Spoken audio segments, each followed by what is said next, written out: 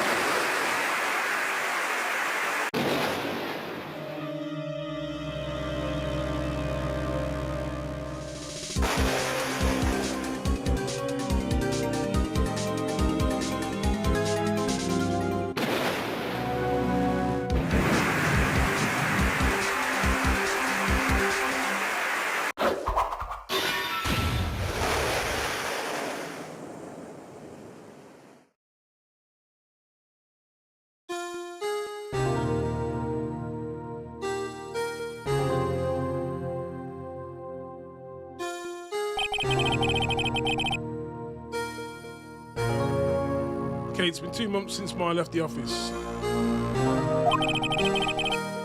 2 months without a single trial. I've had offers, but none I took. That is until the day that girl showed up.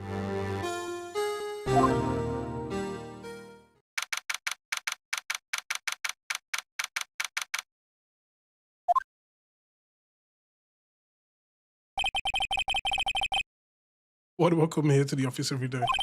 It's not like I want to work. Okay.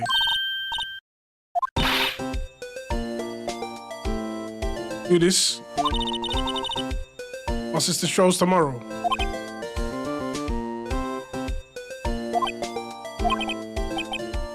And exactly who are you? Doesn't matter who I am. It only matters who you are. Famous defense attorney Mia Fey. I'm not Mia Fey. Oh, is she dead? No, I'm not.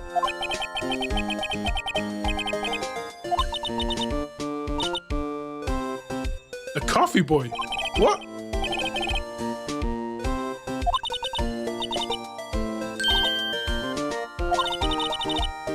Apparently I am the Phoenix, right?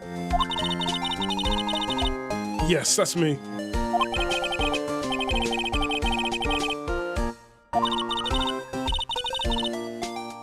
Better than nobody, okay. Okay. I guess I am the undefeated defense attorney.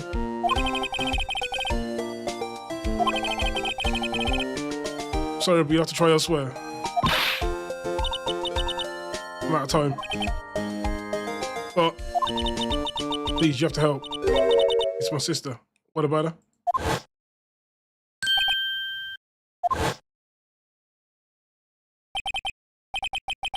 It can't be.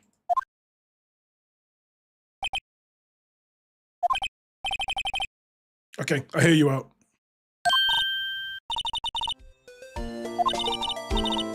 Emma Sky, okay. Scientific investigator. All right then.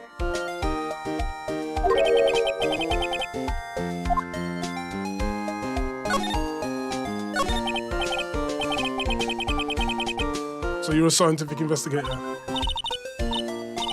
Is something wrong? Nope. You just seem kind of jumpy or maybe just young. Young. I'll be 16 years old this year. Oh, I see.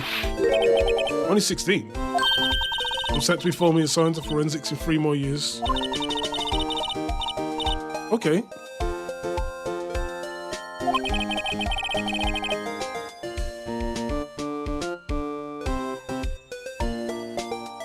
One second.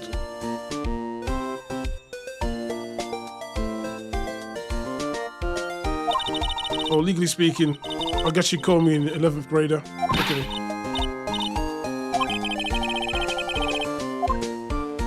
tell me about the case. Said the trial's tomorrow. My sister didn't do it. She wouldn't stab someone with a knife. Okay. It's a murder case. I don't care if there's a witness who saw her do it. She didn't do it. I know she didn't do it. It's a scientific fact. Okay. And there's a witness. Just talk to her. You have to talk to her. Right. I suppose I will. Promise her I'll bring Mia Fey, but that's interesting. How would she know Mia? So you want to be a scientific investigator when you grow up then? Excuse me? I'm not a child, I love you now. So it's good to have a goal, albeit a very unusual one. Okay. So she believes in science, whereas we've been using the occult for how long? Okay.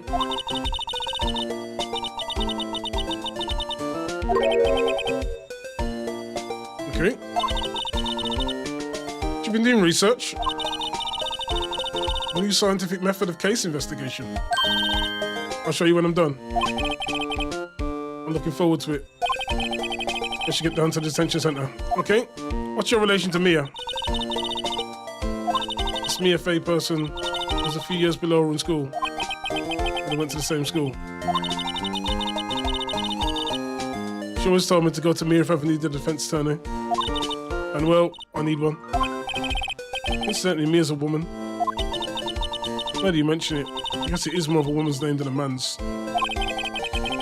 Okay. So she's that close to her sister. Actually, when she gets like she is now, I kind of hate her. What? What? She's my only family. Your only family? What about your parents? They died in a car accident when I was little. Damn. That sucks. Okay. I don't have any evidence. Let's go to the detention center. February 2nd, 22nd, detention center. Visitors room. What's wrong with her, man? She got quiet all of a sudden as soon as we arrived. What? What I told you I didn't want visitors. No excuses. Or did you not want to raise this year? What?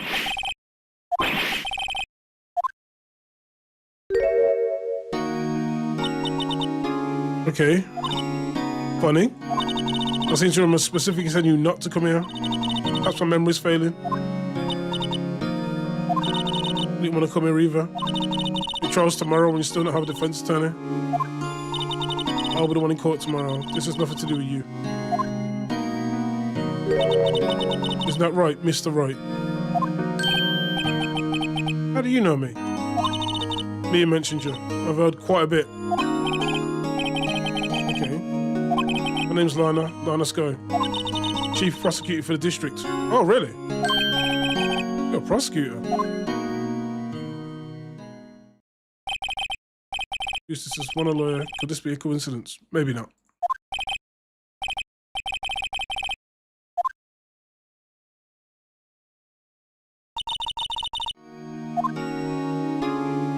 Okay, what you got for me? Something you should know from the start. What is it? The suspect in this case has confessed to the crime. Huh? The suspect is... Ah. Why would you admit to a crime you haven't committed?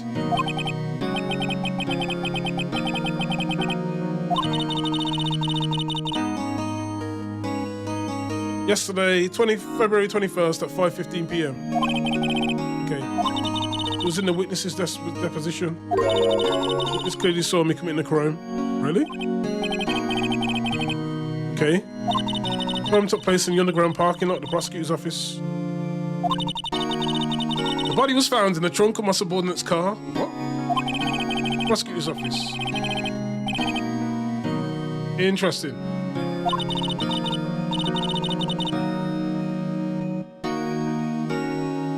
So she's admitted to the crime already. How's that going to work for us? Who's the victim? An investigator with the police department. I suppose the correct term is detective.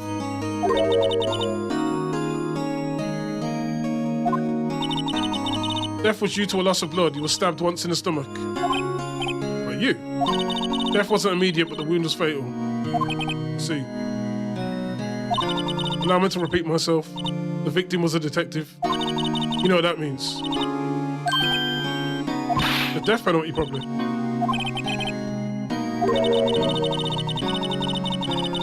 Oh. Just the popo gonna be on it. Use any means at their disposal. Okay. Tell me about yourself, Chief Prosecutor. Okay. Okay.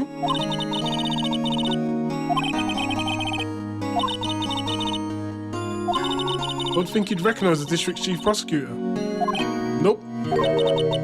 In fact, it seems impossible you wouldn't. Really? What happened to your hand? Oh, this. I cut myself by accident. When I stabbed him, that is. Okay. Not very good at being a criminal, I suppose.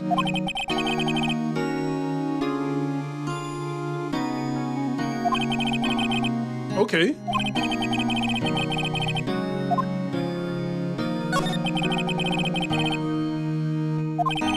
It was above her. Okay.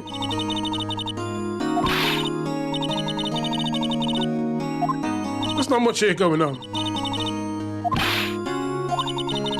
I was in law school, it was my third year. Okay. Wrong should do anything to become a defense attorney. Okay.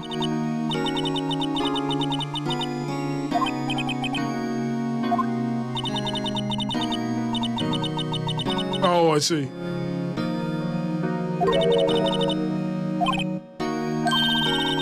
Okay.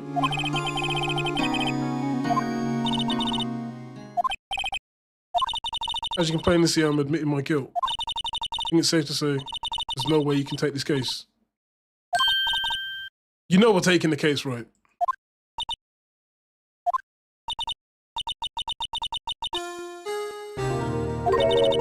Okay.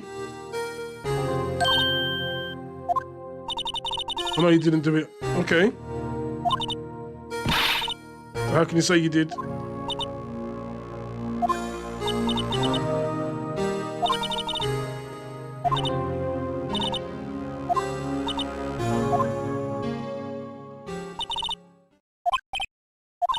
I believe our discussion is ended. The rest, I'll leave to you.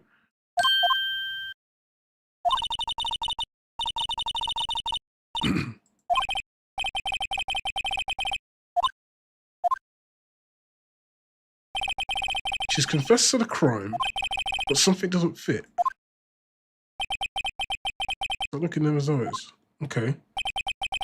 There's something else going on here. I'm going to find out what it is. Okay.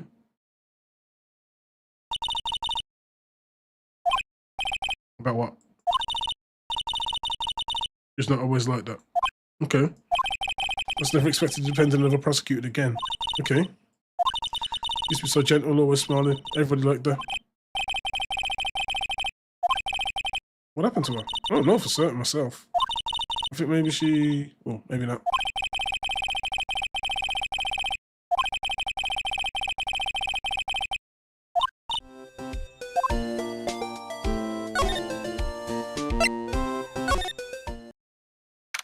Okay, to the parking lot. Oh. This is like where it happened. So I'm still investigating.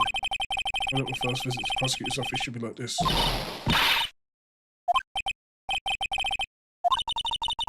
Gone to my co-workers 3 years now. Okay.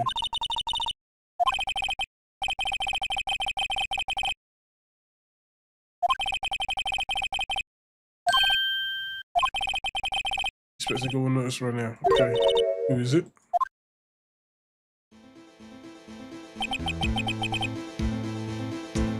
So this looks like a bambina got loose from the ranch. She's up to no good. I was gonna learn to keep them doggies down, tied down. Marshall, Looks more like a sheriff to me. Okay. I know how you feel. This is my gang's gold strike, see? So I claim our territory with a mother load of evidence. Okay. You're fixing to mess with what's ours. You'll regret it. You know what dreams the cat... Oh, in a desert dream. You want to? The fuck is he talking about? You head along home. Happy trails. The fuck? Okay. Kind of, sort of, yeah. He's a detective. He thinks it's a sheriff for the Wild West. Okay. Okay, what we got here? So the cars leave.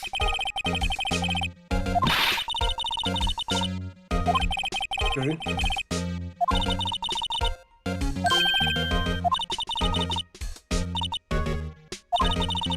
Okay.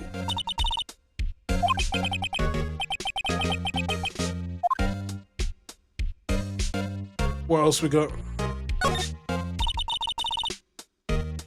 Glass room. See the whole parking lot from there.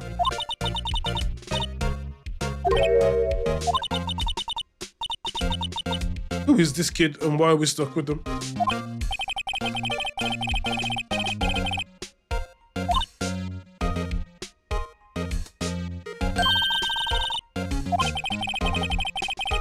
Okay.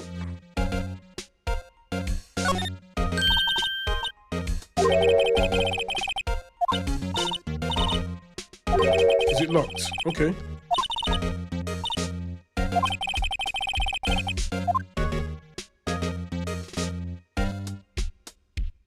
Suspicious letter.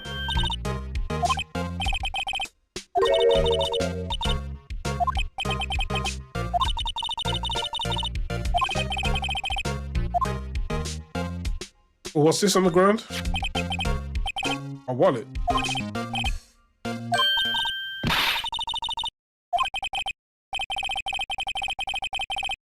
Okay. Anything at a crime scene as evidence. Let's be scientific about this. Just put it in your pocket. That's not scientific, that's theft.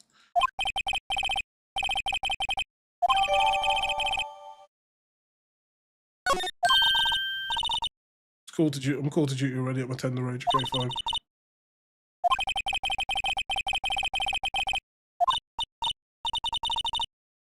Okay, look at the court record. You have to be sure to examine it out carefully. Okay. Oh, there's buttons here.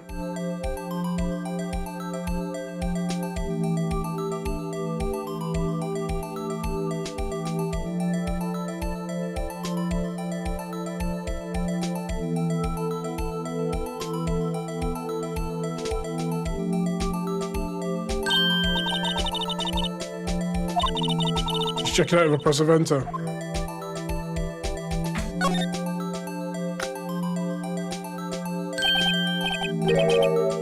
Okay, so we got an ID card. Sergeant Bruce Goodman. Okay.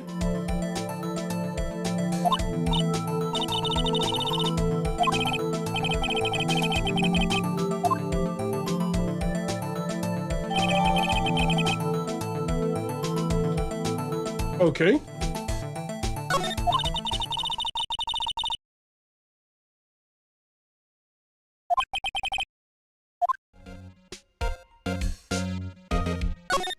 Anything else?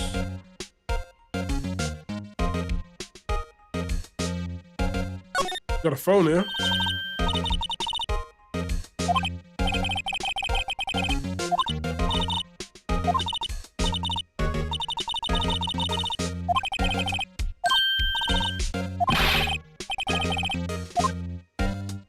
Phone's broken. Okay. Okay.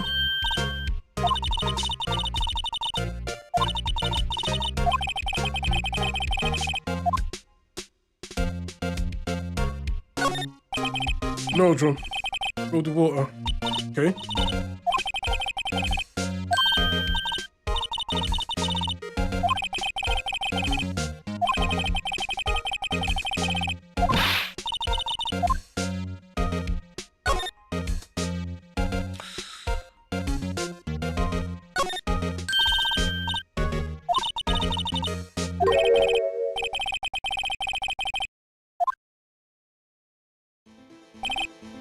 Okay.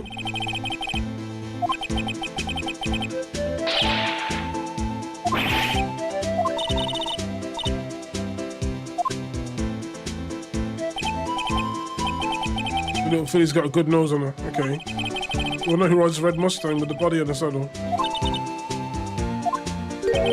No problem. Not time for the victuals anyways. Okay. Get yourself to the saloon on the 12th floor of the prospector's office. What? Might as find you a Cerveza you like.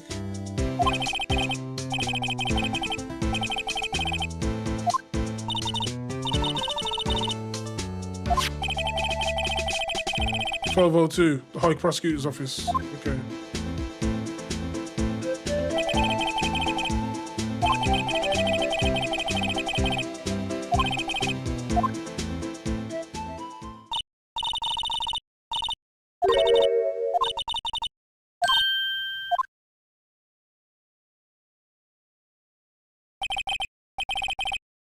Okay. This woman looks suspicious.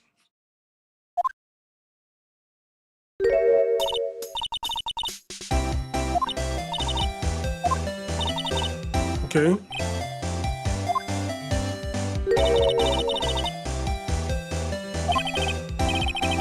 Okay.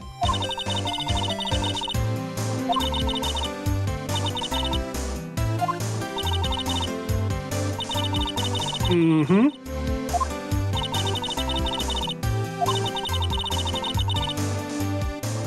Her days as the cough-up queen.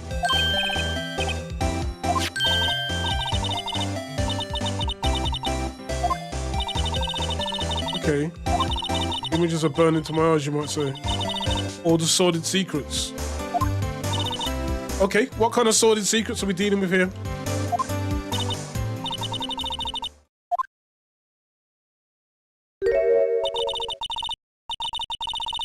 Oh, the stabbing.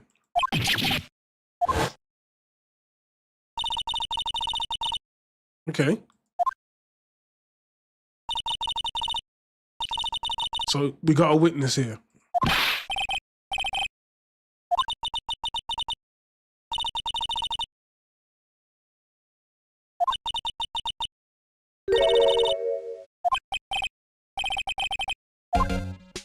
Okay, let's have a word with her. Yesterday was a day of destiny. I knew something was going to happen. Just like I know that the daily special on Friday every week is salmon. Destiny was yesterday's special for me for some reason. Okay. You should know the foul misdeeds of the evil ones who haunt this den of iniquity. What? Oh, prosecutors. Okay.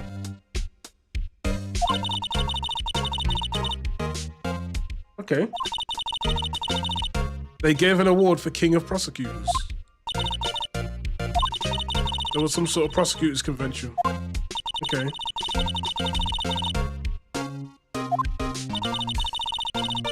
Why does she hate prosecutors?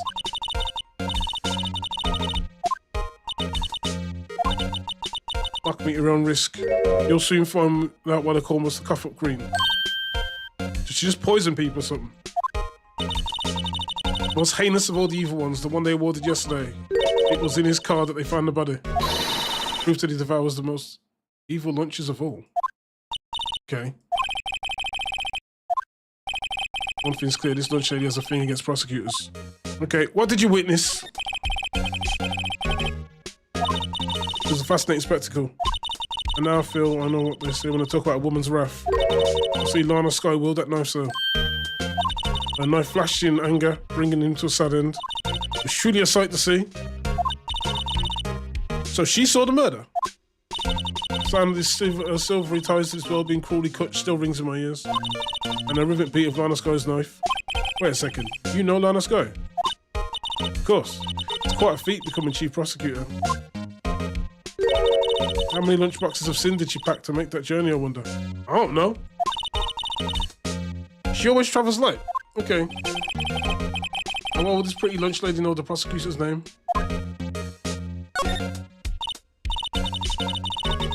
I don't know what she's going to tell us. She comes here to sell lunches. Okay. Okay.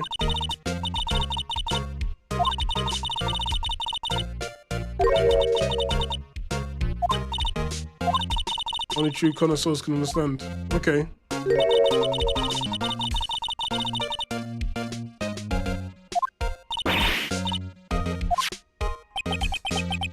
don't even want to appreciate part of a Trilobit's favour. Okay. My boyfriend works in the security room. Okay.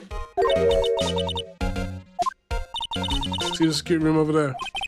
Glass wall booth. I sell my lunches and sit somewhere anyway. I drop in to see him. Okay.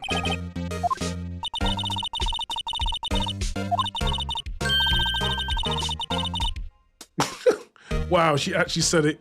Okay.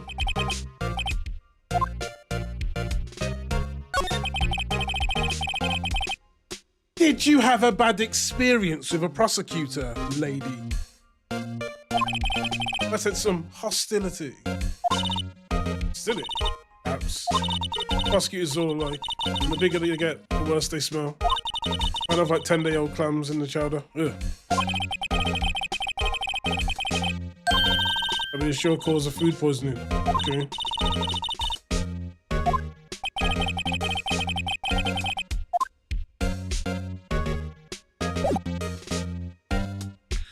Is there anything else I can say, or is this still off limits? Oh, it isn't.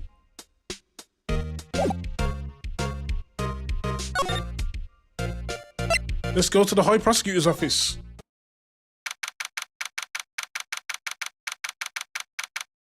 Room's a bit fancy, isn't it?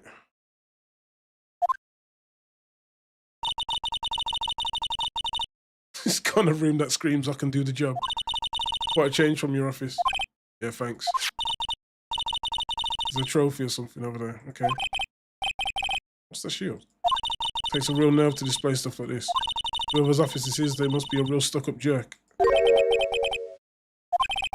never tire of prying into other people's business, do you? No, I'm just doing my job, man. If that's other people's business, then screw it, it happens. That voice. Edgeworth? Okay.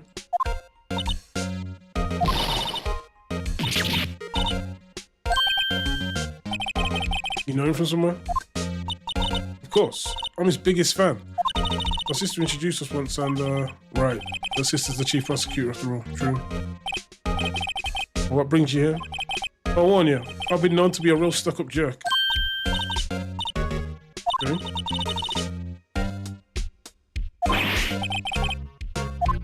We're just here to investigate a murder case. Murder? Body was found in this nasty bright red sports car in the parking lot. That would be my car. What of it? Oh. Bro.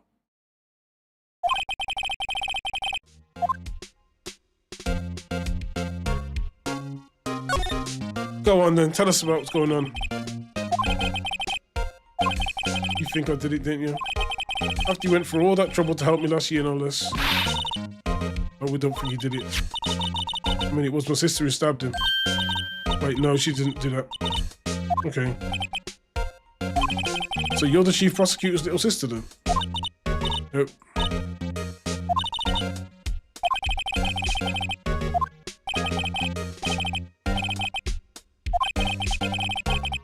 Okay. I think that my own car will become the scene of a murder.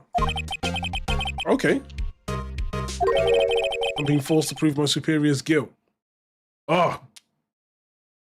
Rip. Chief prosecutor, top prosecutor in district. She can't prosecute herself, so I'm going to prosecute with the troll tomorrow. Oh. Oh, okay. Bit of a miracle I'm still here at all. Okay. Rumours. You've heard the rumours about me, haven't you? Miles Edgeworth. It's hard to remember a time when there weren't rumours about this guy. Okay. Forging evidence, arranging false testimony, and legal searches, you name it. Thanks to you, my innocence was established in the trial at the end of last year. However, there are some who say I'm responsible for the current incident. What? It's crazy. Some people indeed very little excuse to think a kid of others. It's a fact of life, impossible to stop. Okay. But Some of them even go far as to present me with toys like this. I think it's funny. Toys? That bronze shield. Gotta be a story behind that one.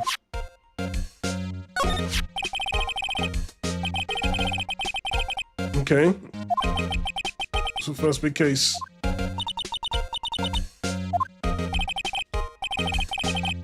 Two years ago. Wasn't even a war yet. Okay.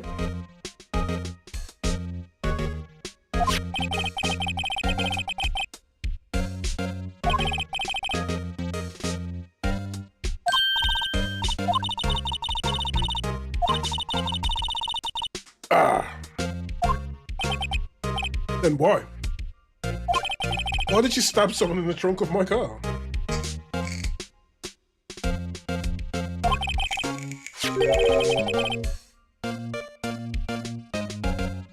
Wait, he's got a knife.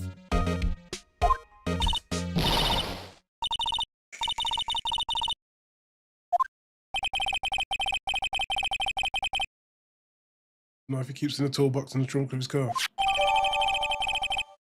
Okay. But it's got no prints on it. Are you sure you didn't do it? Okay.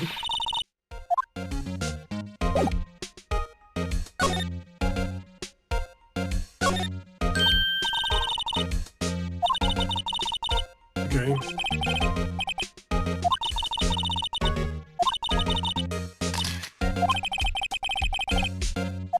Okay. I'm wondering, what the heck is this? It's a big K on it.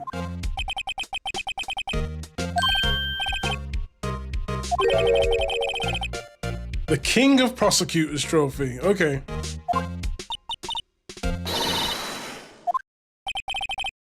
Great honor to send that shield to the best prosecutor each year.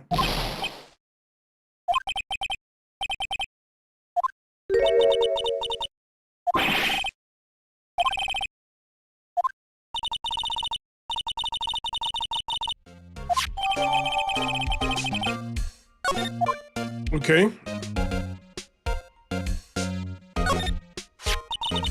Okay.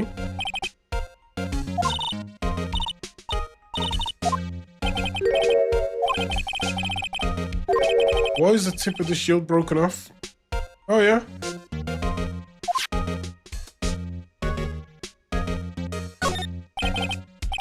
What desk? Okay.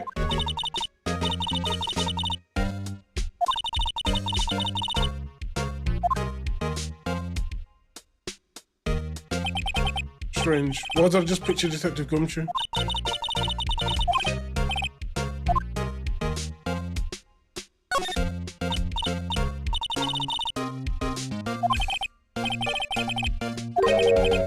Back from the dead, Wendy.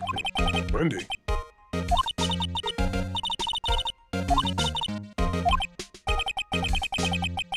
Okay. Between a rock and a hard place, Wendy. Okay. She Mr. Edgeworth's fiance.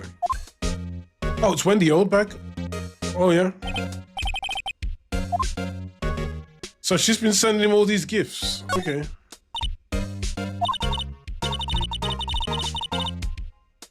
Must be nice to have an office on the 12th floor.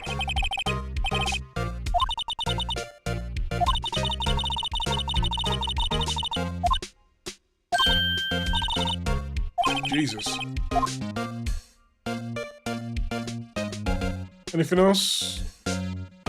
No, we got chairs. Tea sets. Okay.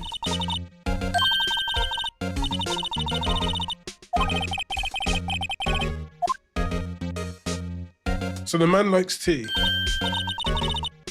All case files. Okay. Edgeworth wasn't good with heights. Yep.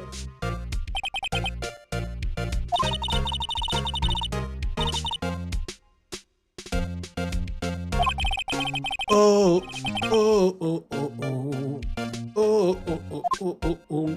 Okay, I think everything here was pretty much investigated.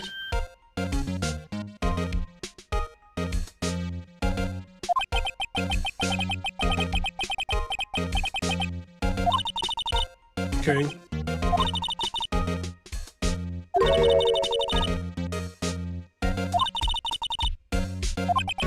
Okay. I think we've lurked about. Do you know this guy?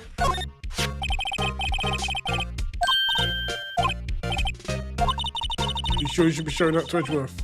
Oh yeah, he'll take it. Oh, beans. Fine, we won't show it.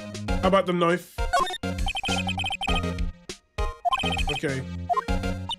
So he doesn't want to talk about evidence. So this says you were the best of the best last year, right?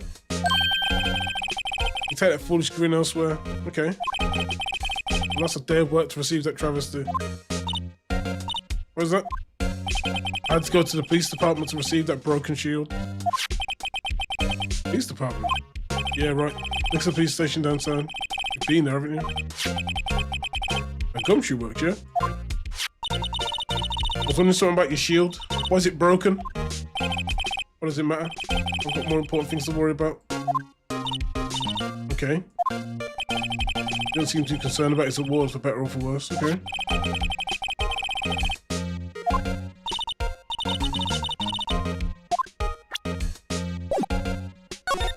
The day of the crime! Tell me! Tell me more about yesterday, the day of the murder. Yesterday was the annual cleaning day at the prosecutor's office. Okay. Cleaning day? Working with the police department, we sort and file all evidence for Souls cases. Call it evidence transfer. Wiping your hands of old cases. Oh, and another thing. A ceremonial held at the police department. There's an annual review and rewards for outstanding police officers and prosecutors. Oh, okay. And that's when you got the shield. Was at the police department yesterday afternoon. I got back here at 5:12. Very precise. Okay. The only thing I trust is solid evidence. Okay. Okay.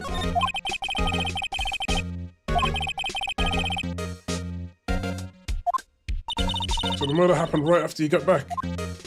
What? I appreciate if you direct that suspicious glare elsewhere.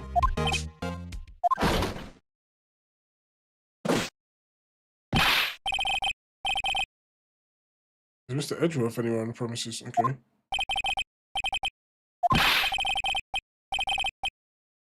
A report? New evidence. Okay, go for it.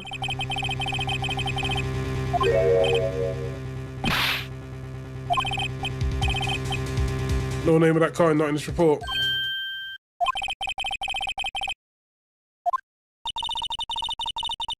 Okay. I need to focus on trial, so don't bring me anything related. What about it? Just following the orders, they told me to bring this to you. I wasn't aware of the particulars of your arrangement. Give me your name. Meekins, okay.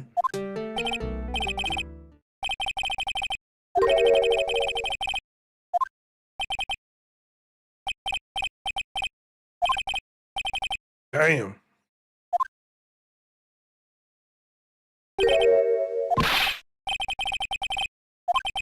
I can see I'm busy. You may leave now.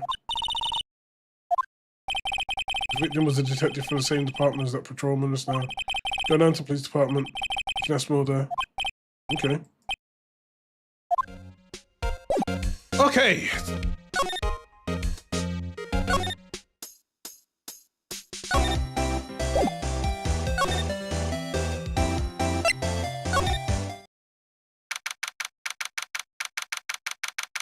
Is that a police mascot?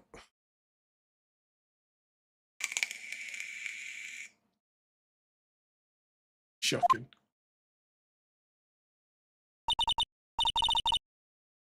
Okay. No idea why the police department is so far away from the prosecutor's office. 30 minutes. Okay.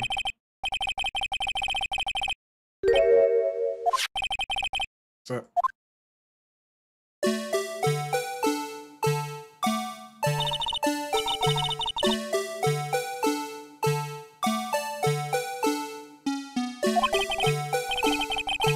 Blue Badger.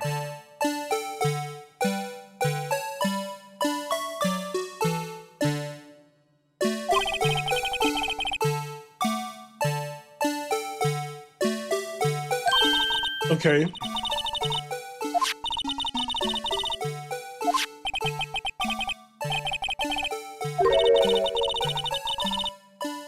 Dancing with the Blue Badger.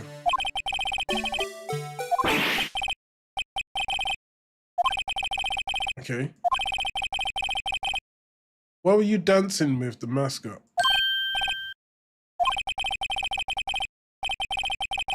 Okay.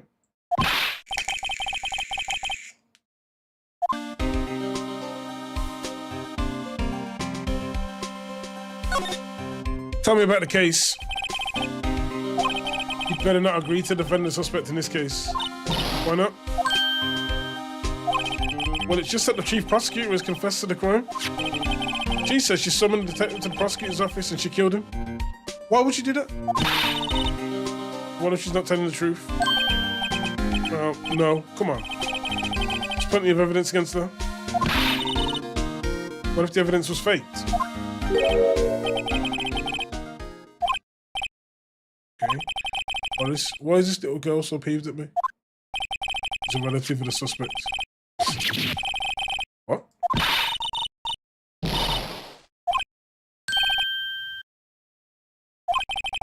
You might want to keep your voices down. Okay. You don't want to be overheard using words like faked. Okay.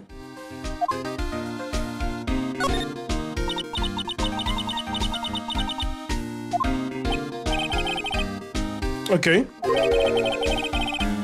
They kicked him out of criminal affairs. Damn.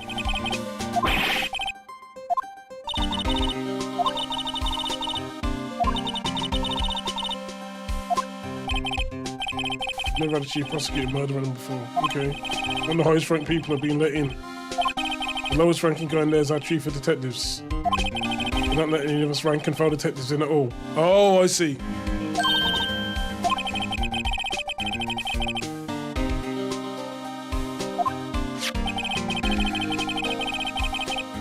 Okay.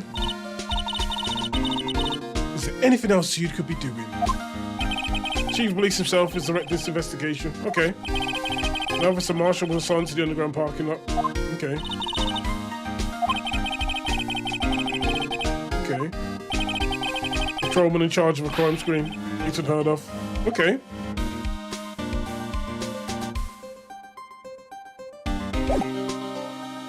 Have you got anything on this guy? This is the detective's ID card. Can't just keep that. You have to turn it into the police. People like you don't get me into so much trouble. Okay. Bruce Goodman.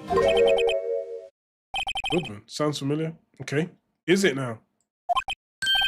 My mistake.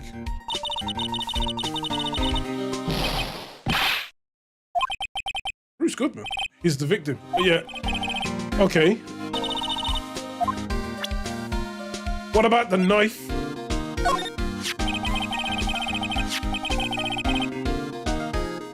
Okay. What would the motive be? Okay. Someone must have a grudge against Mr. Edgeworth. Current enough do seem too well organised.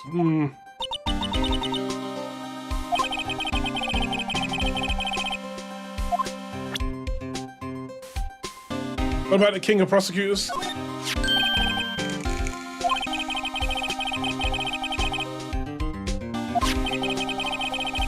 Were you at the award ceremony?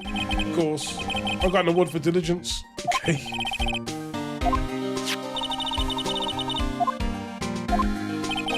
Oh, there's a reason.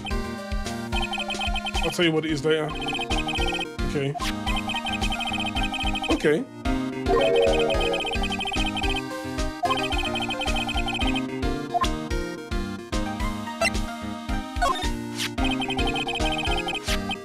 Okay, that's gonna be more fun.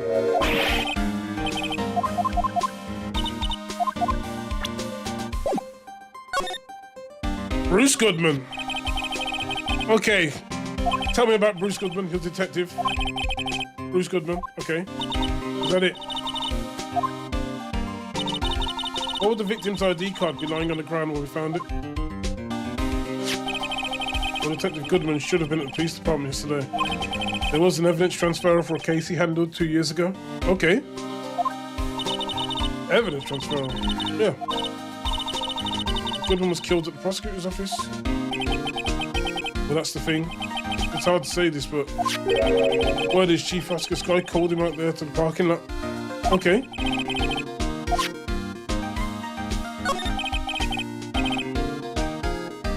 Yeah, using the top spot again.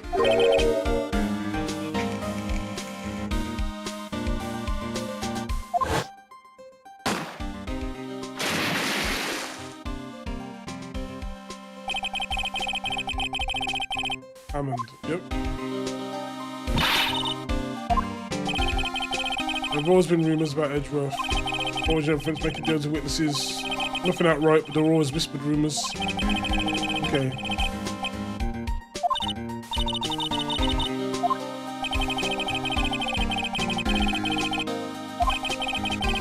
Okay.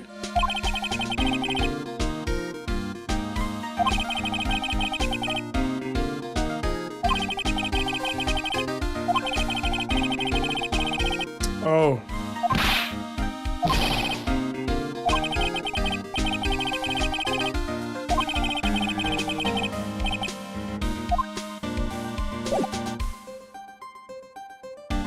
I don't think there's anything else I can present to him, right?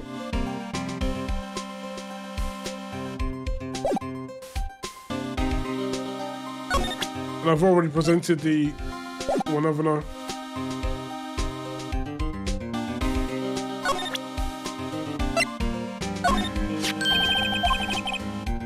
Okay.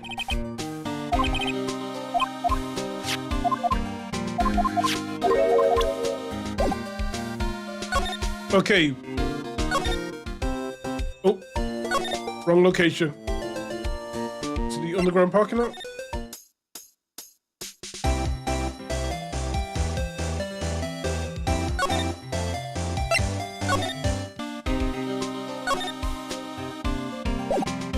I've already given this guy everything, haven't I? Right?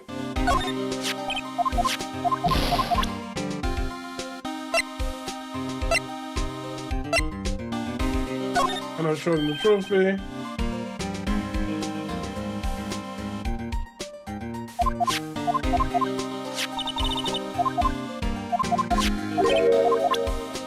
Oh, wait.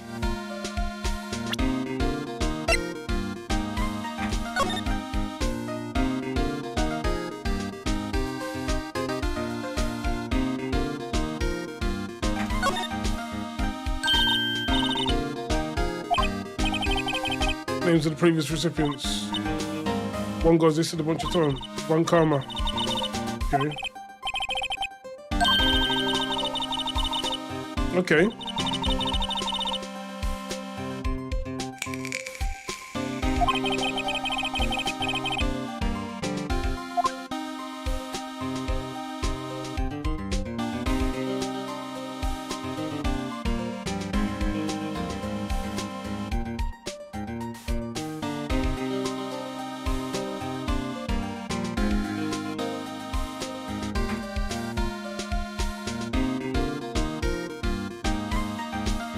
Okay, I've already looked at that.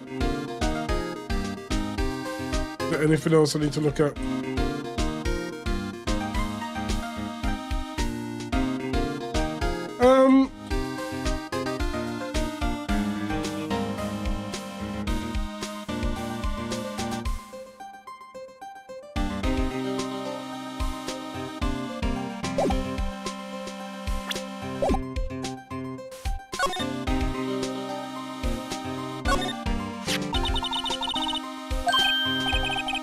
Ah, the dancing blue badger.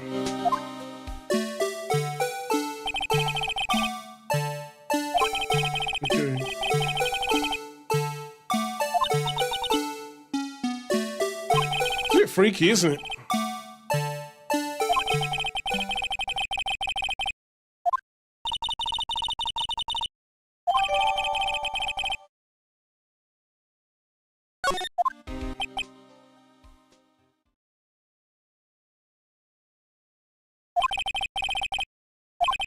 not officially on vacation now.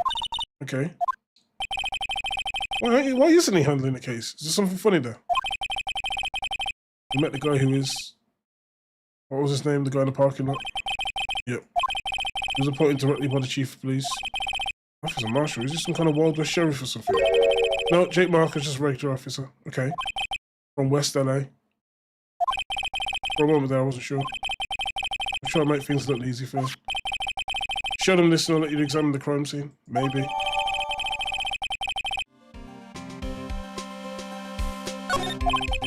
Okay. Just happen that you're supposed to be there and nobody look at you twice.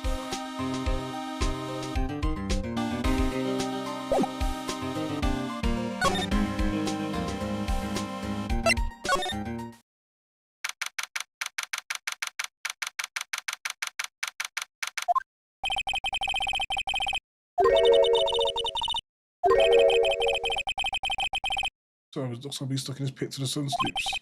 See my dreams tonight then. Oh, what's this? Okay. Didn't I mention? I've got a boyfriend in criminal affairs too. What? What about the security guard? Oh, she gets around boys and girls. Looking like a dog that's lost its herd. Okay. Strange guard to put in charge of a squad train. Okay.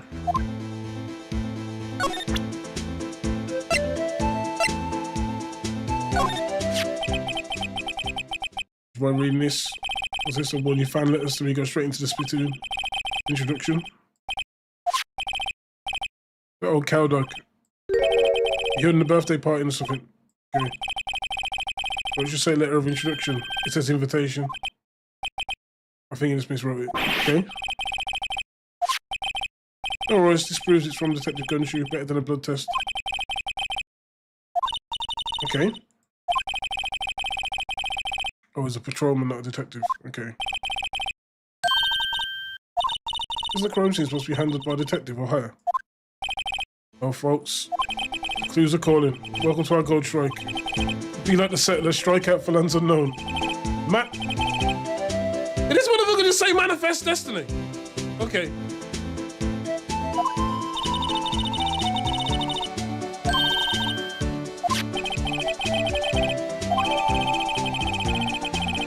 Okay.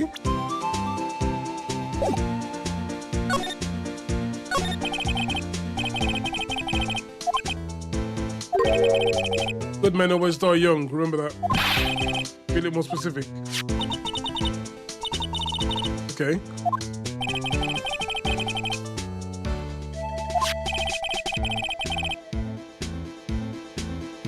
Point 15. The smiling Madonna told me the tale. Give me as a witness. One stab to the chest, a fine piece of work. Wait.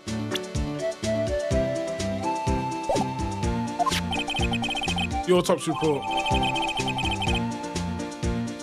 Death due to loss of blood, one knife wound, died within an hour and a half at 4 p.m. Okay. Funny you should mention that. Chief Prospector Sky and Detective Goodman had nothing in common at all. What? Nothing in common? They apparently worked together on a case a few years back. So there's no motive. Goodman wasn't a particularly gifted detective. Okay. That's one reason he didn't do much work on the Chief Prospector. Okay. My sister called the victim here, right? In this parking lot. So it seems. Like calling an armed man to a shootout at high noon. Okay.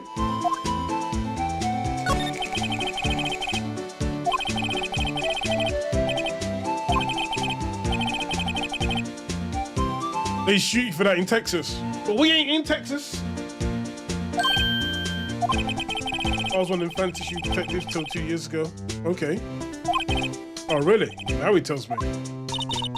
You're a patrolman now, so how can you be in charge of a crime scene? Nothing gets by you, does it? So why are you in charge? No reason. We're just short on hands right now. I'm keeping an eye out in the meantime. That's odd, though. Gumshoe was saying he had nothing to do. Nothing important, at least. He's nothing but sad dog, cow dog. Can't find his tail. Okay. Maybe it's because he runs to that Edgeworth. Cowdell's been kicked out of this cattle run by order of the chief. Guess he don't realise it yet. Okay.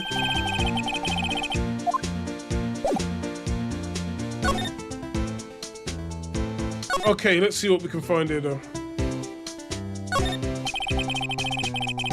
B block is through there, that's for the visitors park. The lunchtime car. Okay. I see a cartoon cow munching down a juicy looking steak.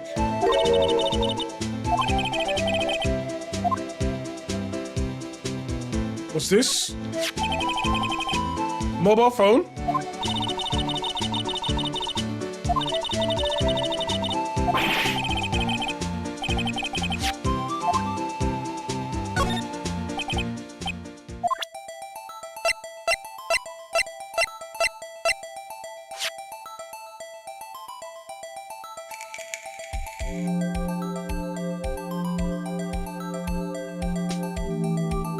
Let's press the button.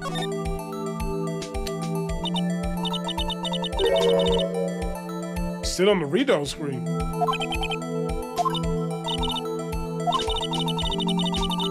Okay.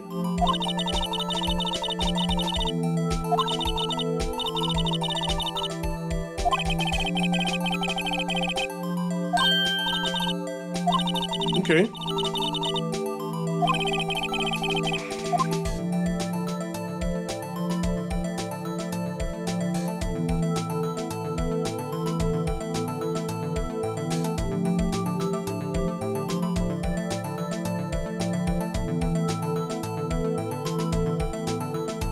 Alright, Beans. Is there anything else I need to know about this phone?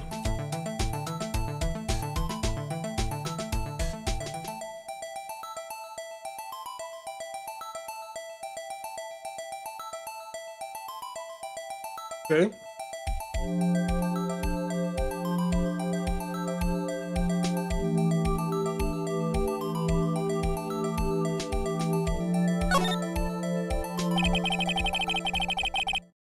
Who did the owner of this phone call last?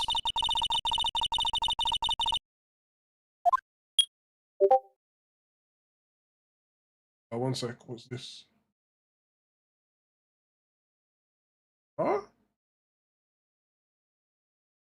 Huh? Oh, there's a gig going on. Oh, what was I? Okay.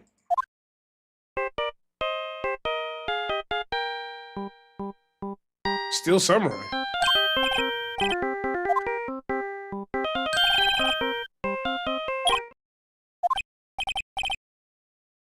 Wait. Somebody called him? You pressed the readout on that cell phone, didn't you? Yeah. Whose phone is this anyway? It's on the ground over here. Whose is it?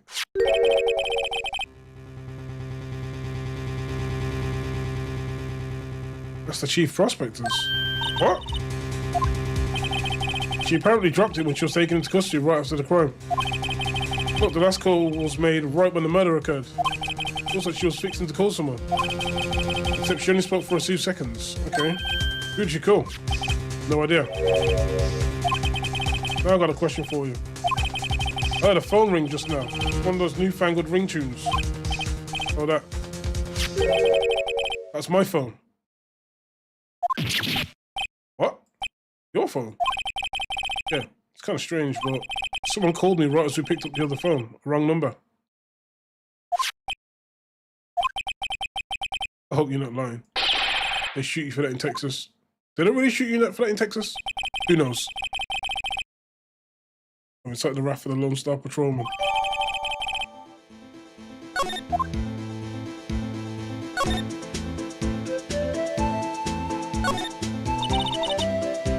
Okay.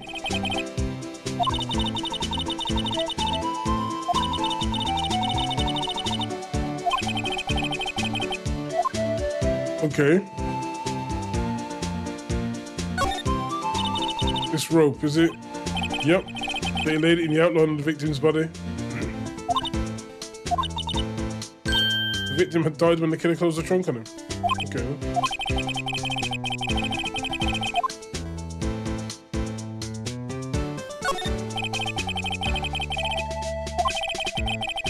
Okay.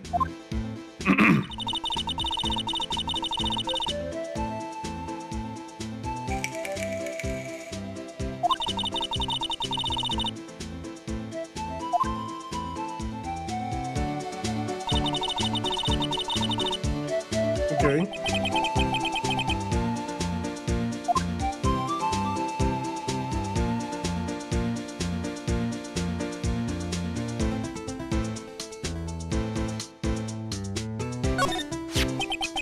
What's this? It's like a note of some sort.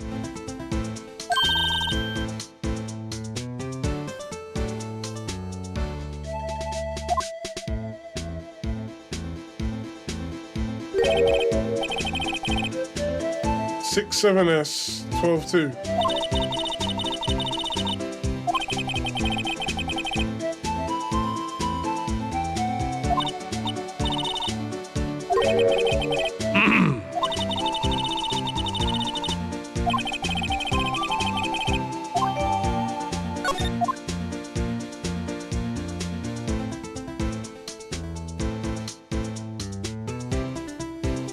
Is there anything else I might have missed?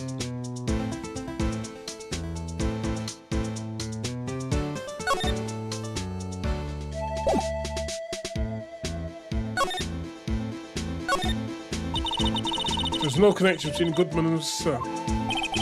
That's correct.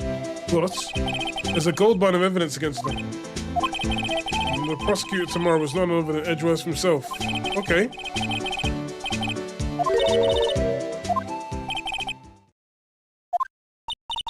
How can you say that? You and my sister, you were... There's something between this cop and her sister I don't know about. Maybe it's that dry wind.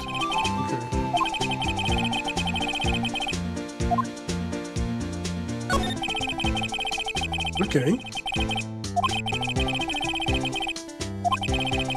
He was unbeatable because he did whatever it took to win. I can't say go wrong with that.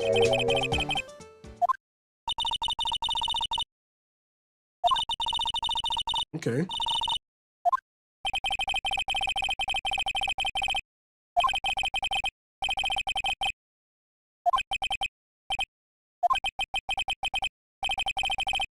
Your sister. Okay. Edgeworth couldn't rustle all those cattle by himself. Oh, she helped him cheat.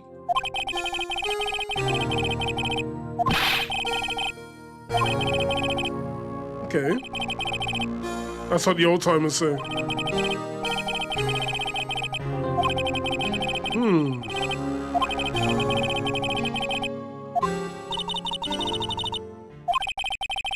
Guess we got some clues.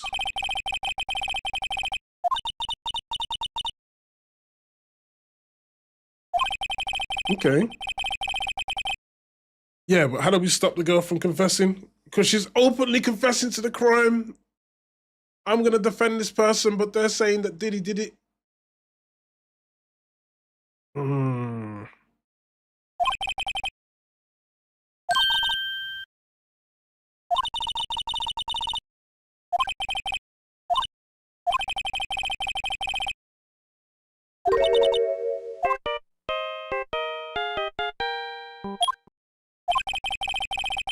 Yep.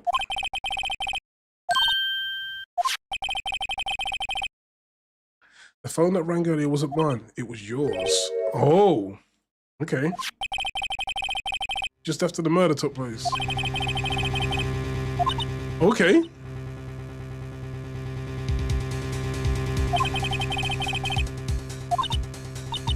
She hung up right away. Okay.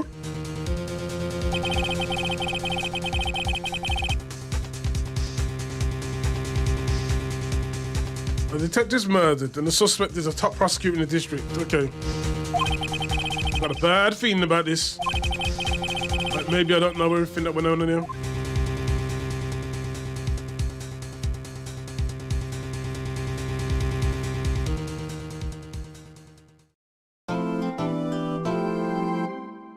Let us save.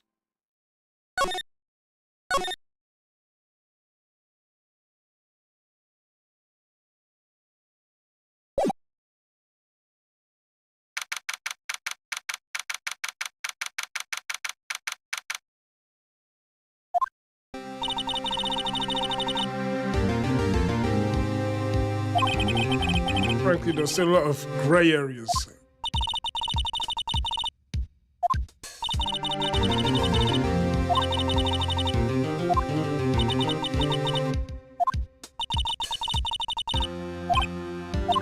The defense attorney should never believe their client. The defendant's called to trial because they're suspected of wrongdoing. Never forget that. Okay.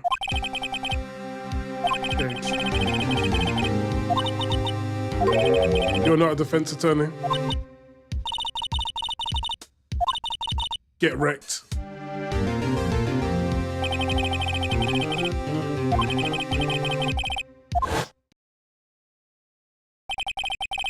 Ooh.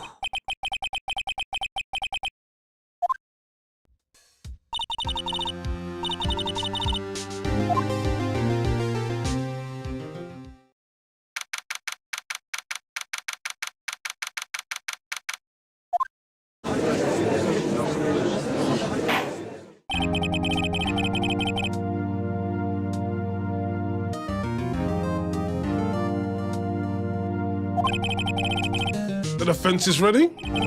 Prosecution's been ready for a while. It's been 2 months, but I haven't been in a courtroom since this trial. Okay. Hope that personal feelings will not be a part of proceedings today.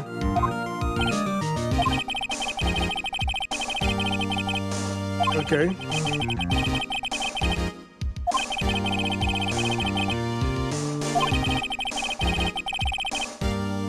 Chief Prosecutor Lana Skye has committed an unpardonable crime. Ooh. Not only this, but she was rash enough to commit it in the prosecutor's office. Look. She's much more forceful in person. It's only for like confessing to everything. However, she will not pay for her rashness with her life. I was a witness to her crime. A professional witness. What? What's a professional witness? Is that like a crisis actor in a riot or something? Prosecution called its first witness, which is Angel Star, cuff up queen. Haven't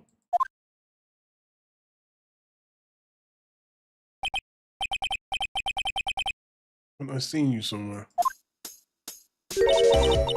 You ordered a caviar lunch, right?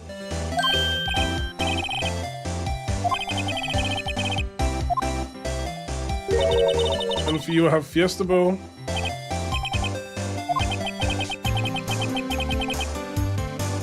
Okay. The fingerprint lunchbox. It's too early for lunch. Your name and profession, please.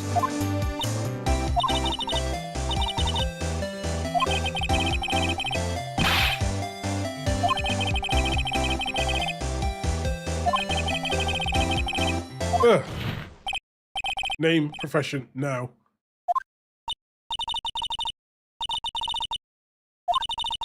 I find myself running Lunchland these days. Is that what you wanted? Very well. Please describe the incident. I'm not finished eating. Oh my God. As you know, we usually call the police to provide a description of the crime. I am a professional. What? What exactly does that mean? Until 2 years ago, she was a special investigator with the police. You what? She was a first-rate homicide detective. What? So a former detective that hangs around the prosecutor's lot where conveniently someone was murdered at 5:15 yesterday.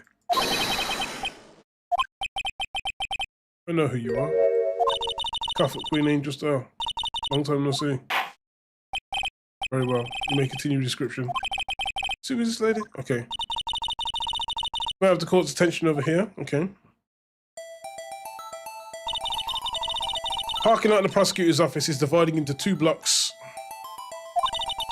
A block is for the prosecutor's office personnel. B block is for visitors and clients. The chain divider separates the two blocks. Cause it to keep visitors from taking the prosecutor's spaces, yeah? The crime took place by a car in the back of A block in the car's trunk. The killer stabbed the victim with this knife and went to drive the body out. Unfortunately for her, there was a witness and the arrest was made on the spot. Okay. And who was this valiant witness? Why, it was me. Okay.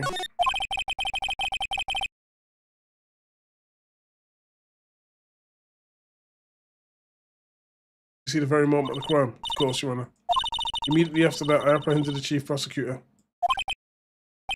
Seems rather cut and dry, doesn't it? Okay. Seems that some poor losers are unwilling to accept the truth.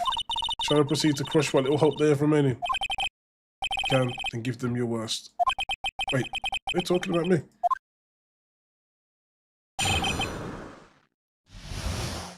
Okay, time to press.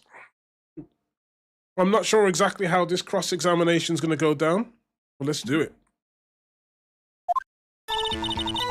Somehow, I always knew a day like this would come, and I wonder why. Oh! Clicked the wrong thing. There we go. I was on my way to deliver a lunchbox to my boyfriend.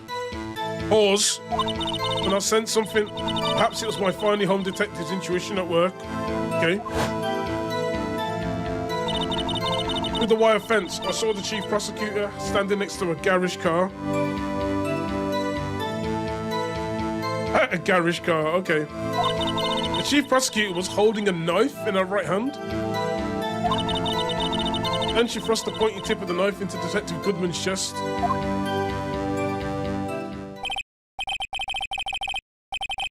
Bringing a lunchbox to your boyfriend. How touching. Here we go. She's going to have the judge eating right out of her hands, isn't she? Hold up, one sec. Just filling my vape. Only take a moment.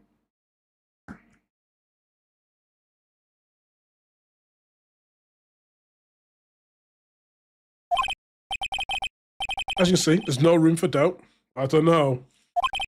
The key point of your testimony seems to be nothing other than pointing the knife which you saw being stabbed into Detective Goodman. How does it feel to be so utterly crushed? Oh, I wouldn't say we're crushed just yet. Like, you know. Still thinking about that. It's merely a flesh wound, Mr. Wright. Oh, ho, ho! Nice. You may cross-examine the witness. Let's go. Time. Let's cross him up.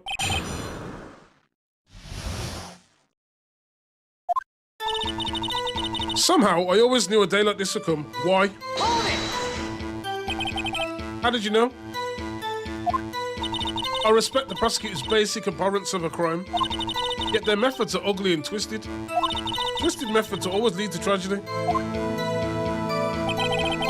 Lunchlady's uninformed opinion is duly noted, given that they're used to raising inconvenient evidence at their whim. Getting off a detective that knew too much is merely an extension of that. Really? Star, do you have something personal against prosecutors? I felt that I found my dream job when I became an investigator. If I hadn't been laid off by those prosecutors over there, I'd still be one. Laid off? She was fired. To me, prosecutors are nothing more than worms. That said, I'm a pro, so as you know, my testimony is unbiased and flawless. What? I was on my way to deliver a lunchbox to my boyfriend. This boyfriend, he's the detective. Not that boyfriend, the security guard. That boyfriend. You have several? Yes, this boyfriend, that boyfriend, and the other boyfriend. Care to join? Yet another boyfriend's position is still open for applicants. Oh, God.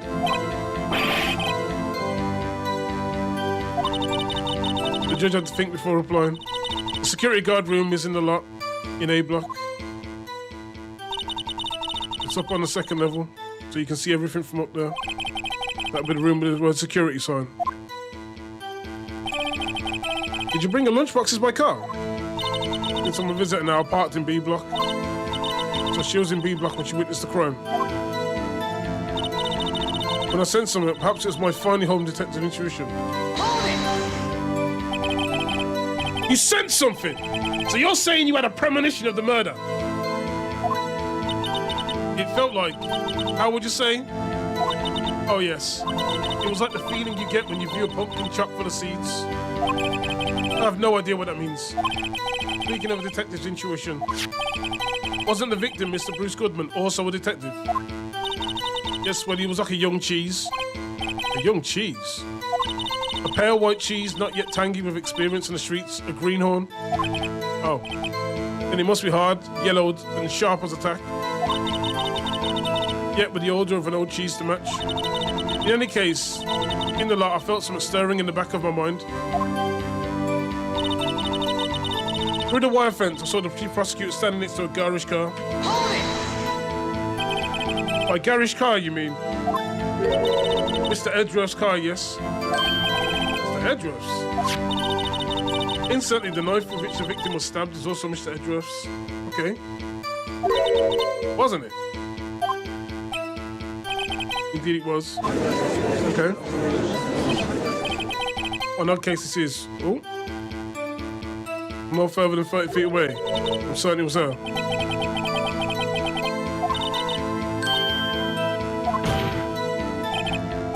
In your testimony, you clearly state the following. Prosecutors are nothing more than worms. Ergo, you are a biased witness. You might want to keep those silly opinions to yourself in the future, rookie. Huh? Rookie? Unless you're willing to risk the consequences of doubting me. I'll fry you like a fritter, crispy on the outside, chewy on the inside. Oh. I believe I've heard that tagline elsewhere. You could cry plagiarism. I may be relegated to the lolly post of lunch lady, but my instincts are honed. Photograph. The moment I witnessed the crime, my reflexes took over and snap, I took a picture. In fact, one of my lunchboxes is rigged with a camera. Okay. Why am I only seeing this photograph just now? You think I'd show it to you, a prosecutor? Think again. My boyfriend works in the photography division of criminal affairs. Well, it looks like the defendant.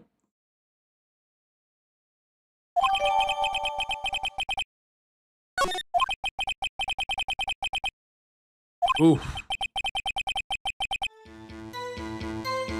We might be boned, guys.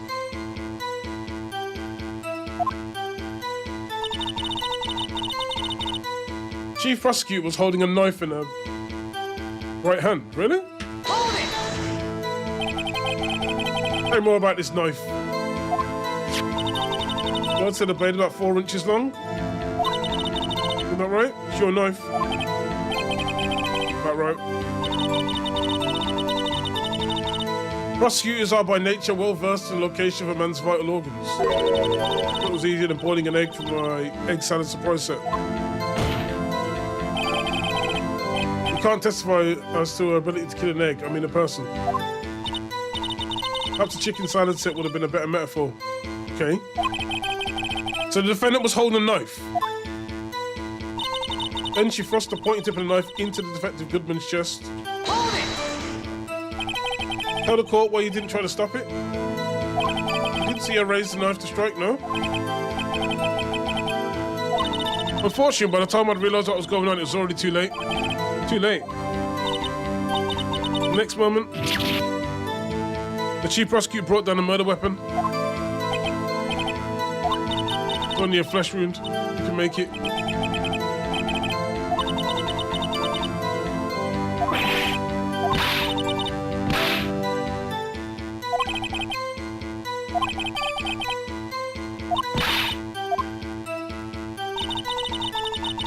Okay, so we're back at the start of the testimony.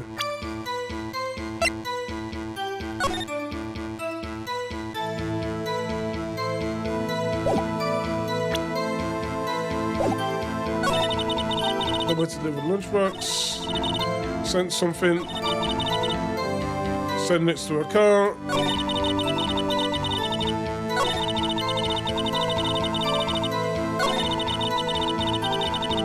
A knife.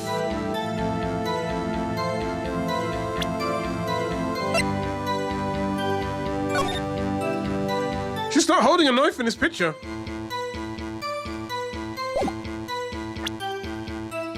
Objection! And you witnessed this. You saw Miss Scott stab the victim with the knife. I've already said yes.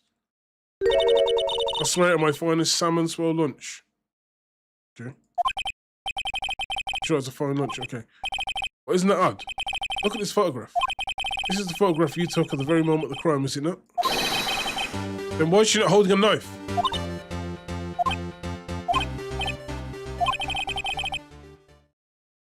Edgeworth, your thoughts?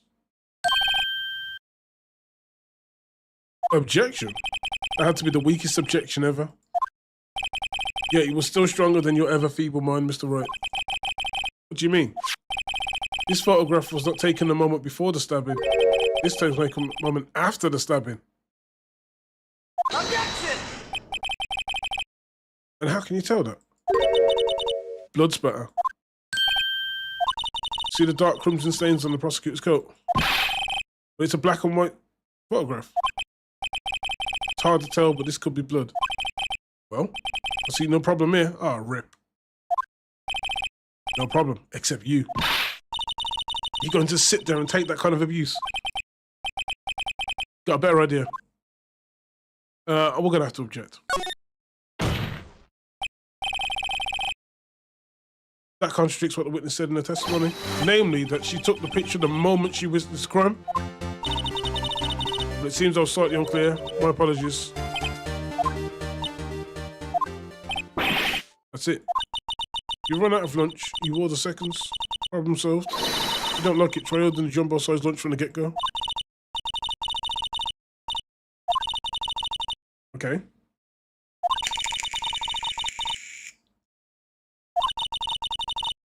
She killed without pain and remorse. It was a premeditated murder.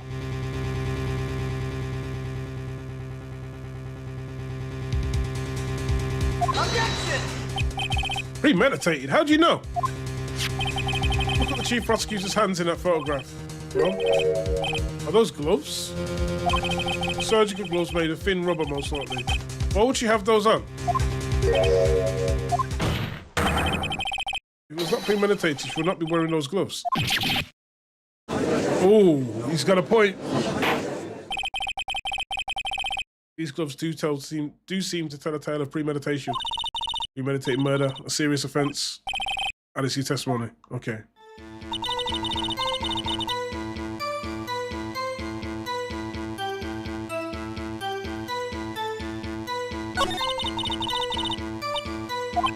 Okay. Okay.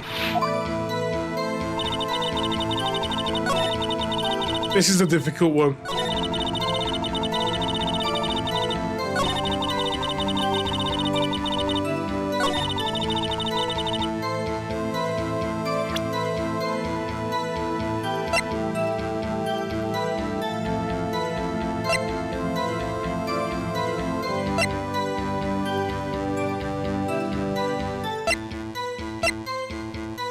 Usually in Edworth's toolbox. So it can't be premeditated if this knife is normally in Edworth's toolbox. Well, what else could have been there? Nope. Nope. Nope.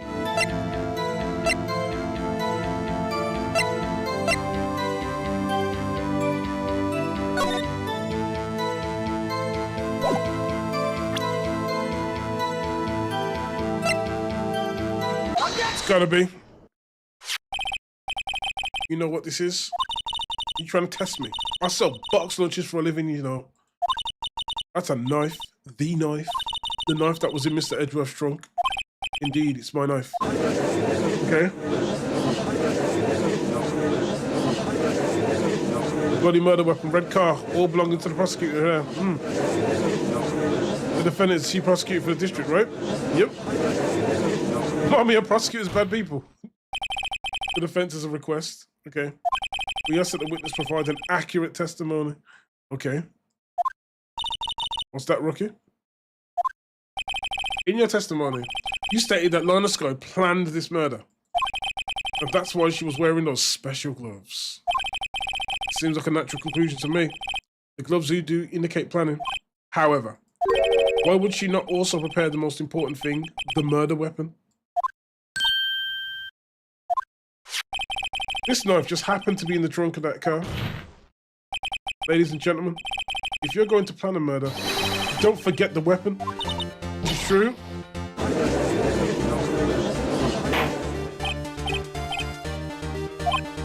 Great, now the tide's turning.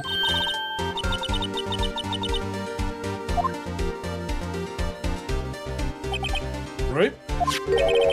I believe the next lunch you'll be eating is humble pie. What? Hope you weren't deluding yourself into thinking that the tide has turned, in quotes. Not over such a trifling detail. This shoots a hole in the whole premeditated theory. The prosecution could care less if it was premeditated or not. The only one who seems to care is that lunch lady over there, who seems very flustered at the moment.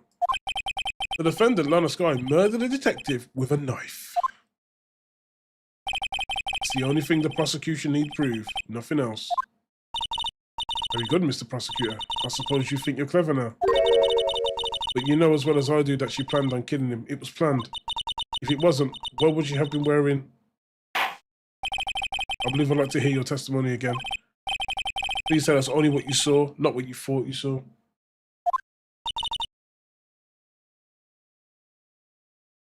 Okay.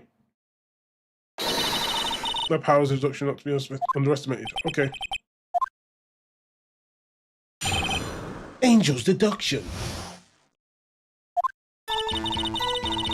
Lana Skye intended to murder Detective Goodman. That's why she called the victim all the way to the prosecutor's office. I'm sure the chief prosecutor has a grudge against the victim. Nothing else could drive that human machine to plunge a knife in again and again. Wait, again and again? Wait. Again and again? One knife wound? Death loss of blood, one knife wound. The victim was summoned from the police department to the prosecutor's office. It does sound like a lot like premeditation. So if I order a pizza, does that mean I'm planning to kill the delivery boy? In any case, the defense may now cross-examine the witness. I think she's chatting bullshit. Let's go. Hold it! You said, but you haven't told us how you know. That's what I'm about to tell you. Okay. I believe what she just said was a mere prelude to the story she's about to tell.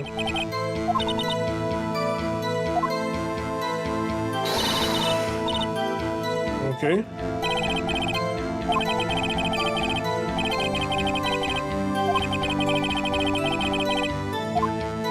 Her actions speak for themselves. That's why she called the victim all the way to the prosecutor's office. You have no proof that she's called him. You have no proof that she didn't. There is no record of a call made on the defendant, Miss Lana Skye's phone. She might have written him a letter. Could have tried public phone first, at least. In any case, the victim came to the prosecutor's office where he was murdered. I'm sure he had a reason to be there. Why do you think it was a suspect who summoned the victim? Sure, the chief prosecutor had a grudge. What kind of grudge? I wouldn't know that. Of course you don't. That's because she didn't have a grudge. Okay. I have a lunchbox here. Now, what's inside? How am I supposed to know? See, we agree there's a lunchbox, but we don't know what's inside. A person's life is like a lunchbox with pretzels. Don't you agree? That's why my lunch was so salty. The suspect had a grudge against Detective Goodman. Will you tell us your basis for thinking this? Simple. Nothing else could drive that human machine to plunge a knife in again and again. Hold it! A human machine? That's a contradiction. Objection! Please.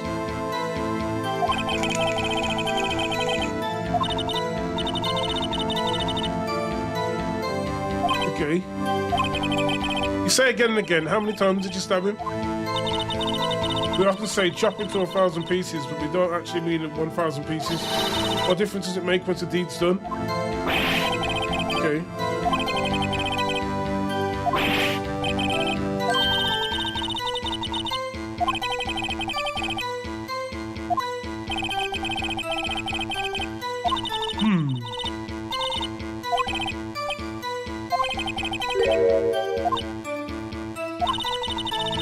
Okay. Let's go through this again.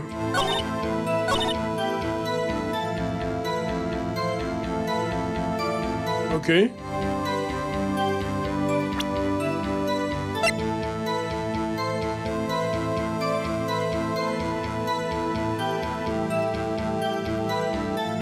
Objection! Oh, we got it right.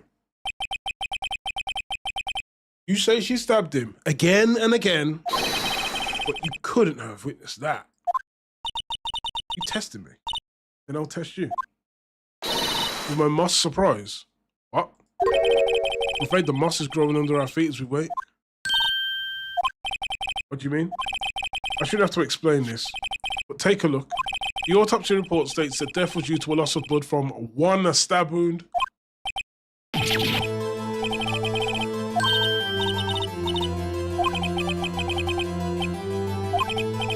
Well, witness, you got the crime scene set all right? Jesus. I always believed that no one could ever mistake ketchup for blood. Now I realise that such mistakes are possible.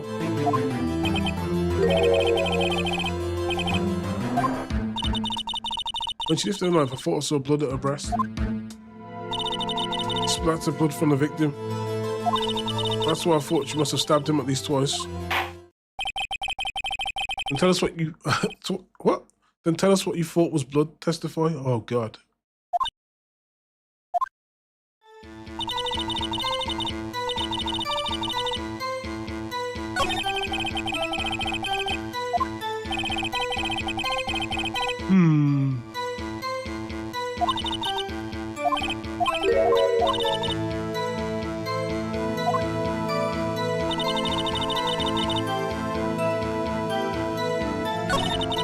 Okay, called the victim, had a grudge.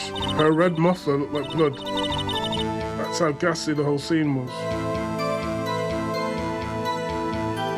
Red muffler?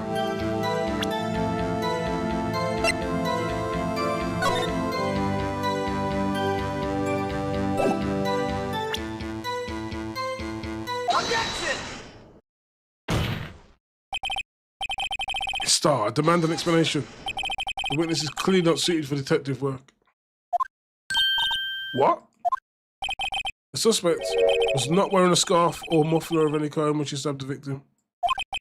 And you've proved it yourself with this photograph. Only a professional lunch lady will be so utterly clueless. Wow. Congratulations, you finally find your true calling in life.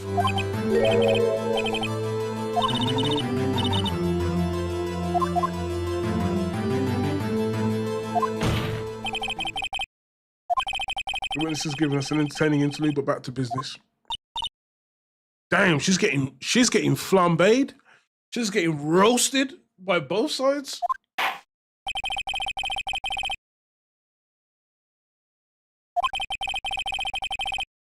She's getting cathedraled.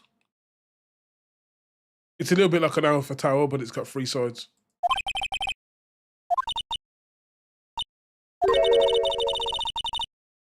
Do remember some things accurately, at least. Okay. Most important part where your sister stabs the victim. That's true.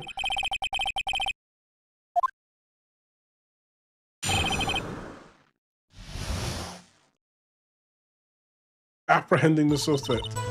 After the murder, the suspect attempted to run behind a partition off to her side. I quickly caught her, explained her rights to her, and arrested her on the spot.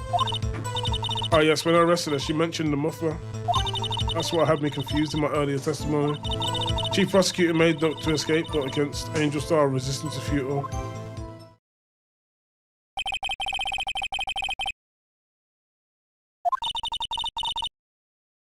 I strike like a snake and bite like a cobra. It's just me, Angel Star. That was a very good metaphor. First of all, a cobra is a kind of snake. Above me details, I just want to get bitten.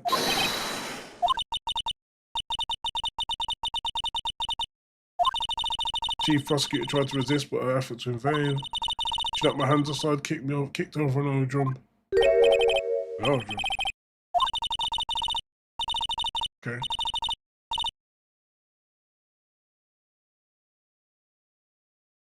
Okay.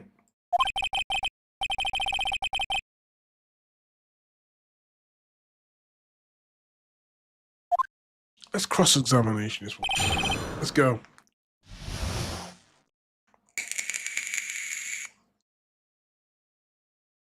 So let's get some water, man. Throat's killing me.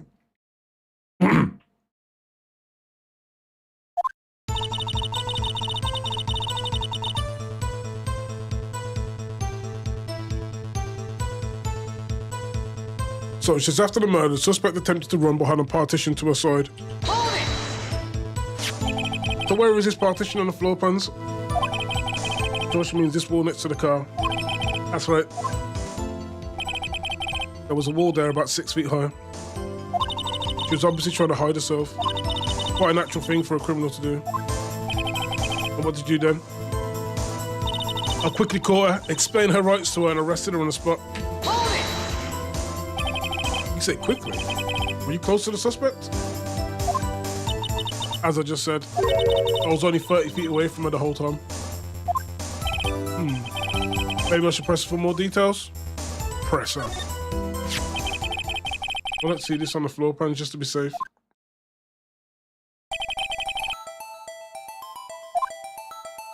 The lunchtime car was parked in B block. So you witnessed the murder from here, right? That would make you about 30 feet from the car, yeah? Is that correct? Yeah, that's right. But there was a chain link fence in front of you. I went over it, of course. What?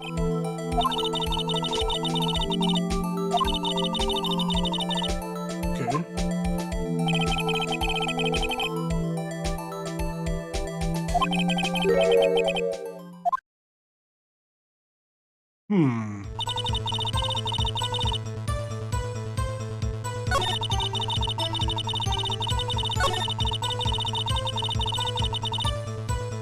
Okay. How did she catch? Okay. When I arrested her, she mentioned the muffler. She mentioned the muffler. What exactly did she say? What exactly would have told you in my testimony? Okay. Cheeky. Anyway, all I heard her say was the word muffler. Just that one word.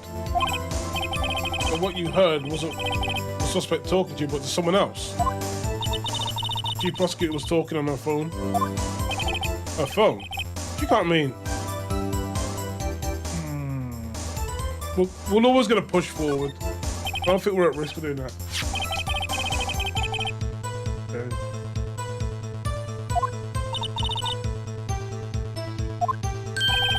Ultimately. My memory. What about it? It's like a salmon heading upstream, you see.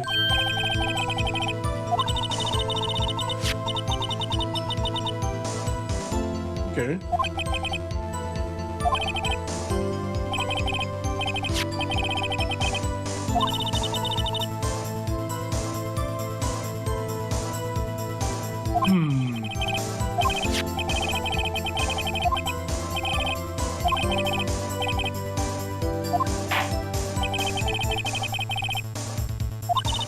Oh, you got a woman in the testimony at last. Brilliant. The word muffler was overheard during the call. So that means this phone's going to be a bit more useful. Okay.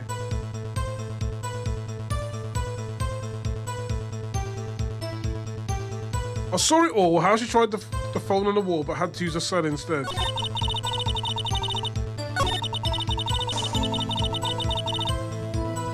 Hold it! Do you think you can restate your testimony for the court? It's going to ask the same thing. I'll only say this one time, listen close.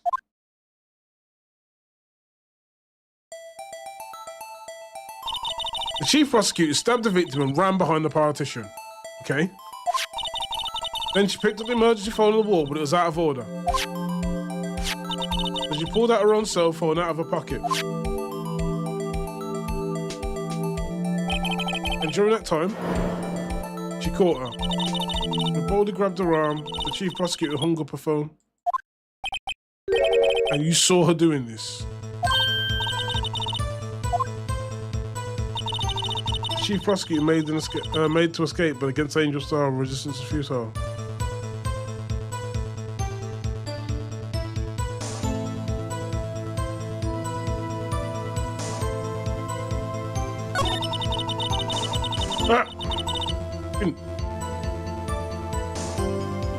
Now she tried the phone, but on the wall, but had to use the cell instead.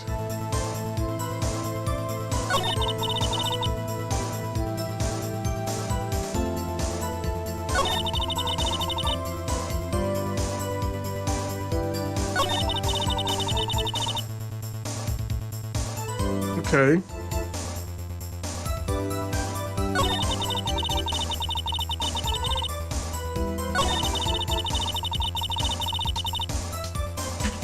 Let's check this one as well. She made to escape. Can you be more specific? She brushed aside my hand and ran. It was a terrible sight to see, but like a dollop of lard and a pate foie gras.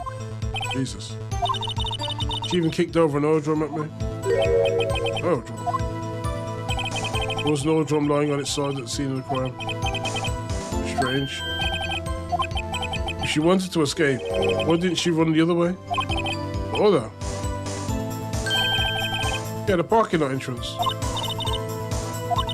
Doesn't make any sense that she'd run from behind the partition to the oil drums. What if she was... Uh-oh.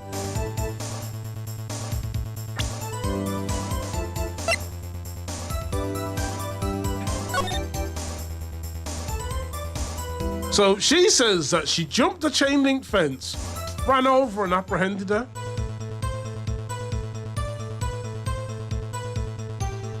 What if she wasn't over here? What if she was actually here?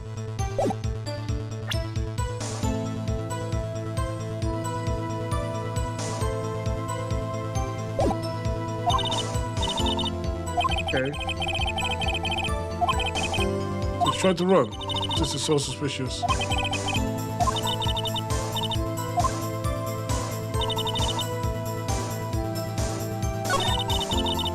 Okay.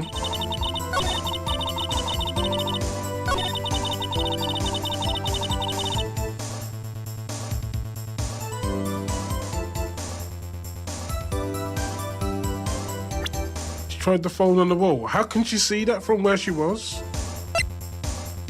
Objection!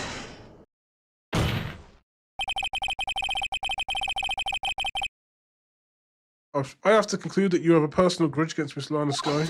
Really? The witness is a former detective.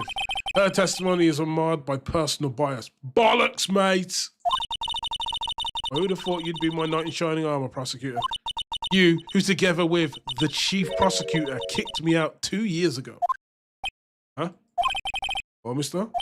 This is a fatal contradiction in your testimony. How do you explain this? I know what you're talking about. Mess with me, and I'll make you cough it all up.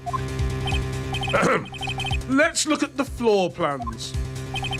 You said you witnessed the crime from this point. However, if that's true, you couldn't possibly have seen her making that phone call.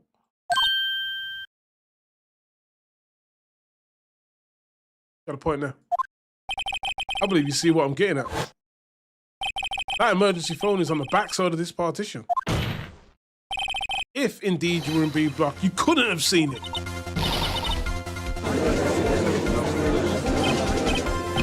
What is the meaning of this? It's simple. She's not coughing up lunch, she's coughing up lies. Oh, nice. Nice play of words there. Objection! That's quite a claim, Mr. Wright. Perhaps you'll allow me a question. Tell us exactly what lie the witness has told the court. Here's where the counter-attack begins. I can't afford to get this wrong. The witness lied about... Did she lie? Okay. What she saw, where she saw it, or the order of events.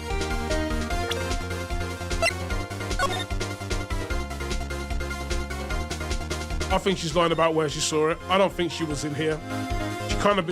If she says, oh, the person ran behind this wall and went in here, it's because she wasn't here. She must have been here.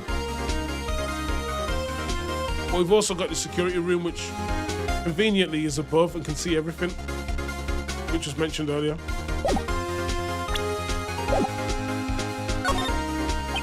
This guy tried to use the emergency phone, but it was out of order. What is significant about this fact? Nothing. Therefore, it'd be pointless for Miss Starr to lie about it. Pointless to lie. I see. But say the witness did actually see Miss Starr using the emergency phone, it would mean Miss Starr witnessed the crime from a different location. Objection! A different location? That's a pointless lie if I've ever heard one. Objection! Before you call my lie pointless, at least let me tell it. Damn. Let me ask a question to our clever wordsmith. Just where was the witness when she saw the crime? All the testimony I've heard now points in one direction. The place where Miss Starr witnessed the crime was here. I'd say it's got to be the security room. It's the only area which has full vision of that. Security guard room? Indeed, the security guard room in the underground parking lot is well positioned. It's built on the second floor so you can see the entire lot. She would have been able to see the emergency phone from there. But why there? There are many other places where she could have seen the phone. Not in this case. The witness, not being part of the prosecutor's office, couldn't park in A block. The only place where she could see the crime in the back of the partition is here from the security room. Oh, was she dropping neck and saw the crime? In quotes. You brought lunch to your boyfriend in the security guard room, yes?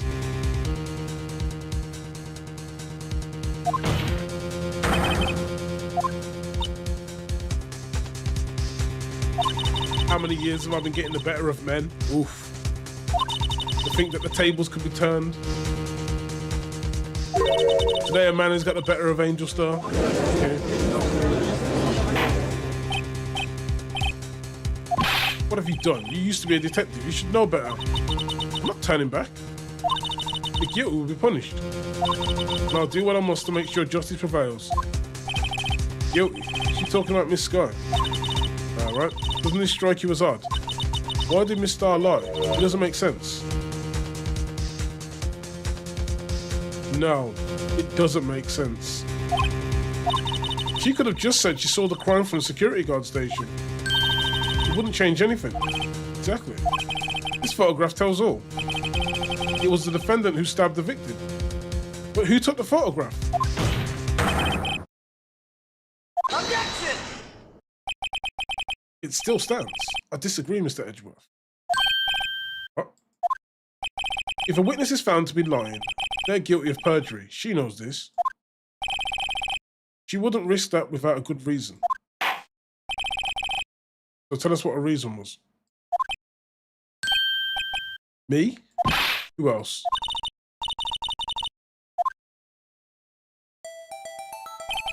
Miss Starr witnessed the crime from the security guard station, right? But she lied and said she saw it from B block. It must make a vital difference, but what? What would change?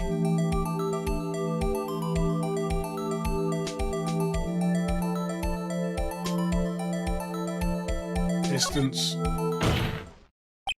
Changes the distance between her and the scene of the crime. Objection! It actually places her closer and probably including it. But one look at the floor plans is quite clear.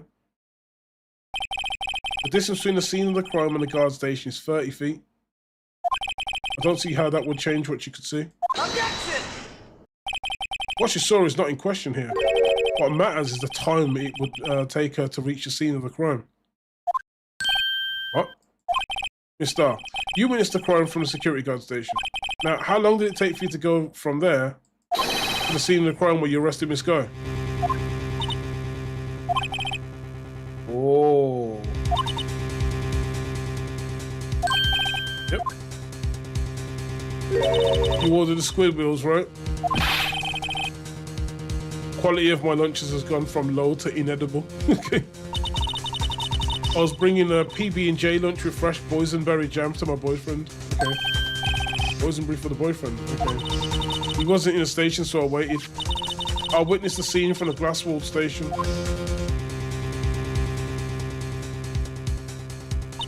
Before I knew what I was doing, I found myself running towards the scene.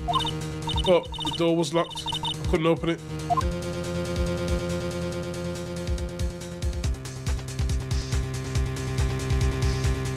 Are you telling me she ran all the way around? Lies. That's why I had to go through the visitors parking in B block. That's quite a detour. Okay. Probably took me at least 5 minutes to get to the scene of the crime. 5 minutes?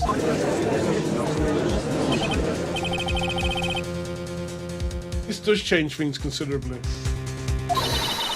But it was that woman over there in the defendant's chair who stabbed him. I know it. I have photographic evidence. I swear it. I swear it on my finest plastic spork. You have a point. The spork is a wonderful invention. Okay. Would you like another caviar lunch? Oh, God.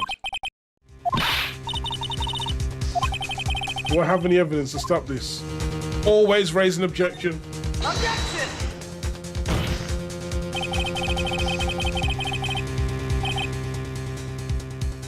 5 minutes between the witnessing of the murder and the arrest. Think about it. You can make pasta in that amount of time if you like it al dente. I've got lunchboxes that tie pasta into nuts, rookie. 5 minute blank. Isn't that strange? Strange. If you're a criminal, what would you do with 5 minutes, Your Honor? Well, I guess I'd flee the screen. Don't get the wrong idea. I didn't kill anyone. But you have the instincts of a killer. You would run. But this time was different. This guy dawdled at the scene of the crime. She even had a picture taken. No true criminal without this way. It's inconceivable. It's true. Well then, it seems we've come to the end of this testimony. The witness has a grudge against the defendant and a blank in her testimony. Mr. Redruth, is the next witness ready to go? Well, we got more. Unfortunately, I appear to have overestimated this witness on account of her professional history. Okay.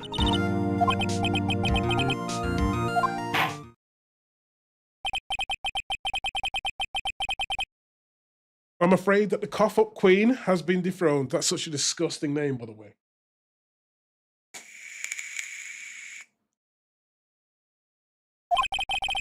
And with that, court is adjourned. Huh?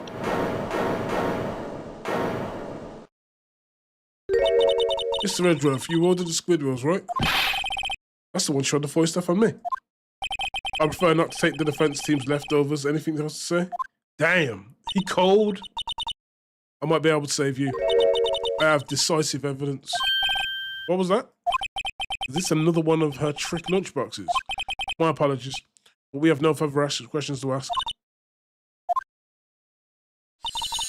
Is this your jumbo lunchbox? Triple decker. Oh, okay. Out of deference to the witness's determination, I'll allow one more testimony. Let's hear about this decisive evidence. Like the lunchstand motto says, you won't be disappointed. What's she going to pull out of a lunchbox this time?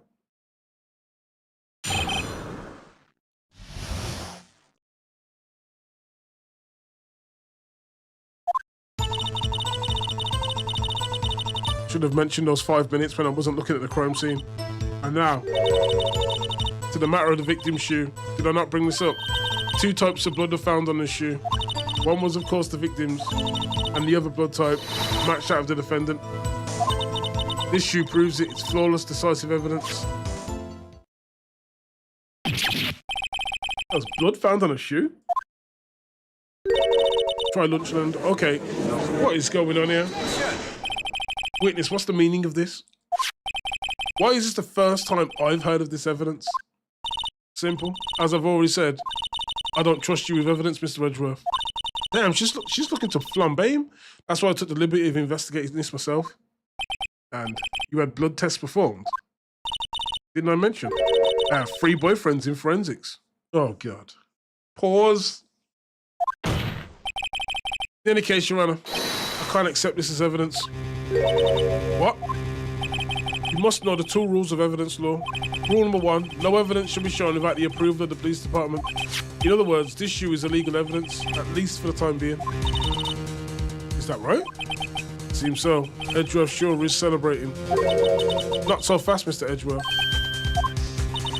Don't forget, I used to be a detective.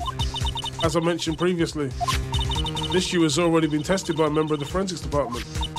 As you can see, it was approved by the police department as of today. Even the general public can produce official evidence, Mr. Edgeworth. What? Oh my God. Dude, what is happening? It seems in the last couple of cases, it's me, the prosecutor, the defender, and the prosecutor both working against the client who's bullshitting. Edgeworth is looking pretty solid. You can at least study some evidence, though. Okay. Prosecution's complaints notwithstanding, it appears that this evidence satisfies the first rule of evidence law. However, it seems you have yet another count against your witness. Anything to ensure that the guilty are properly judged. White enamel shoe bears traces of blood from Goodman and Sky. Very well, you may cross-examine. Okay, it's time for another cross-examination, guys.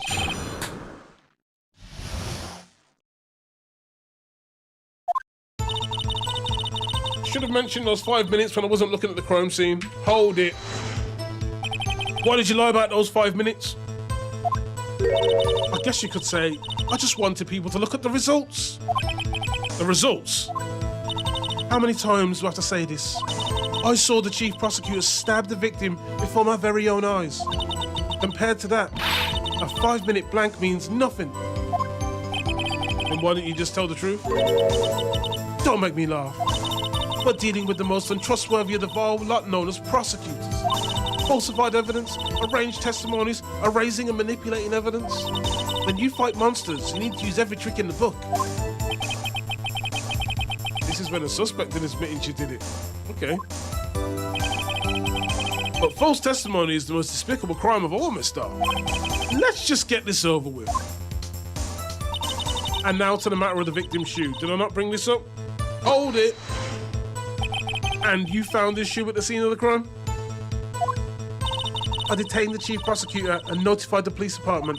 I wanted to make myself useful while I was waiting for the police to arrive. So like an ill-trained pooch, you snuck off with a shoe. I was afraid someone would erase the chief prosecutor's crime. This shoe was my secret weapon if that should happen. See this fashionable basket I have here? It carries more than lunchboxes, gentlemen. I'm happy for you and your lunchbox bag, really. In any case, you removed valuable evidence from the scene of the crime. Now, tell us what you did next. 2 types of blood are found on his shoe. One, of course, is the victim's. Hold it! So, you brought the forensics department. You're going to submit something as evidence in court. You need it approved. To do that, evidence must be analysed by a forensics expert. She got away with her little coup because she used to be a detective. The shoe does appear to have bloodstains on it. Well, the man was stabbed after all. And that blood belonged to the victim, Detective Goodman, right? As I said, there were 2 types of blood found on the shoe. And the other blood type matched that of the defendant, Miss Lana Sky. Hold it! You can't say for sure that blood belonged to the defendant without a blood test. You claim to know something about blood tests, Rocky? Huh? Well, speak up. Well, blood comes in 4 types, A, B, O, and AB. However, you can't tell from a blood test whether a murder was committed in cold blood. That's just a figure of speech, Mr. Wright. Actually, we can differentiate between millions of types with all the blood tests out there, which means that we can do more or less narrow any sample of blood down to just one person. Also, I hear. That's pretty specific. If I had a little more time, I would have got DNA test results. Okay. But they said there was very little doubt it could be anyone but Miss Lana Skies. So the suspect's blood was found on the victim's shoe. That ties her directly to the death of Detective Goodman. I was afraid he was going to say that. This shoe proves it. It's flawless, decisive evidence. Where have we heard that before? Hold it! Can't let this evidence go through without a fight. You ordered the peppered fish guts, right? Oh, God. Some like it hot, Mr. Wright. Some like your client. She's in enough hot water to make a whole vat of soup. This is critical. Is there a problem with the victim's shoe? Of course there's a problem. There's always a problem with it. If I'm not imagining things, I'd say there's one critical problem with this evidence. A clear contradiction. That gleam in your eyes. You're still young, rookie. I'd give you a peppered fish gut right now. But you couldn't take the heat, could you? Let's hear what Mr. Wright has to say. What is contradictory about the victim's shoe? Show us the problem with the evidence. Okay. So, got blood.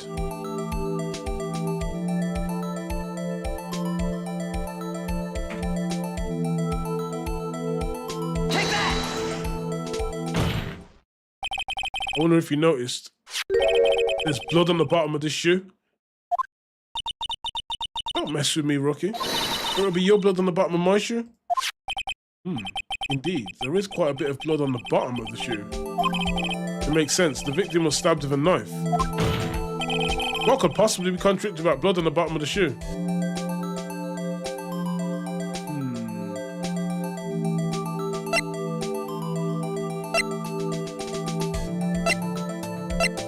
Ah! They're the wrong colour shoes.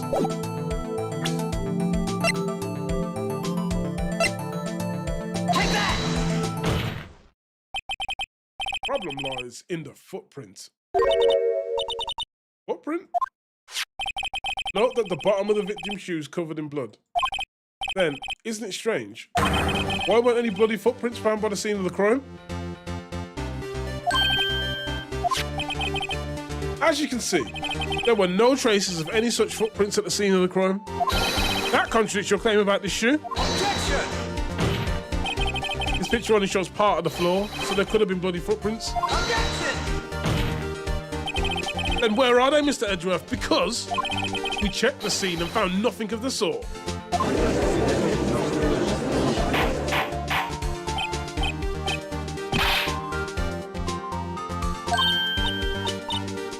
Oh.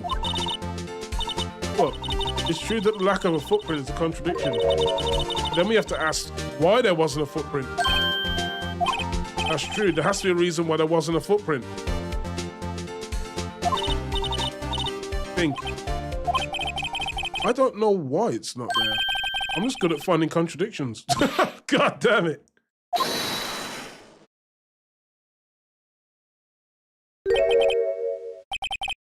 Now I get it. Get what? Our witness is more devious than I gave her credit for. We were hoodwinked to the very end. But she slipped. There is one vital hint to the truth in her testimony. What are you talking about? Think back to when she told us about apprehending the suspect. The chief prosecutor tried to resist, but her efforts were in vain.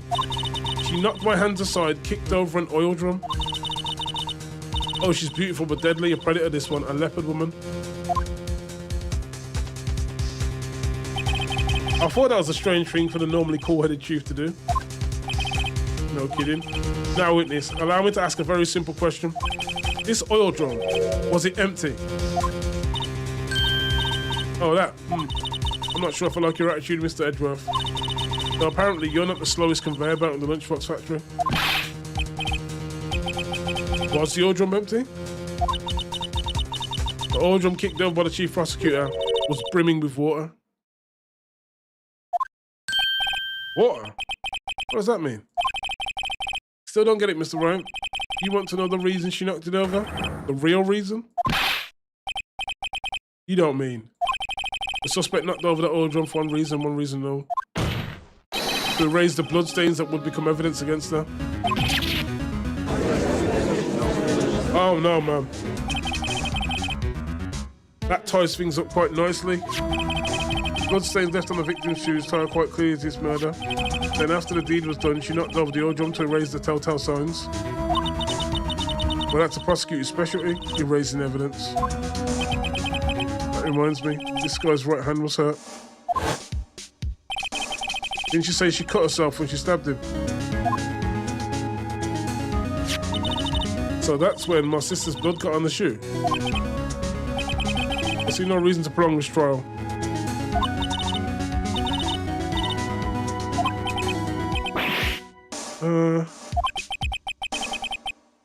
An awkward one if her sister's already confessed it. Enough. There is no need for further debate. The verdict, Your Honor. Very well. Angel Star's on the prosecution side. She could have been lying about the water. This court finds the defendant Miss Lana Sky.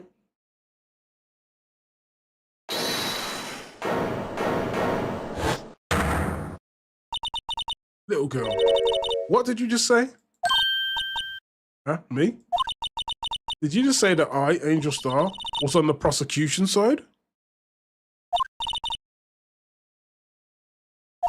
You're saying my sister hid evidence by raising the bloody footprints. Well, I thought you'd had your fill, but here you are demanding a second helping. Another lunchbox. A lunchbox called evidence. Wait, don't tell me you have something else. Objection! The time for deliberations is past. Any further comments and you'll be held in contempt of court. Your threats don't scare the cough up queen. Look at this.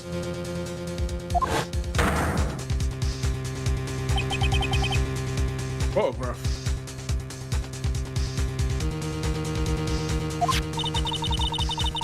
I had it just in case anyone had the gall to suggest. Is this?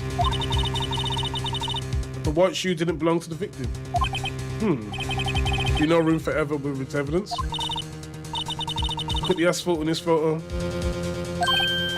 Hey, it's clearly wet.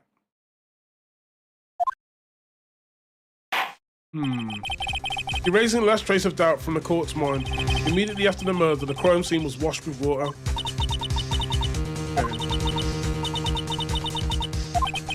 It's not your fault. I knew I couldn't win this case from the beginning.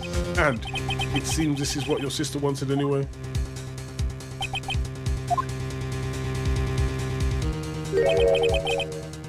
Okay. Right, wet or not, don't be so quick to throw in the towel. Get yourself up the asphalt, take another good look. Don't give up, not until the bitter end. Okay. This is the last piece of evidence. Very well, this time I'd like to declare a verdict for good. Objection! You're on a wait. What is it with you people? Can I hand down my verdicts in peace anymore? No, you can't. Whatever it is, can it wait? No, it can't. Then it will be too late. Look at this photograph, the last one submitted. This trial isn't over until we give each piece of evidence proper consideration. So right. Are you saying there's a problem with this latest piece of evidence? Yeah, I'll think later. There's a problem. Right or wrong, I've got to go ahead with this. Okay. I suppose since we've come this far, you should give every claim a fair shake. Well, very well. Show the court the problem with this photograph. Yeah, the water's wet. The knife's inside him. Shoes on the floor. What's this?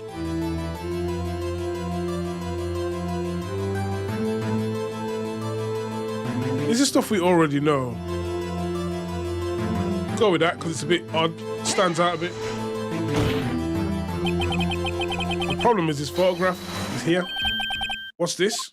There's something poking at the car's muffler. Wait just a moment. Your Honor, you just said muffler.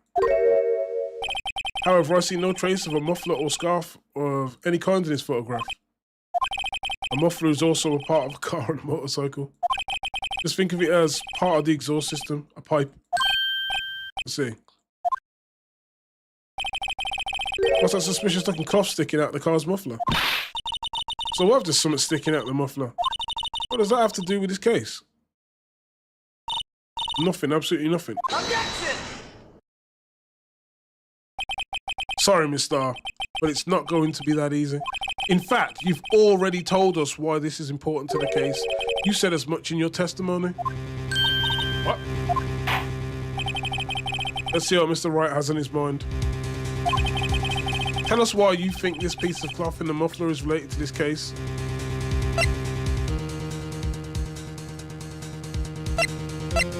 Ah, the word muffler was overheard during a call made at 5:18.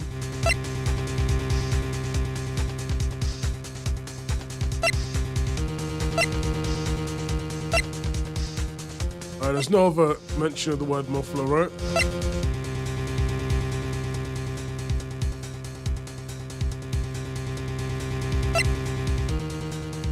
Take that!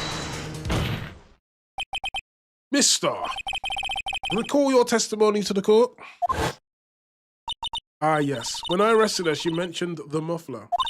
That's what had me confused in my earlier testimony.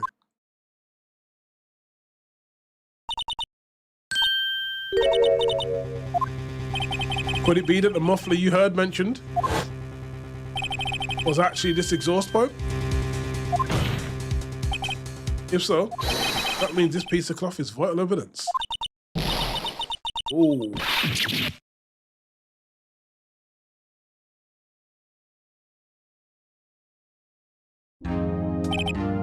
Well, it seems we'll have to suspend the proceedings. Suspend? I find myself wondering why that piece of cloth.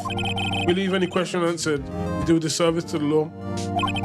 Have the car at the crime scene inspected at once and bring me that cloth. The verdict to wait till after we've seen all the evidence. Agreed? I suppose so. Well, we made it, at least for now. This court will adjourn for a 30-minute recess. It's lunchtime after all. You're still hungry after all that food in Yam Down? Okay.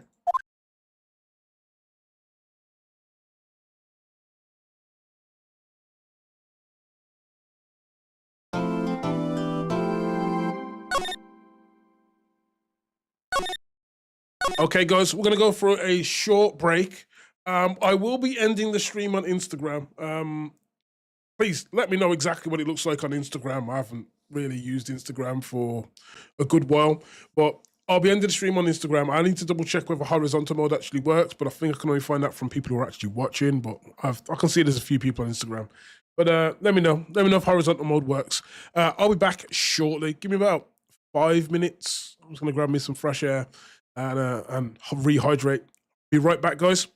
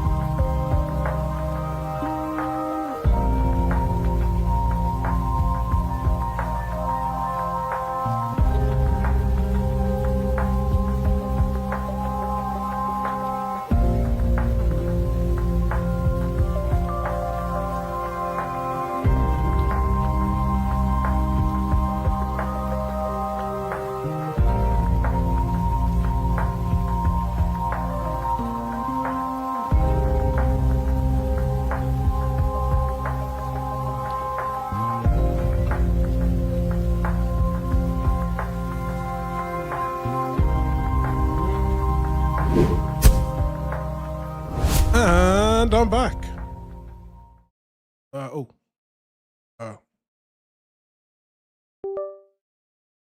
Switch to the right screen.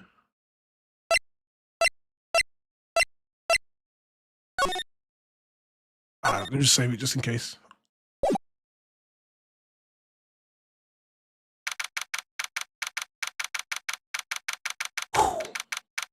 Looks like we got pretty lucky there.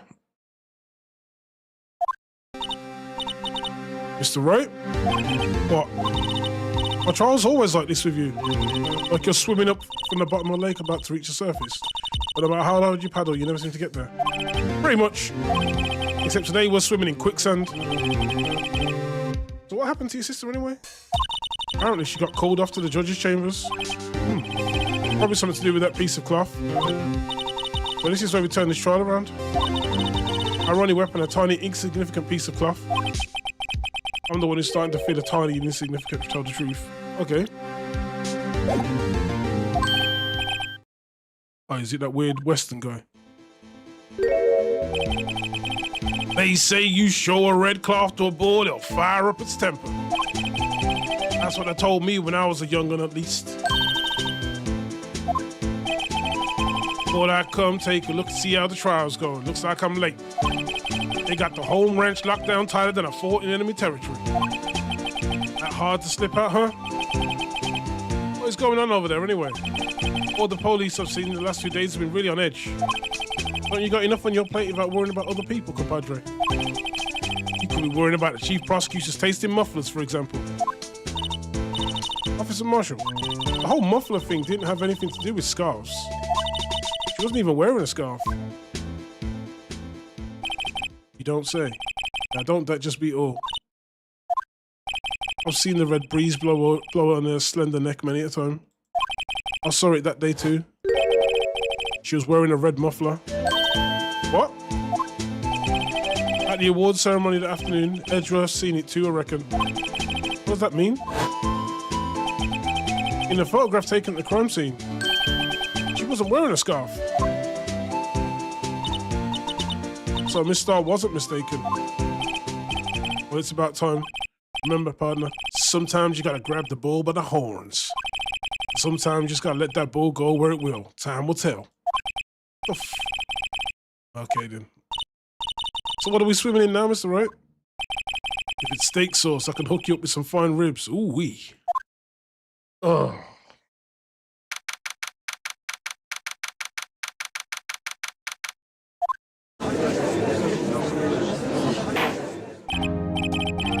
I'd like to resume. What's up? The judge keeps looking over at the prosecution. Damn. There's something wrong, Mr. Edgeworth. Your face is blue, your lips are purple, you're sweating bullets. That furrowed brow, those grinding teeth, those watery eyes. What's more, your eyes are unfocused. You're doubled over. Your back is bent. It can't be. This can't happen. Wonder what happened to Mr. Edgeworth. Well then, I believe this time we continued on with his trial. During our recess, I had requested that the prosecution conduct an investigation. This is unacceptable. What has happened here? It seems our prosecutor's a bit beside himself. Yeah. What happened? Excuse me, knock knock. Who's there?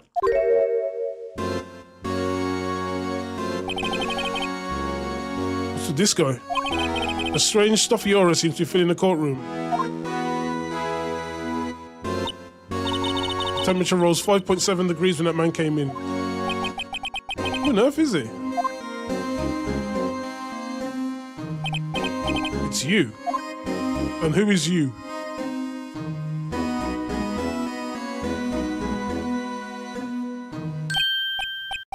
Oh. Sorry I'm late, Edgy. The roads are packed. It's just me. Long time no see, Edgy. How you been? Spend much these days? Oh, I've been so busy. Busy schmizzy, Oji. My boy, you have to make time to relax. Yes, indeed. Oji seems to be his nickname for the judge. I thought he was referring to Edgeworth. I'm afraid you're right. Very afraid. Sorry, but who are you? So you're right, Old Eterno. I've heard good things about you, son. Huh? Thanks. So sorry about a little Worthy giving you all that trouble, eh? You know, we should all go swimming together sometime, Johnny. Little Worthy? Mr. Wright. You don't know the district chief of police? Chief of police? He's the top ranking police officer in the entire district.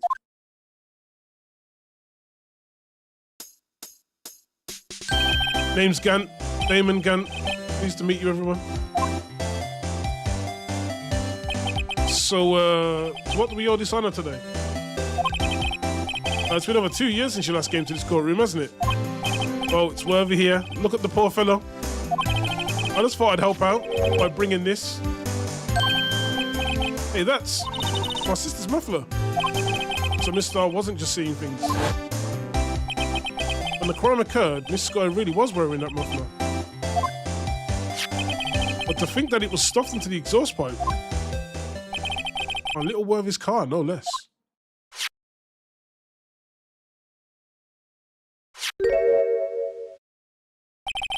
It's really quite embarrassing even for us. What's this? It's what you call a switchblade knife. Quite perplexing, this. Okay. Chief! What kind of outfit are you running? Mr. Edgeworth, how could they miss such a vital piece of evidence? Your investigators are this lax. How do you expect us to do our job? Now, wait a minute, Worthy. No desire to hear your excuses. I'm telling you to wait. Or didn't you hear me? Have a look at this document where it says person in charge of investigation. There's no mistaking that signature is there. Miles Edgeworth. That's not fair. On the day of the crime, I had your head in the clouds because you got that award. I know how you feel. But you're the person in charge. I expect a written apology. What? Are you serious? Don't be too upset. We'll find a way to clean up this mess that you made. This is the first time I've seen Mr. Edgeworth at a loss for words. Okay.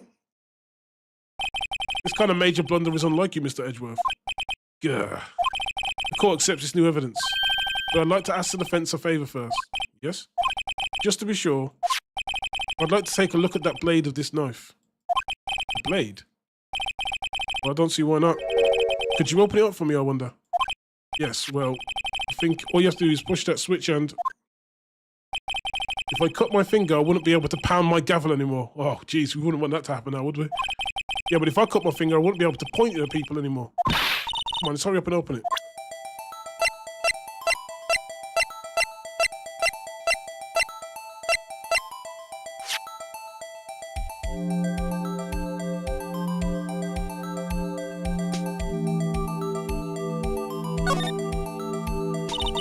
There's a small tag on the knife. It seems to say SL92. What does that mean? I've heard something similar. DL6 of DL6 incident fame. So it's evidence. So this knife is from a previous crime or part of a crime. What's this? Not certain. I get the feeling I've seen this somewhere before. Letters like this or letters that looked a lot like this somehow. Okay.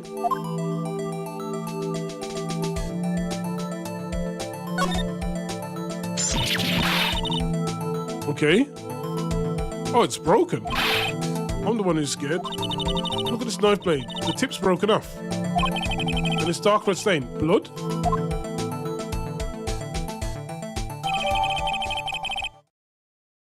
Found at the crime scene, wrapped in the defendant's muffler, small tag attached. This does not excuse the actions of the police department. I would like to hear an explanation from the chief of police himself. Okay. I'm terribly sorry, but could I ask you to testify for us? About the split between the prosecutors and the police and this knife. Okay. Sure thing, not a problem, not even a little one, really. Okay, so we've got new evidence that's just being introduced left, right, and centre. The department in disorder. This knife is special, but I can't say how. Unless there's evidence to prove a connection between this knife and Goodman, that was a bad day for the department. We weren't in any shape to do an investigation. A detective was killed at the police department. See, what a mess. The time of the crime, 5:15. Scary coincidence, huh? It's not officially linked to this here case, so I can't talk much about it.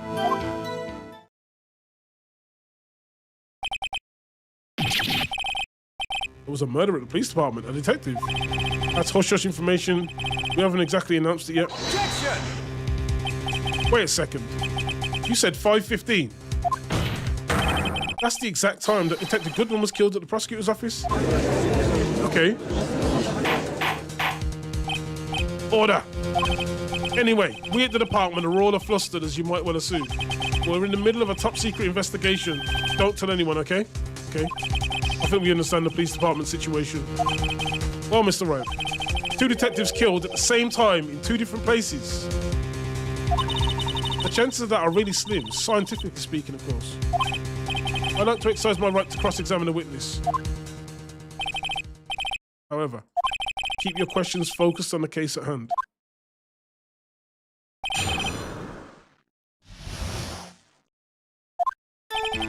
This knife's special, but I can't say how here. Hold it! Excuse me, special. Hard to come by this particular knife anywhere else. Might that special thing be this little tag? Oh, sorry, Roto, but I can't say that now. Not that. We established that the knife in Goodman's chest was this knife. Now, why was there another knife at the scene of the crime? It's quite a mystery. And like a mystery, it's wrapped in something, a muffler. Unless there's evidence to prove a connection between the knife and Goodman. Hold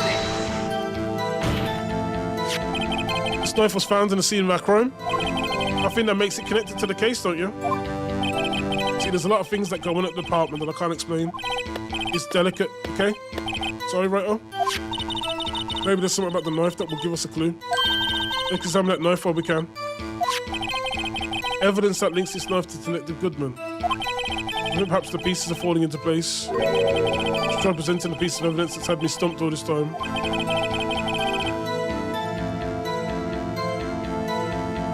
Okay. That was a bad day for the department. Something happened at the police department too, huh?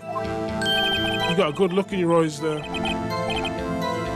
So something did happen. And why wasn't I informed? Why weren't you informed? Well, why didn't you ask? No matter, I understand. You were busy. What with Lana's case and all. Well, what happened? What happened at the police department that day? A detective was killed at the police department. What a mess. On the same day that a detective was killed in the prosecutor's parking lot, another detective was killed at the police department. That's a fact. Surprising, isn't it? I'm at a loss for words. And the perpetrator, do you have a suspect? Well, there was a suspect. Just arrested him, in fact. Just arrested? That was quick. Okay. But there's still a lot of unanswered questions. Maybe you could help. Suppose I could help. You helped me by giving me data on your case. Good one, this kid's sharp. Okay, here's the deal. I'll tell you one thing and one thing only.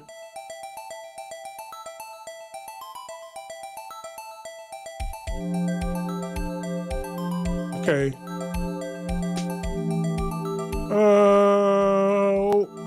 So we've gone from 1 murder to 2 murders. 1 murder we don't have privy access to.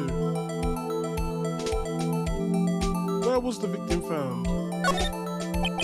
Well, tell me, where was the victim found? I can't speak on where the corpse was found, but I can say the crime took place in the evidence room at the police department. Evidence room?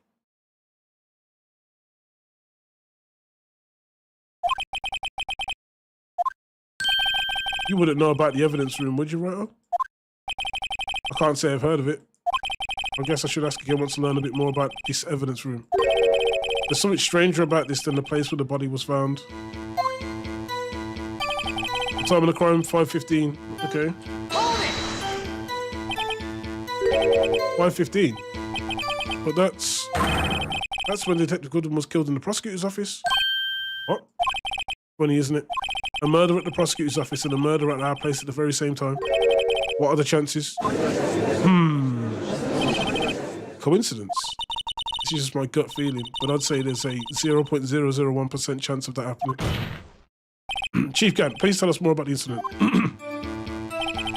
It's not officially linked to this here case, so I can't talk much about it. Hold it!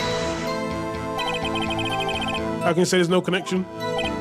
How? Because I'm the chief of police? I can't just say anything I please, right? You understand? Try to understand. If you can prove there's a connection, more power to you.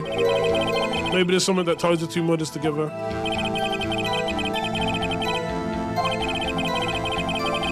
Okay. I'm on the police department, it can't be coincidence. And that knife. What was it doing there? I'd better check this knife out.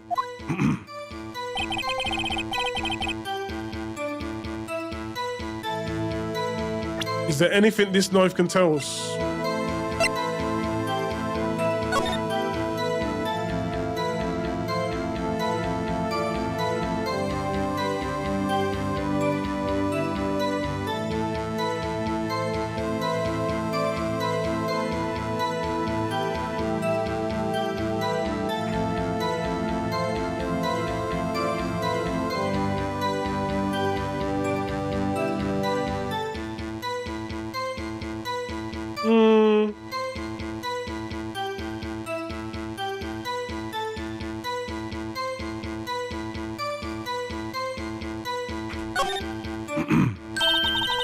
Small tag.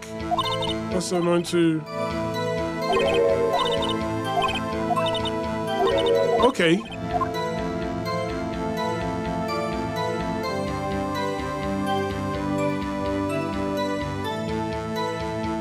We've already checked that, right?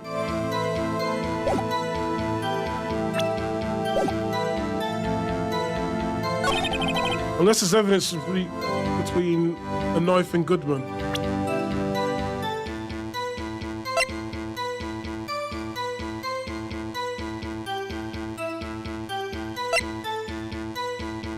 So what have we got related to Goodman? Attorney's badge, Goodman's ID, King of prosecutors, not related, not related, not related, not related. This memo.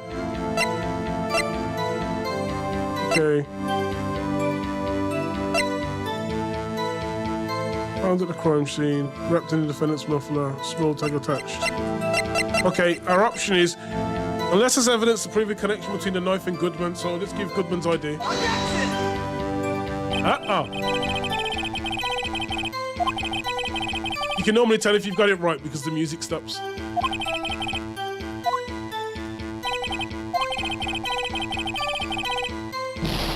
Ah. Unless there's evidence to prove the connection. Okay, the only other thing I can think of is Goodman's note. After Goodman's note, we will check the victim's shoe, but I don't think the victim's shoe would have anything.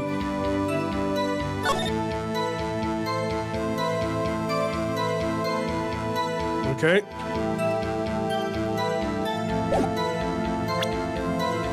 We shall try it. Geronimo. Objection! Oh. That's an honest to goodness objection. This knife. This has to have something to do with Detective Goodman. What do you mean? An honest to goodness, what do you mean from the judge? I'm gonna, instead of saying Udgy, I'm just gonna say judge. This is great. Look at the tag on this knife. It reads SO92. And this is important. Why? Over here, we also have a memo that was on the body of the victim.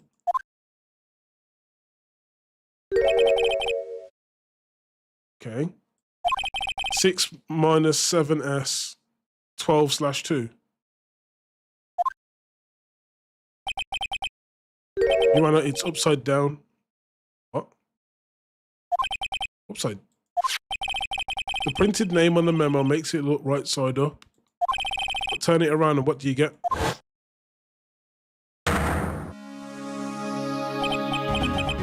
Oh. Whoever wrote this note was holding the paper upside down. SL9. That's the same thing that was written on the knife's tag. Oh, okay.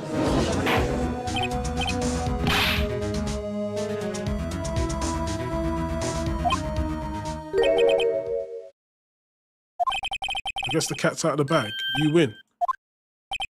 I win? What game is this guy playing?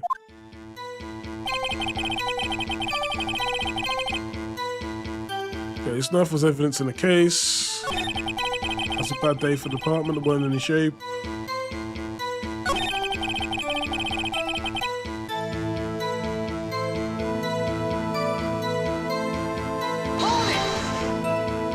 Okay. The same day the detective was killed. Another detective, so... Okay. I'm not lost for words. On the perpetrator, do you have a suspect? Well, there was a suspect. Just arrested him, in fact. Okay. There's still a lot of unanswered questions.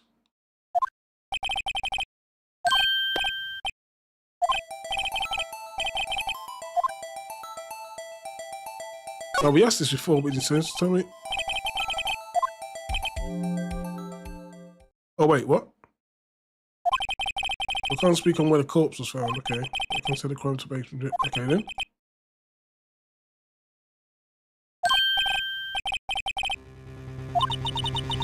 The evidence room.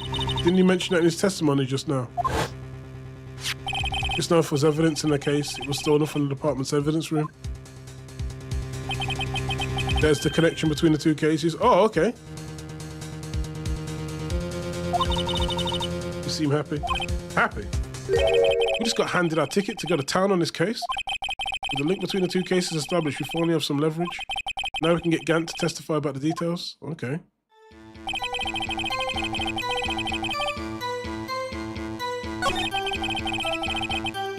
Okay.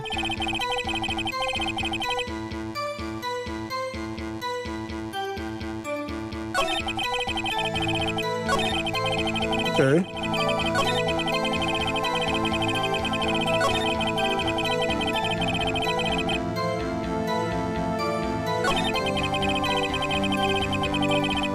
Okay.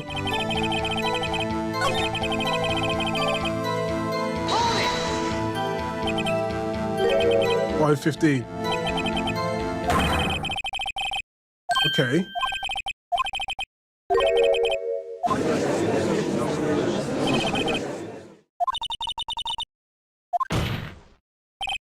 Please tell us more about the incident. Okay.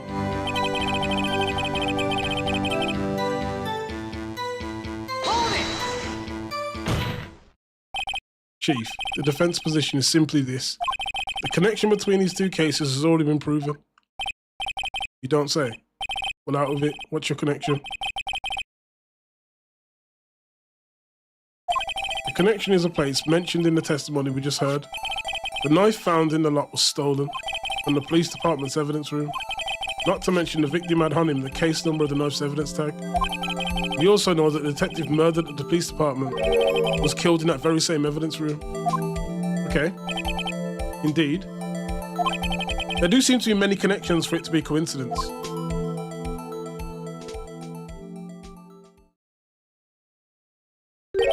You two make a good pair. It took my men 2 days to find out what you deduced right here. Chief, I request that you release your information on the victim and the police department. See, that's the tricky part. It hasn't been announced yet and all. Can we get the information unofficially? Yeah, I'll take it unofficially. Sure, why not? It's unofficial after all. What? Really? Who would have guessed? I'll cooperate, but I can't reveal the name of the victim at the department. Hold it! You're going to tell us a little. Why not tell us everything? Well, case information is sticky stuff. You have to do everything properly. Oh well. I guess I might as well try to get what I can out of him. The victim's division. Oh wait. What information do we have on here? Oh! I've got an ID number. This is going to be useful.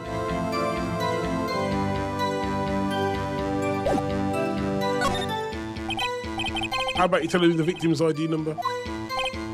Sure, why not? It's not like you'll be able to tell who it is from that. Of course not. You won't tell me their name after all. We keep a tight lid on ID numbers, so don't go getting your hopes up. The number is 5842189. Wait.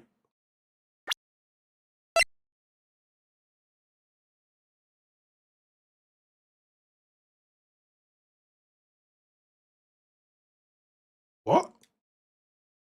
How can there be an identical killing or another killing that happened that he can't tell us about? We're also discussing this one, and the person who died, they gave their ID number. And this is the same ID number.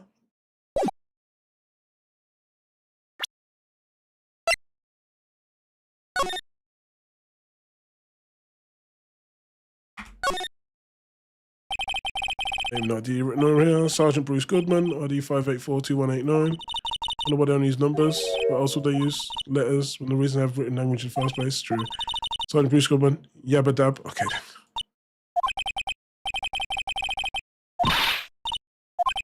Doesn't take too much from user. Okay then, fine. Is there anything on the back?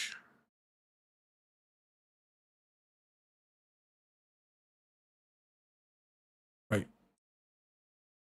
What if we zoom in just in case? Oh. It's unreadable. Oh.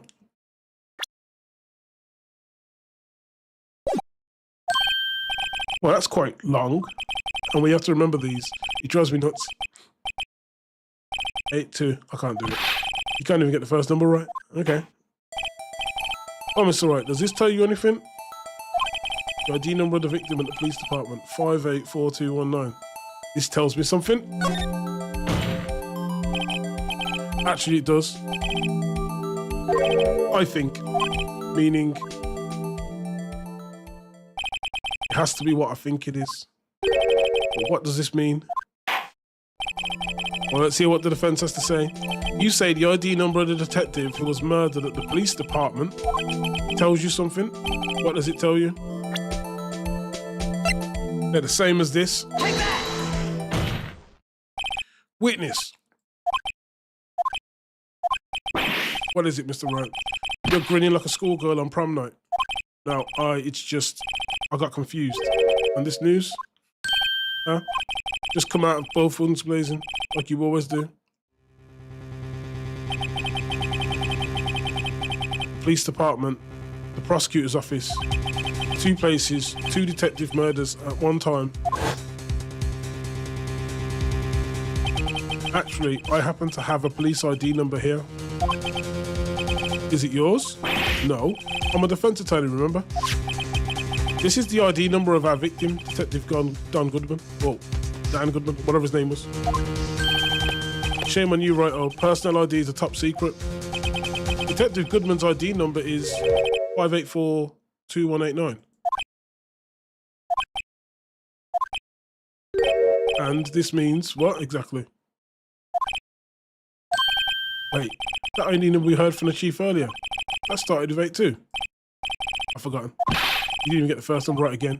The number the chief of police gave us was 5842189. Objection! Wait a second, right. What does this mean? That's what I want to know. The 2 ID numbers are identical. In other words, the detective killed in the police department's evidence room was Bruce Goodman. What does our witness think about that? Sharp as attack, sharp as attack, what? Wait, Detective Goodman is our victim. He was killed at 5:15 in the underground parking lot. Yeah, Detective Bruce Goodman was also killed at the police department, in the evidence room at the exact same time. How? Objection! That's impossible. But what we're saying is, the same person was killed at the same time, and in a completely different location. Okay. What does this mean, Chief? Objection! No. What I want to know is, why didn't I hear about this? Yes, it's top secret, fine, but I'm a prosecutor in charge of the case. Now, just wait a second, Worthy. No need to get all flustered. Your Honor, the police department has made a grave error in this case. Wait. I said wait. Or didn't you hear me? The oversight, the grave error, Mr. Edgeworth, they're yours. Ooh. What? How dare? We informed you yesterday. I believe it was our officer Meekins who brought you the news. Officer Meekins. Mr. Wright, where have we heard that name before? Wait. Was he the guy that turned up?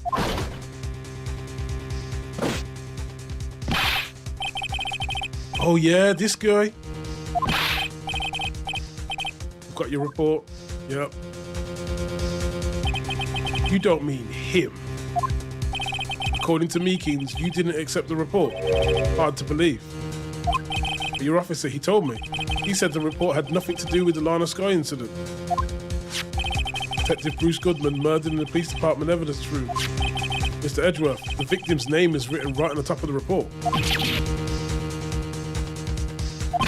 Why didn't your officer tell me? Honestly, I'm not sure if the officer was capable of making the connection. He did seem challenged. Oh, God. In any case, this is a serious error, a gross negligence of duty on your part, Worthy.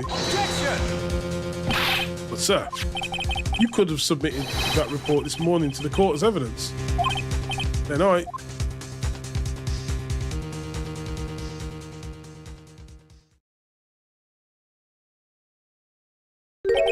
no such luck this time, Worthy. Or should I say unworthy? Oof. What? Now, what was the second rule of evidence law? Oh, Mr. Wright? Oh, well, it's rule number 2. Unregistered evidence presented must be relevant to the case on trial. And how is this rule relevant? Normally, you submit a list of evidence to be used in court before the trial. This report wasn't on that list. So what does this mean? I couldn't submit this evidence until a connection was proven in court. The connection was just proven by Righto over here. Good job, Righto, my boy.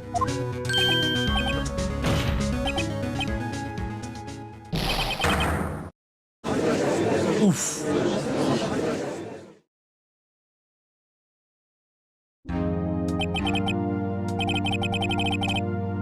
We've come to the end of this trial today. I know you're going through a tough time, Worthy. What with all those rumours? You were even in the defendant's chair in this past December. Uh-oh. I apologise for this terrible lack of due diligence on my part. Mr. Edgeworth, please, just give me one day. I'll get to the bottom of what happened. But it's the last thing I do. You'd better get results this time. Really? You have my profound apologies, sir.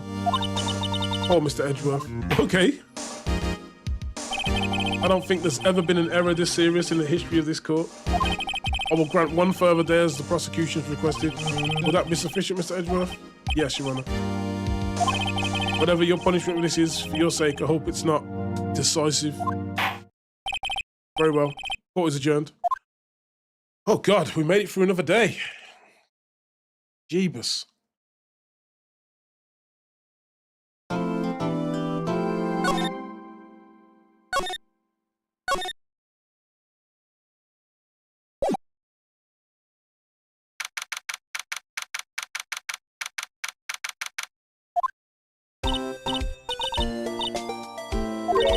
What's going on with the case anyway? I'm a little confused. Well, let's see. What's going on? The victim, Detective Bruce Woodman, was stabbed to death after 5 p.m. on the 21st. He died in the prosecutor's parking lot and the police department's evidence room. What's this and the evidence room part? The prosecutor's office and the police department are 30 minutes apart by car. Well, that's what we're going to find out, or try to at least. All right, let's do it. She's in good spirits, but I'm not sure she's going to be much help with this. Don't be so sure, Mr. Wright. Huh? Look, we're in this together, right? I'll prove that these thick-rimmed glasses of mine aren't just for show. Oh, God. Let's go. Science awaits us. Okay.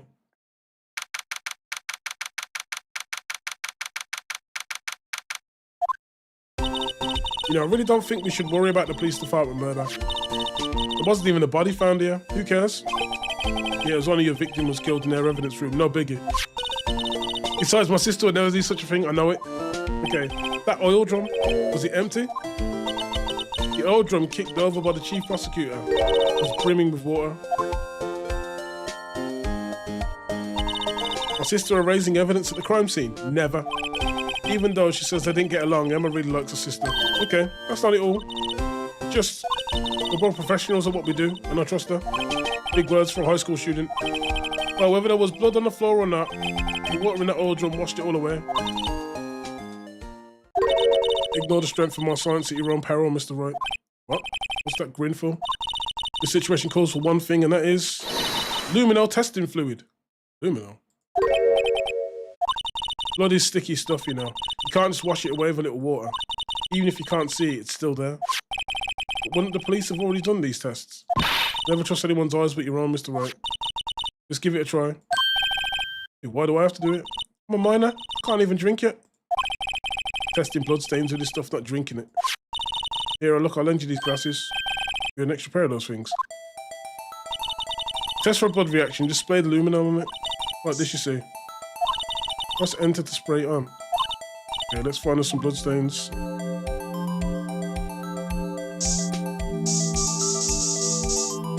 Oh, we got some blood.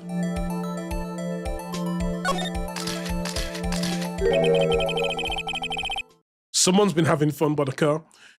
I can see her eyes shining behind those glasses. So this is a blood stain. It is so. You're shaking. It's just, this is my first time seeing real blood. Scientific investigation in action. Okay, we'll definitely know that this is a blood stain. But doesn't something strike you as odd? Scientifically speaking, of course. What's odd about this? The amount of blood. There's not a lot of it. The perpetrator and Detective Goodman fought here, right? Don't you think there'd be a little more blood? I definitely think so. I mean, look at all the blood on the sole of the victim's shoe. It is pretty strange. If they fought here, there'd have to have been more blood than this, okay? I'm gonna mark up the floor plans where we find a blood stain, okay? Pretty handy to have around. Yeah, and this stuff's pretty handy too. I saved up my allowance to buy that. You can't be sure that the police reveal all their evidence in court. Sometimes they fail to mention evidence that doesn't fit with their view of the case, which is true. And let's drag that hidden evidence out into the light of day. Okay. Feels like we're really investigating a crime now, doesn't it? Guess we should give this a spray on anything suspicious. Wonder how that fluid of yours would react to a nice deli box. You only trust your own eyes, huh? Not bad, you two. This day-old deli box is on the house. Sorry, it's just that kind of leading doesn't really get my mouth watering. You certainly put me in a tight spot today, giggity. My apologies, Miss Starbuck. No, it's okay. It was my fault. Oh, we know. I witnessed everything from that security room right there. But I was afraid that I wouldn't sound convincing enough. I was wrong to think that. I'm sorry. Sorry, you lied on a witness stand, that's unforgivable.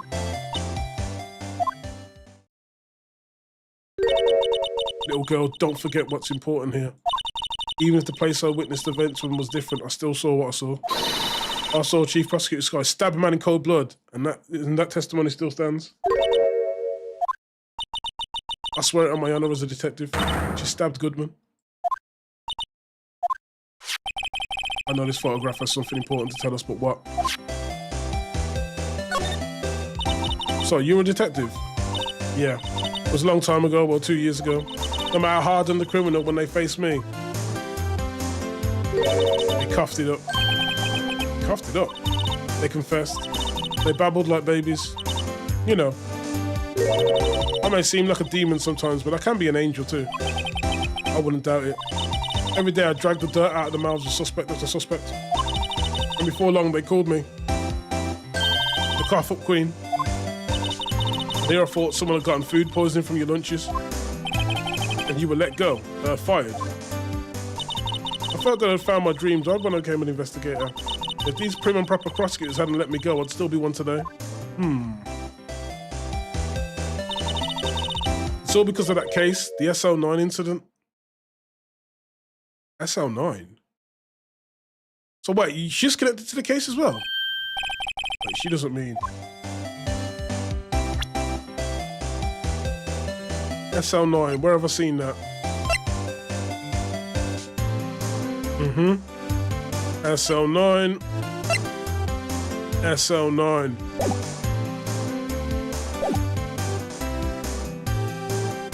I don't know, man.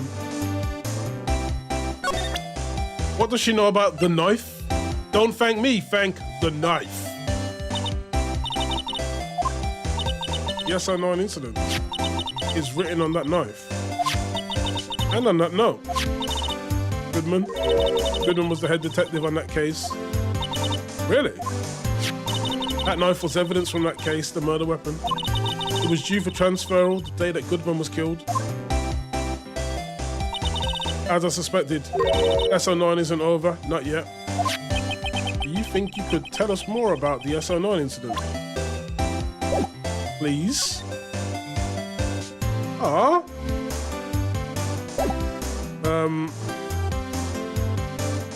What about Goodman's ID? She seems to have some questions about Goodman. I had one of those up until 2 years ago, back when you were the cough-up queen, right?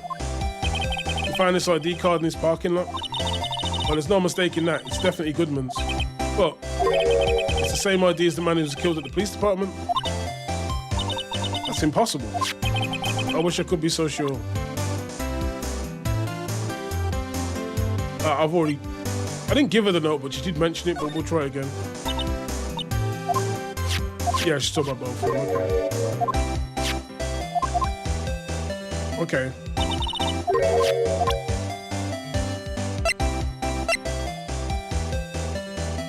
Now, she said she took this picture, but according to her... Oh, I didn't want to see that.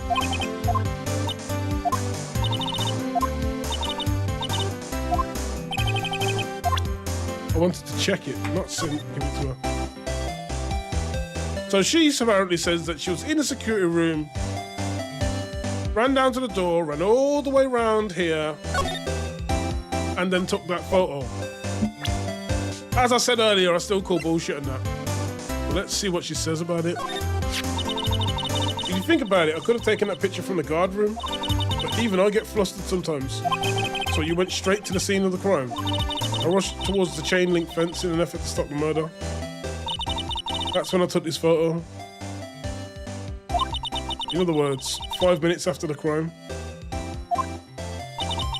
Those 5 minutes are the whole problem. The hole in my testimony, as it were. 5 minutes weren't the problem, you were lying. Listen, little girl, I've had my testimony disregarded before, and I wasn't going to have it disregarded again. Just like that time. That time. That incident really opened up my eyes to the truth. But nothing to them. Disposable. Oh my God. Is it rough being an employee, people? 2 years ago, it was the biggest case I'd ever handled. The police and the prosecutors were desperate for decisive evidence, so they didn't solve it. On the contrary, it was solved quite cleanly. The criminal was caught and executed. Ooh. Executed? Yes, the criminal got what was coming to him. It doesn't get any cleaner than that. The only problem was, they never did find the decisive evidence, not a shred. What? But the criminal was executed, right? On the basis of evidence of assault, made up evidence. What? You mean they executed someone with fabricated evidence? The best part came several months after the trial. Every detective involved in the case was dealt with. Some were demoted to patrolmen, others found themselves out of a job.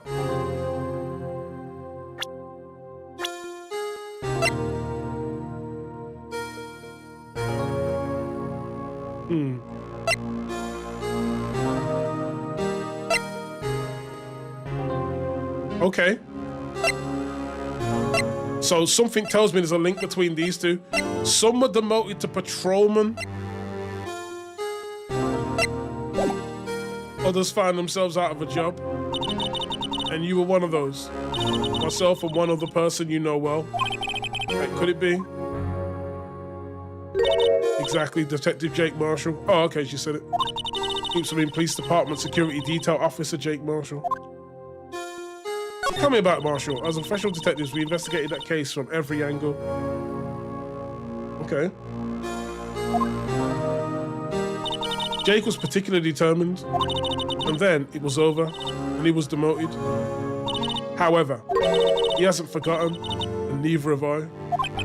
You haven't forgotten SL9. There was another side to that case, a hidden side. That's what we're after now. And no one up in their fancy offices can stop us. Hmm? Those lunches you sell. There's only one reason I come to sell lunches in this accursed office. I come here to meet old friends, boyfriends that can help me investigate. Damn. This star's old boyfriends. How many does she have anyways? Just when all the detectives on SNL disappeared, we find new evidence. There has to be a connection. So, Rookie. What? It seems like you're serious about investigating this case. Yes. Then you should take this. A Salisbury steak lunch. I know a certain guy who might help you if you tempt him with this treat.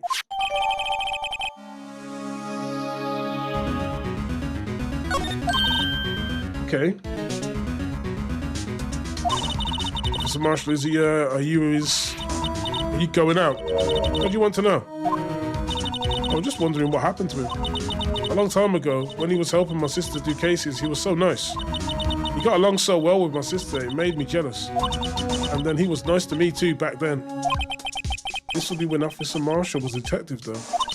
But now he's so cold. Jake and I are merely cooperating on this investigation. We're putting the past to rest, as it were. Nothing more than that. I'll see. Thank you. Officer Jake Marshall.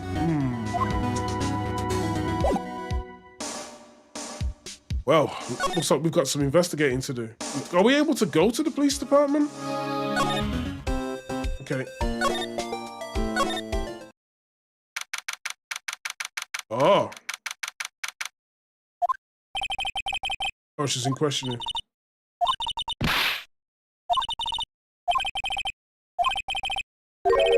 Didn't Mr. Gant say they'd arrested a suspect in the police department murder? Let's come back later. Okay.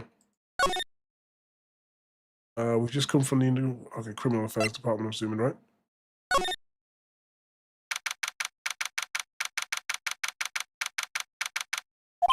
Wow, everyone looks deadly serious here.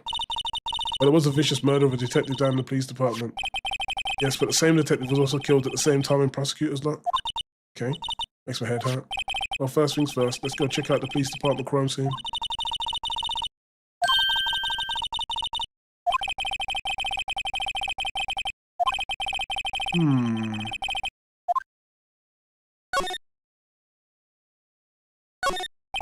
That must be one of the detectives. He's mumbling something to himself.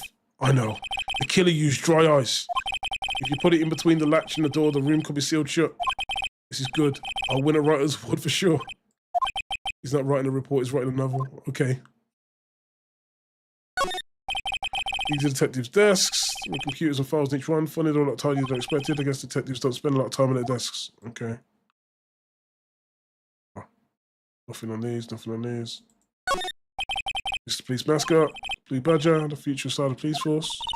Designs to change little from the outside, while the dancing Blue Badger is still under development. It's cutting edge stuff. Show this doll here to my daughter when she bursts into tears. Don't show the movie mock-up outside, you'll give her nightmares. Yeah, that was a little sus. Pose her a female police officer. Wait, that's the latest Babes in Uniform calendar. Okay. Once with the chief of detectives. He's glued to his computer screen. What? Detective killed in the evidence room. Tell no one outside the police department. No, I told that old lady at the restaurant everything. Someone's getting a demotion. Okay. I'm assuming somewhere else we can go.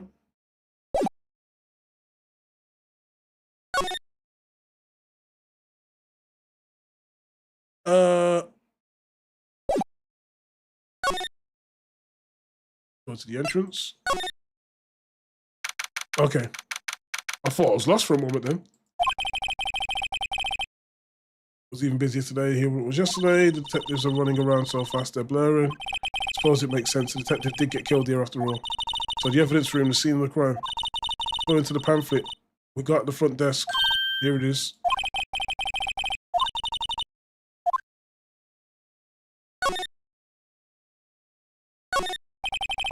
Trollman's saluting the other guy. Must be a detective. You idiot. What are you thinking? Where's your head? So it's right here, sir. Jesus Christ. He wasn't saluting. He's showing the detective where his head was. They make a good pair. Oh, Jesus. You know why patrol cars are painted black and white? No idea. Why? But I think they're designed after a panda. Panda? I don't have scientific proof, it's just a theory. You want me asking how you came up with that theory? Because when I was on a school trip, I saw a patrol car and it came to me. Okay, she's waffling. Banner is announcing the crime fighting campaign. Nice slogan. I wonder if they'll be selling fingerprinting sets. I don't think it's that kind of campaign. What family wouldn't want a set at home? It's good for finding out who snuck into the cookie jar. Okay then.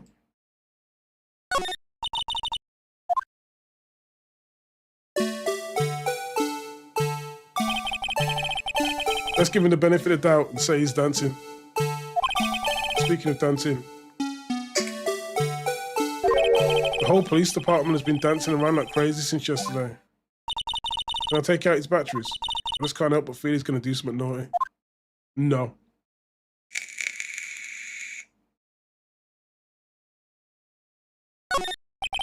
Detectives look pretty busy. Just imagine, right now, behind those doors, police drama in action. Somebody thought fails to excite me. Okay, can we go in there now? Guard station?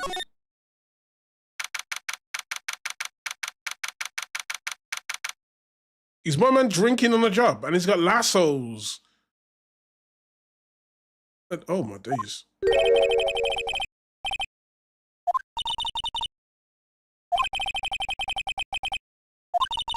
It all seems that way. Those cacti are so prickly, so imposing, so hard to think straight. Okay. What is this? What am I seeing here? This swinging door makes the place like some sort of saloon. But look, it's nailed shut. You can't even get in that way. Of course not. If you went through here, the cactus would fall over. Take more of a arm myself. Okay.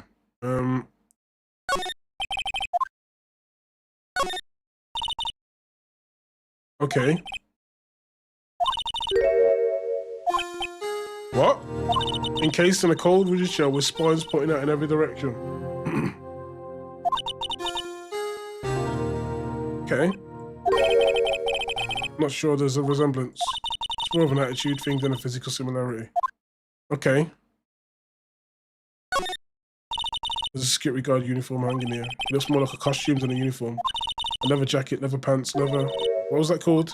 Punchy? A paunchy? Poncho.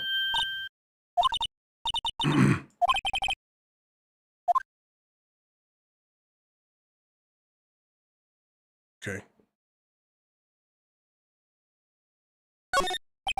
Looks like there's a video feed from the evidence room. There's a light blinking below the monitor. This is recording.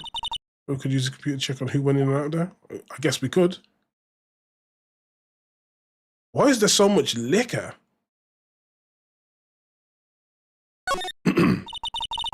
A lasso? It's like it's set up to trap something. Trap here. Wait, I know. Maybe someone's trying to catch a wild bull in here and the lasso missed. Okay. The evidence room is beyond that door. Let's just walk in. It won't open. It'll be open. I think we need someone's permission to go in there first.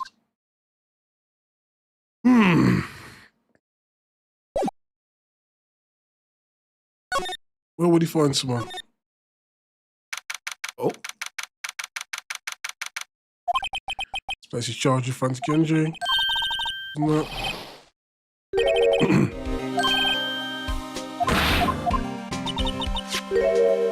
Okay. We're quite a criminal. Now we just need evidence. Criminal, you mean? You heard about the stabbing in the police department evidence room, right?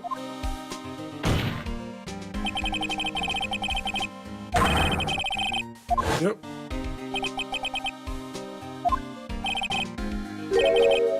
Oh yeah. Biggest scandal hit the station ages. Everything's topsy-turvy. But who was it? All I know is I need me a steak lunch pronto. Standing around talking is not going to fill my belly.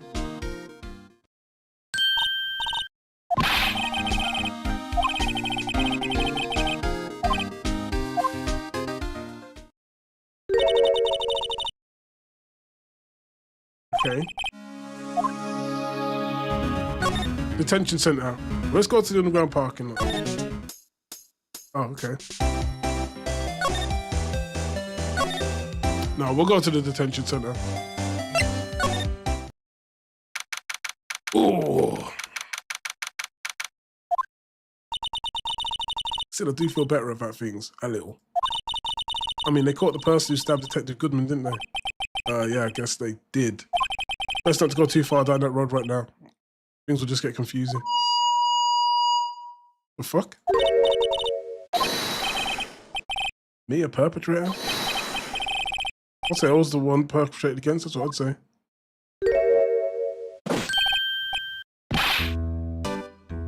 What?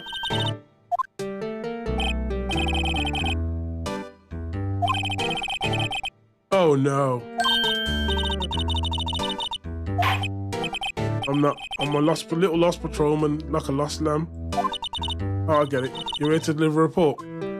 Nope. How shall I say this? Wait, he isn't a suspect.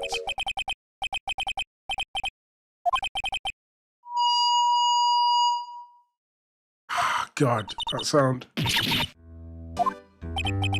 Now, this is unexpected turn of events.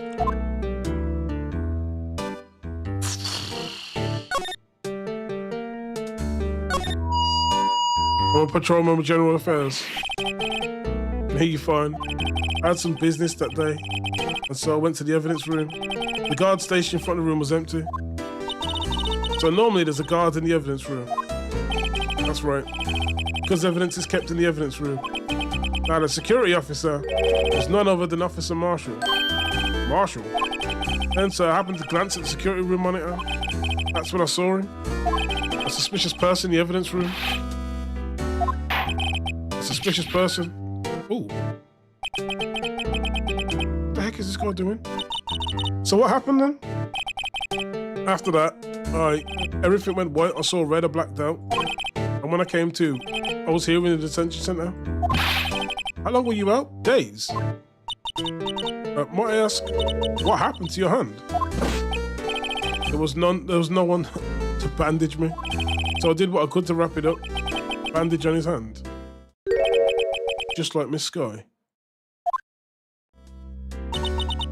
Yeah, another similarity between this case and the one at the prosecutor's office. First things first, tell us how you hurt your hand.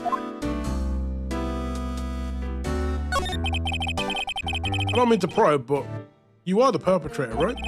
You killed Detective Bruce Goodman in the evidence room, right? So please don't look at me with those sad puppy dog eyes. You have to label his perpetrator a victim, then label me victim. I would, but you happen to be in detention, alive and well. That's true. I suppose you could say that. Did you know the victim? Well, so if I had to label him as a stranger or a total stranger, then I'd say he leans heavily on the total stranger side. So you didn't know him. I work in a tiny department devoid of light or other creature comforts. I don't know any detectives. So if he was a total stranger, then why did you stab him? I had no intention of killing him. None. Nor do I have any recollection of killing him. At least someone around here is more confused than I am. Okay. What's the bandaged hand? What's going on there?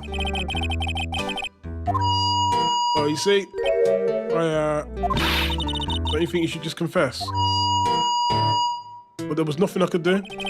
Nothing you could do. To tell the truth, when it happened, when the detective pointed the knife at me, I just hollered. And the next thing I knew, I was unconscious. The next thing you knew, you were what? Then when I opened my eyes, I was alone in the evidence room all alone. Alone because Detective Goodman had disappeared. Disappeared? Was he killed and then moved to the underground parking lot? Then when I looked down, I was gushing blood from my hand. Or the shock, or the sorrow, can you imagine how I felt? The victim's body disappeared. That's some story.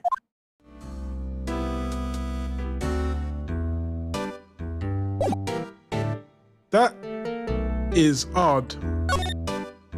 It's funny, he's even got the same pose on his ID card. Jesus.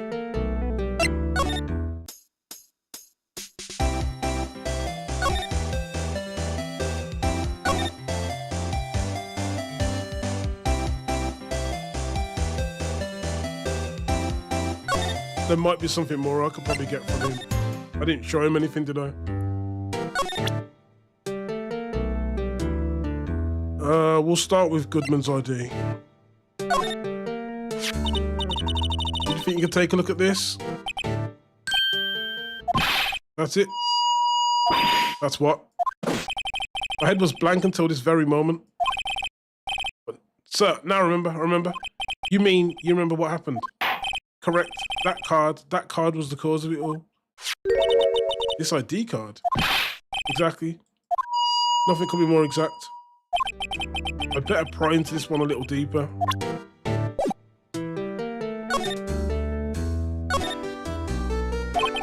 Well, you might say I'm a little lost little patrolman, a lost little lamb, if you will. I didn't know Mr. Detective Goodman who was in the evidence room. And that's why you thought he looked suspicious. I entered the evidence room and asked the man to show me his ID card. Well, that sounds pretty much by the book so far. That's right. That's what I've been trying to tell you. So you asked the Detective Goodman to show his ID card. What did he do? That's the thing. Suddenly he pointed a knife at me. What? I assure you I was flustered as you are right now. So I whooped and leapt at him. Detective Goodman pointed a knife at him. Do unto others before they do unto you, my own father's words. What happened then? Well, my eyes, everything went white. When I awoke, I was here. Right. Oh, God.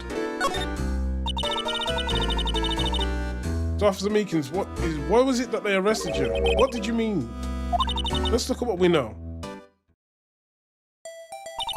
Now, Officer Meekins didn't know Detective Goodman, and the victim, whom he met at the scene of the crime, didn't show his ID card.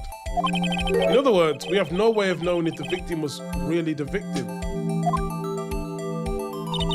And if his body just disappeared from the evidence room, we don't even know if anyone actually died. That's it. That's what I wanted to say. That is, I did say something along those lines. But he still ended up here. They told me that it had to be him. On that day, at that time, Detective Goodman was definitely in the evidence room. That's what they said. But you don't remember the events clearly? No, but the videotape is quite clear. Huh? Videotape? From the security camera? The crime, my crime, the crime I swore to stamp out is there. It's me, it's on tape.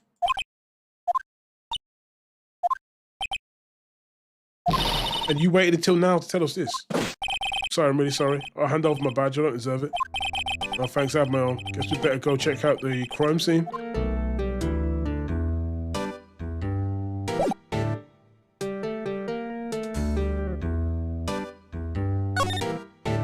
What is going on?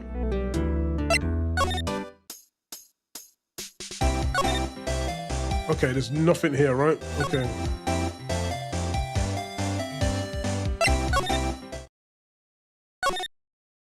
Is it Criminal Affairs Department?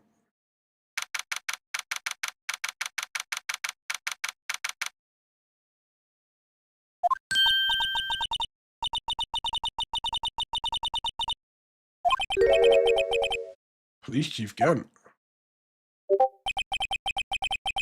Oh, one sec, got a Discord message. What have I done now?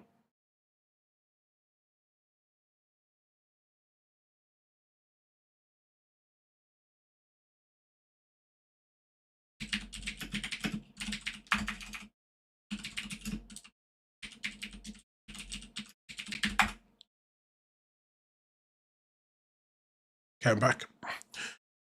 And you sure this is all? You know what it means if there's anything missing.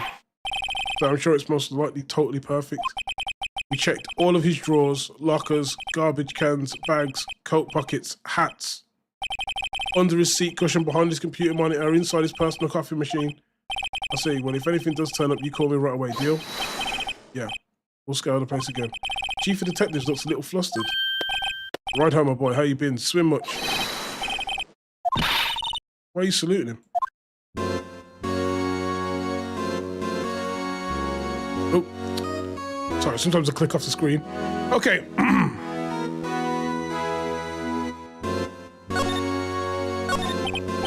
Is that drive going to be okay? Oh, Worthy, you know, they're doing a little inquiry committee with him. Sounds like an inquisition. Yeah, well, I've had no end of trouble with the boys since last year. You mean the incident at Gourd Lake? It doesn't look good having a prosecutor sitting in the defendant's seat, does it? I knew you got someone else found guilty in that case too, right? Yeah, Von Karma. A legend he was, undefeated in his 40-year career. But in court, you fixed it so he was caught for forging evidence. Wait, I didn't do anything wrong. He did forge evidence. In any case, the prosecutor's case is obviously in a bit of turmoil, you might say. But they might just about do about anything to restore their reputation. Now, depending on what that inquiry committee decides, it could be bad for Worthy. What? It's downright unnecessary. Detective getting killed on their turf too. Okay. They're being the prosecutors. Scientifically speaking, it's impossible. Yes, but that's what the evidence is saying. Okay. Goodman was stabbed in 2 locations at the same time. That's what it says. What evidence is this? All right, I can't give away all our secrets just like that. This in particular, well, it's a little sensitive and I can't talk about it. I wasn't expecting much anyways. You know, one thing I hate most of all is hiding stuff. Secrets, can't stand them.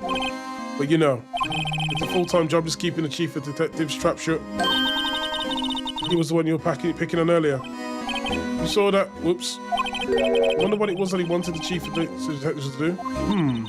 Let's even kind of discreetly ask him. Can we discreetly ask him?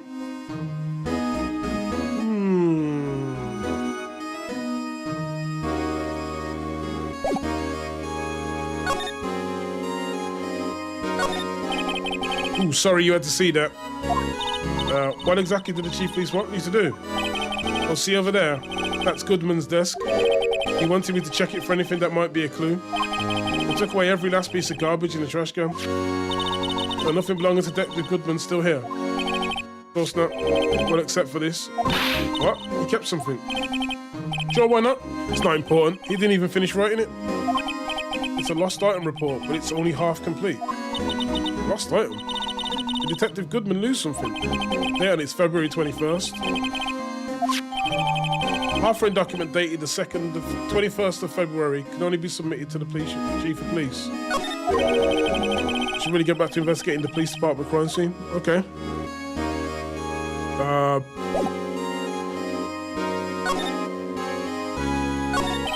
Actually, I was wondering if I could ask you a favor. I thought a day would come when Writer asked me for help. I was wondering if we could investigate the evidence room.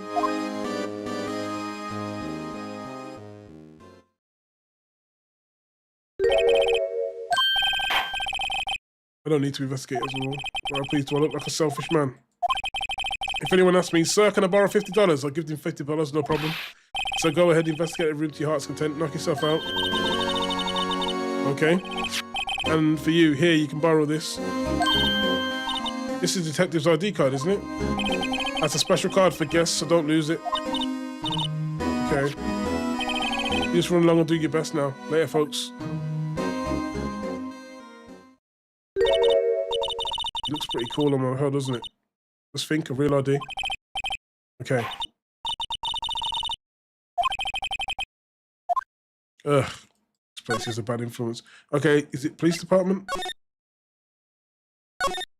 And it's the guard station. Yeah. Do we just examine the door? The evidence room's beyond that door. And we have the ID card from Chief Gant.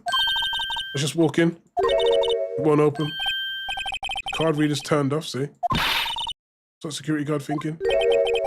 Howdy. Well, what's made my Bambina's sky so grey? Oh, this guy.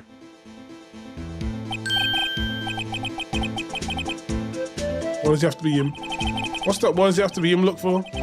As you may have surmised, this is my saloon. We need to investigate the crime scene. Okay. That card you got there on your chest. That's better than a sheriff's badge in these parts.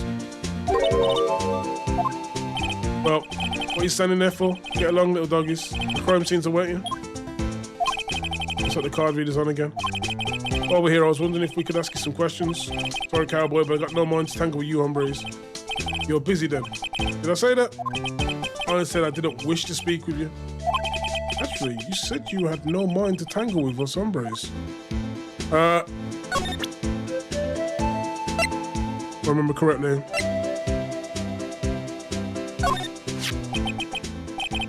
That smell. Reminds me of Texas. So, Officer Marshall, you're from Texas? No, I just saw a special on television the other day. Is this from my baby? From my baby? What? Yeah, Miss Star. What's this? What? What's wrong? A filet steak lunch. I see. I don't see. I wonder what that means. Steak lunch given to Officer Marshall. All right, you win. Ask me anything. Okay. He's willing to talk. Okay. Jeebus.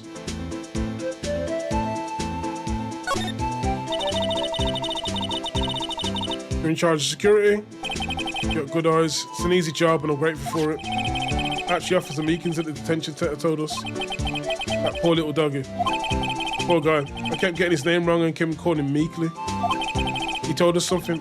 He said that when the stabbing occurred, you weren't at your station. Or maybe I shouldn't be telling you this. But since I got demoted from detective 2 years ago, you might not look it, but I lost my fire for the job, so he doesn't care anymore. Fair dues. So what are you doing around 5:15 when the murder took place? Murdering someone, fam.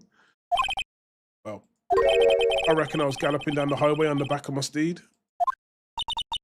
He was riding down the highway on his horse named Zippy. There's no need for people here anyhow. These newfangled machines do a bang-up job of keeping an eye on the place. You mean the security camera system? I don't take to machines much. Kind of like that stewed broccoli they sneak in next to your steak, you know. The Star told us something. She said you were a detective until 2 years ago. It was always my dream to be a rawhide wrangler on the scene of the crime. That's all gone now, like a drinking hole in a prairie fire. You're still investigating the SO9 incident with Miss Star, aren't you? That was my case. It's all solved on the record books, but it smells like a bad game of poker. Can't let it go. That's all there is to it. What kind of case was it anyway? I've heard the name so many times, but no one told us what actually happened. There are some things you're better off not knowing. Anyway, that case is officially dead as of 2 days ago. 2 days ago? The day of our case? Statute of limitations? That's right. The evidence transferals. Edgeworth was talking about the transferals too. I know what maybe 2 of the machines here do. Only 2 of them. There must be a dozen. Like I said, me and machines, well, I like them about as much as like stewed cauliflower with my steaks. The easiest ones to understand here are these security cameras. If nothing happens, the tapes are automatically erased every few hours. Officer Meekins and Detective Goodman, are they on one of those tapes? I reckon there might be. You're the security guard, and you reckon. One more thing. When you go into the evidence room, you need an ID card.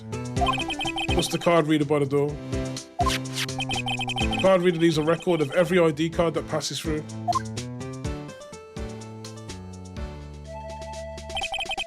So this is the ID card record. Okay.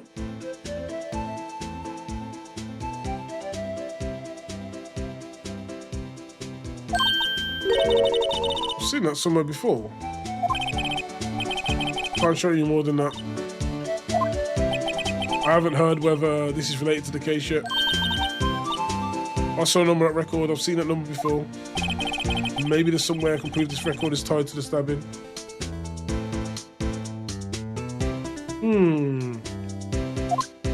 Transferal. Let's talk about this evidence. We keep only evidence from solved cases in this room. They're kept here under the presiding detective's supervision for 2 years. So we can reinvestigate them if it turns out there was a mistake.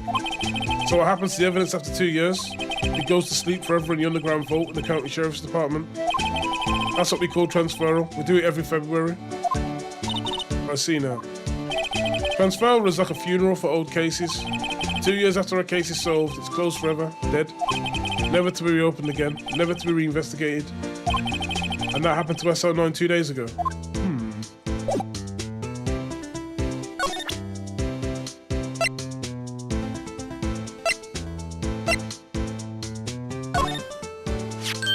See this. This is the victim's ID card.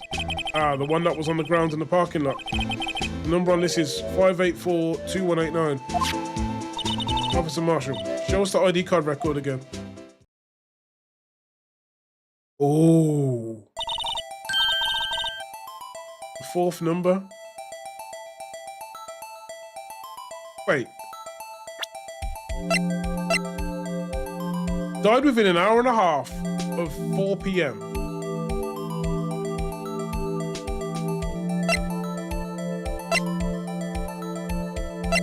Right?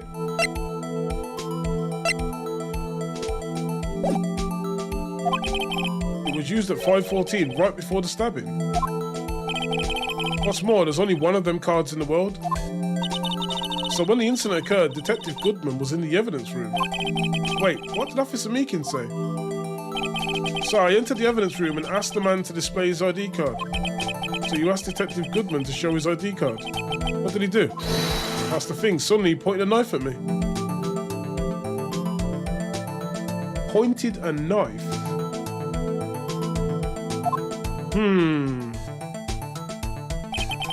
If he had his ID card then, why would he have pointed a knife at Officer Meekins? Alright, you win. I guess I can give you this ID card record. Okay, I've got an idea. Maybe I should show this list to other people with IDs here.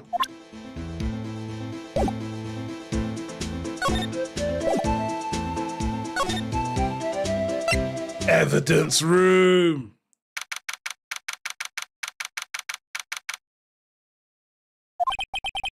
Quiet. The investigation must be over there. So this is the evidence room. It's really kind of like a graveyard. Graveyards are supposed to have grass and trees. This feels more like a morgue. Okay.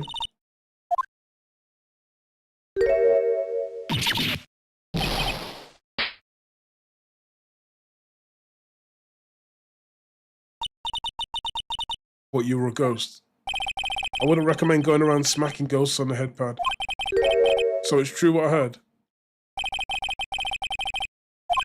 If anyone asked me so I could borrow $50, I'd give them $50, no problem. So go ahead, investigate. Yeah, it's true. So Chief of Police Camp will loan anyone $50, even me. Damn. Actually, I was put in charge of the investigation for today. Just for today. Boss for a day. But guess what? You got permission from the chief, so now you're boss for the day. First of all, you'll want to have this. Evidence room floor plans.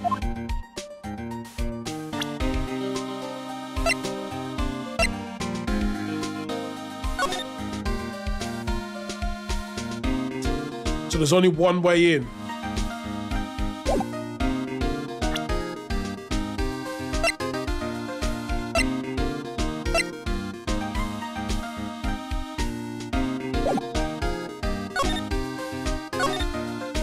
So Detective Gunshoot, you're boss for the day. That's right. It's an honor.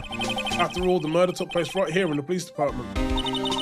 If you're boss, why are you all alone? One sec, guys. I'm going to be muted for a few moments, but we'll still be playing. Just going to grab a snack.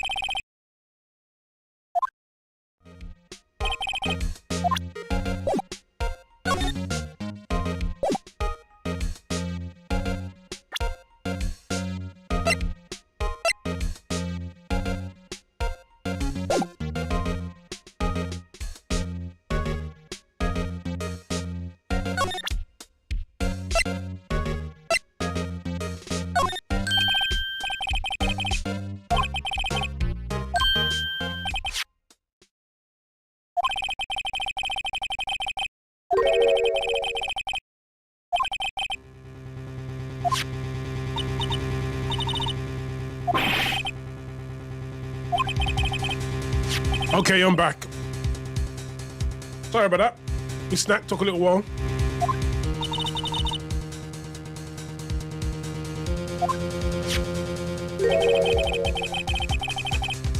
What's an evidence for a case that wrapped up? Okay.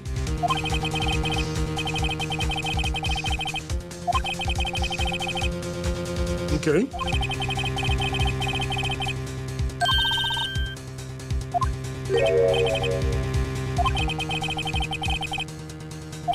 Okay.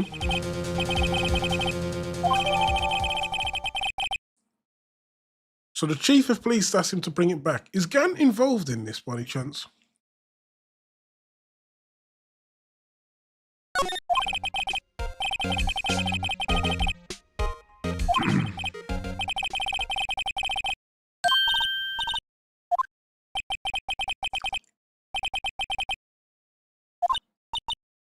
Mm-hmm.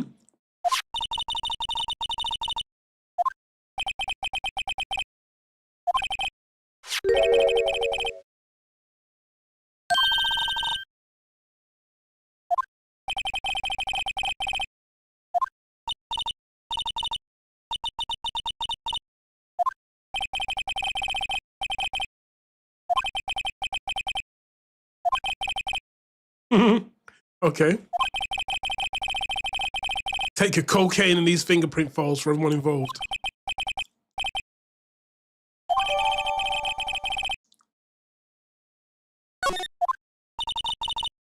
Okay.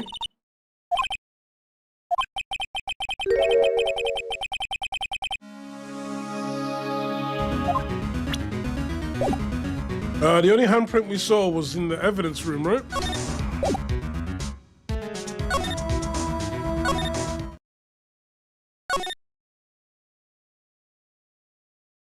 Police department,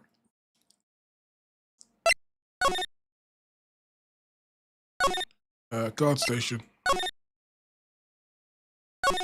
Evidence room.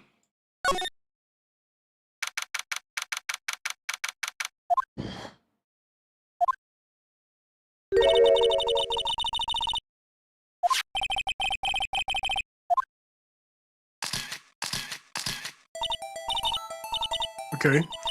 Choose a finger.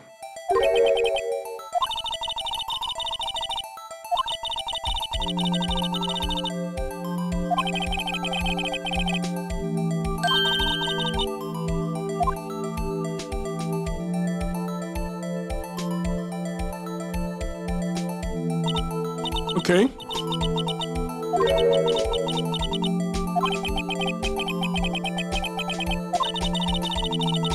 Let's just bring the powder around.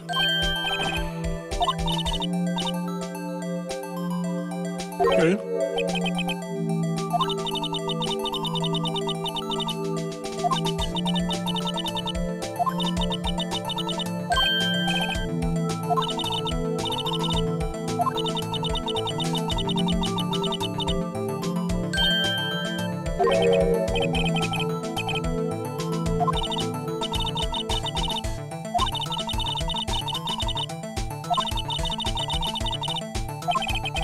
Okay. Imagine just like using your microphone.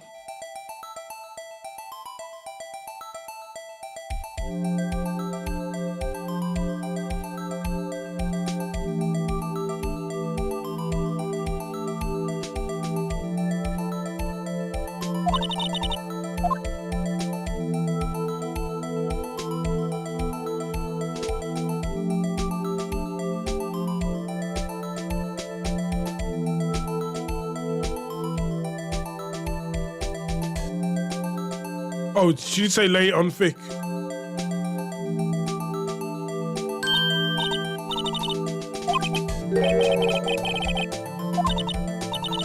How do you make sure you get doesn't? Must have worn gloves. Okay. All right, why don't we look for other prints?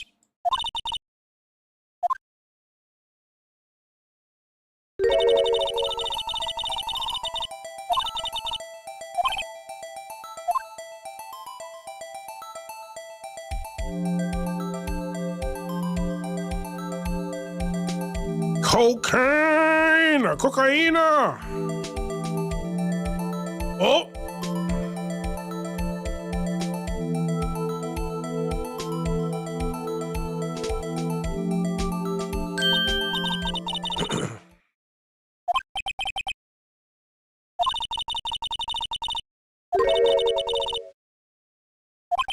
Okay.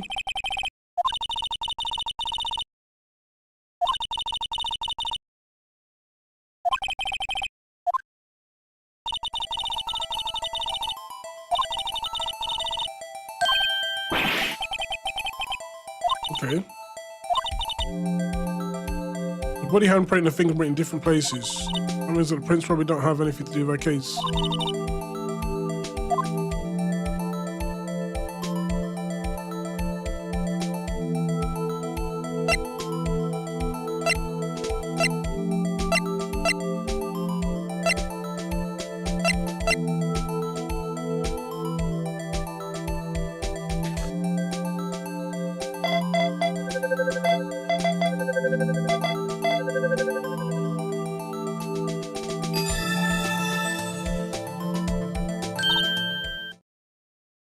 Okay.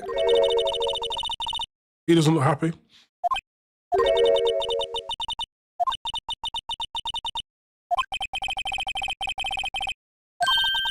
So okay, nothing this time, but there's always next time.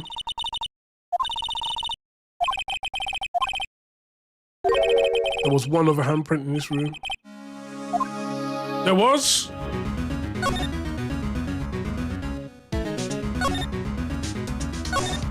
Yep.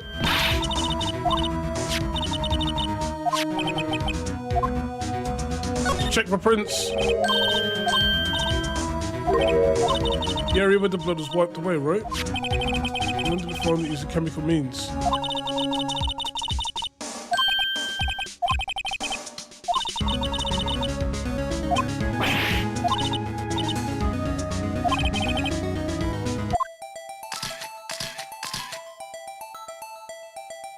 Okay.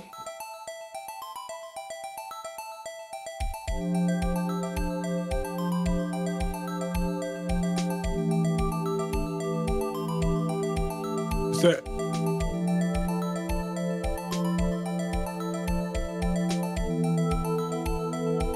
I don't see anywhere we can dust. Ah.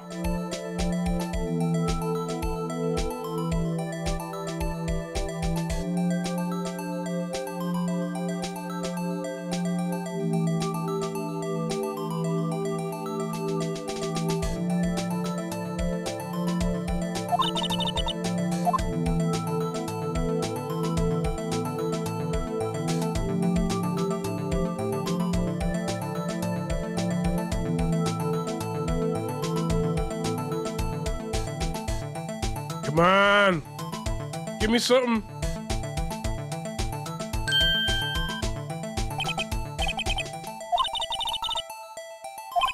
It doesn't look like we'll get a clear result.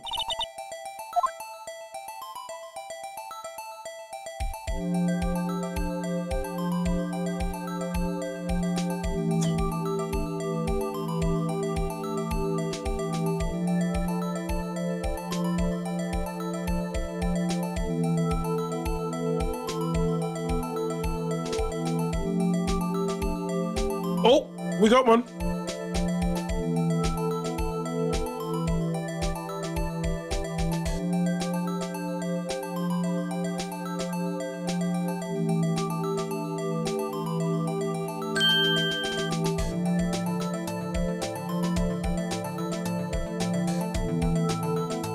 Maybe?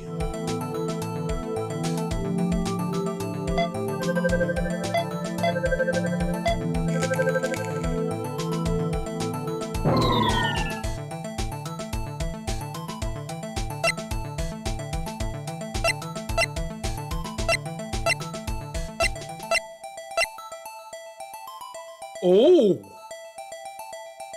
Come on. Show me potato salad.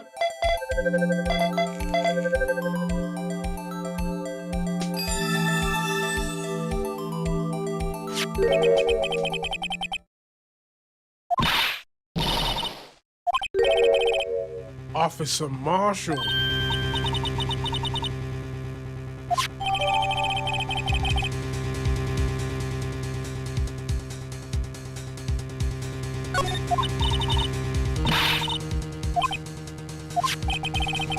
Decided different from Gumshoe's prints.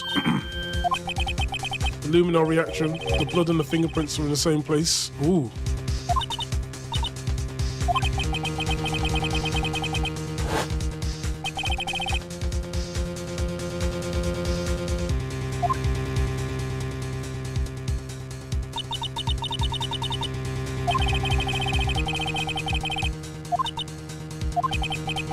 Okay.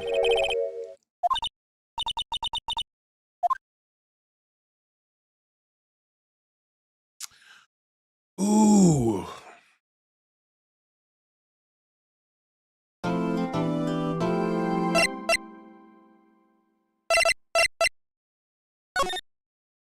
Okay, so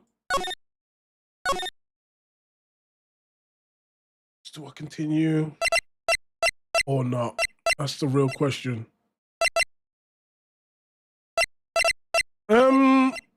Okay, I'm gonna be a good boy. I'm gonna cut it for now. So run day 3. I believe we might have something like a trial coming up. What do I push on?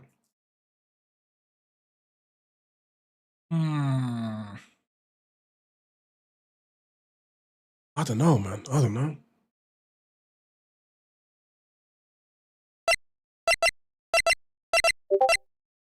Oh, yes, this good.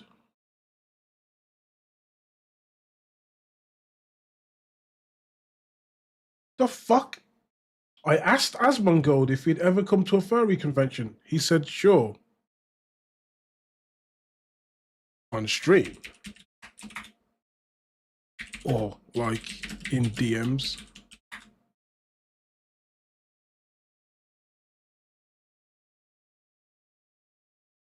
Is that some sort of gotcha?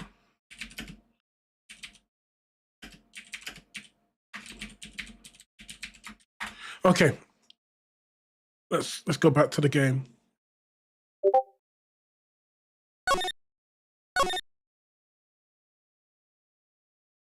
Hold up. Let me make sure I've shut Discord. Okay. No worries.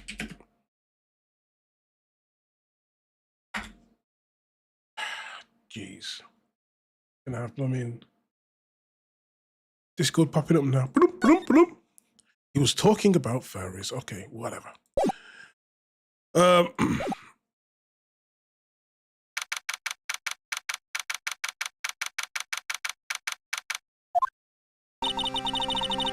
what do you think, Mr. Wright? The prosecution's as confused as we are. After all, the victim was murdered in 2 different places at the same time. And a different suspect was arrested at each of the crime scenes. Good morning, Mr. Wright. I apologize for yesterday. I was indisposed. I hope that didn't hold you too long for questioning. But it's finished, actually. I'm used to all-nighters, though. Let it go. As Mr. Wright expressed, the police are clueless. I figured as much, so I struck a plea bargain. Plea bargain? What do you mean by that? We agreed that if I told them the truth behind this simultaneous murder, they wouldn't seek capital punishment. That's what I mean. Don't tell me you. Much to my regret, I'm as much in the dark about this as they are. We found trace evidence of a certain person in the police department's evidence room. They belonged to Officer Jake Marshall. What kind of trace evidence? Blood-stained fingerprints, to be exact. That's the trump card I have up my sleeve today. You do understand what this means, don't you? In order to defend my sister, you're going to accuse Mr. Marshall. We have to play the cards we're dealt. Isn't that right? Do what you have to do.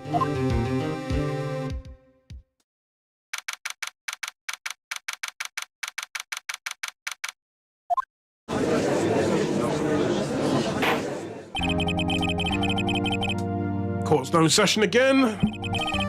The defense is ready, Your Honor. Ready as we'll ever be, which is never ready.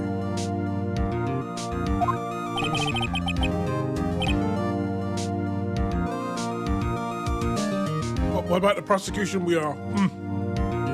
What are we? I'm afraid you'd have to clarify. It takes 30 minutes by car to reach the police department from the prosecutor's office. Yet the victim, Bruce Goodman, was slain at both places at the same time. That's not physically possible, is it? What's more, I heard the victim from the evidence room just disappeared, and the body eventually reappeared in the trunk of Mr. Edgeworth's car. Wow, this is one messed up trial. One of my duties as prosecutor is to present impartial evidence. Today I'll present evidence relating to the murder at the police department. In so doing, I believe in which we should proceed with the verdict itself. That's what sets Mr. Edgeworth apart. He sounds so on top of things, even though he doesn't know what's going on himself. And that's supposed to be an admirable trait? Who knows? Very well, let the trial resume. On the day of the crime, what exactly transpired at the police department? Miss Edgeworth, you may call your first witness of the day to the stand. Let's go. For its first business, prosecution calls the suspects of the murder that occurred at the police department. Really? The so-called murderer? Things are getting wild from the get-go straight away. Okay.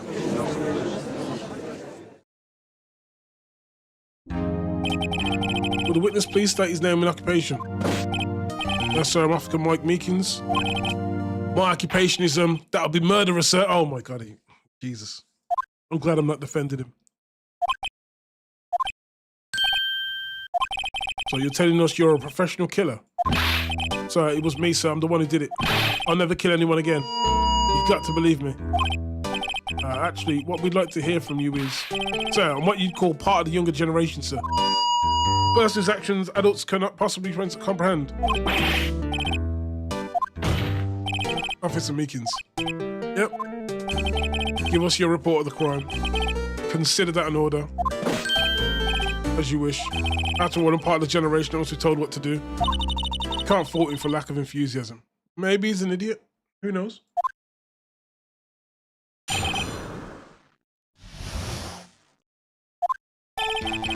Although it's not my normal duty, I was assigned to guard the evidence room that day. I spotted a suspicious man on the security screen and rushed into the room. I was only doing what I was trained to do, sir. I was suddenly attacked. I fought for my life, then I did it.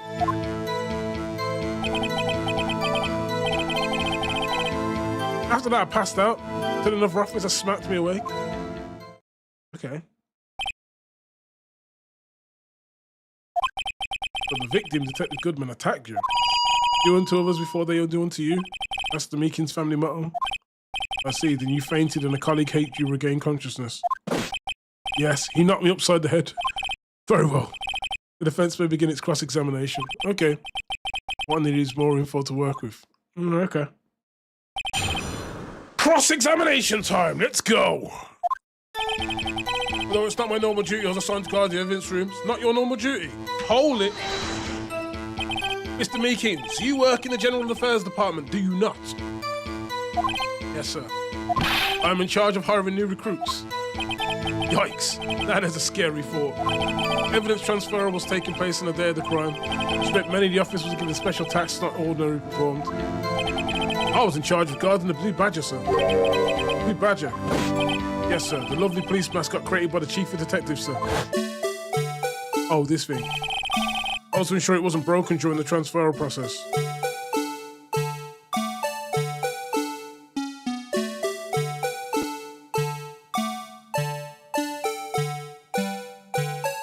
That's just pure nightmare fuel. That's my sole mission for the day.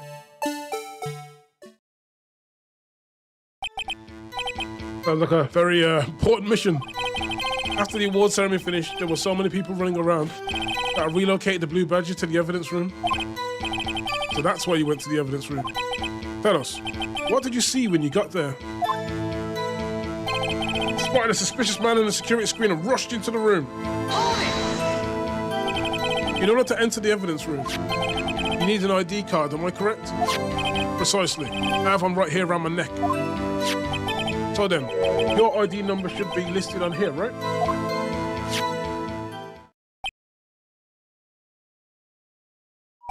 There it is, I found it. This is the one right here. Could you please read us the number? 4989596, that's my number. Okay, I see. But the number 4989596 is shown as being used twice.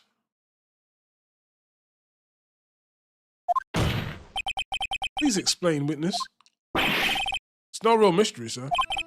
The first time was when I relocated the Blue Badger to the evidence room. Okay, 4:50 p.m. And the second time is when I went to go get him after everything settled down. I see, so it was during that second time when... Yes, sir. That's when I spotted the man on the security screen. Okay. I was only doing what I was trained to do. I was suddenly attacked. So you were attacked. Can you please tell us exactly what happened to you? It was a knife. Detective Goodman pulled a knife on you. What happened then? Well, with me charging anyone like that, he looked as surprised as I was. You weren't exactly the kind of person someone would want to run into. That's when I reacted. I swung my arms like an octopus, struggling to detain him. Okay. That's how I got this gash on my hand. Maybe if you just kept you cool, your hand wouldn't be. When I saw the blood trickling down my arm, I panicked. I grabbed the man by his collar. I fought for my life, then I did it. Oh God. What exactly do you mean when you say you did it? Did he do it? Was it a diddy job? I I know I don't look the type, but I'm really into kung fu films, sir. The man let his guard down for just an instant, so I snatched his knife from him. Took his knife. What? Next thing I knew, his white coat was drenched in a sea of my blood, and then the next thing I know, yep, he punched me right in my face, sir. After that, I passed out until another smacked me awake. Okay. About what time did you regain consciousness? No offense, sir, but how am I supposed to know that? I was unconscious. All right. According to a report from the officer that woke up the witness, it was about 5:30. He hit me right in the head too. I woke up crying tears of pain. That's nice. I mean, it's nice that you recovered, that is. When I came to around, I made sure to finish my mission. Your mission? Yeah, sir, the Blue Badger. I returned him to the entrance before things got out of hand. Well, we can all rest easy now.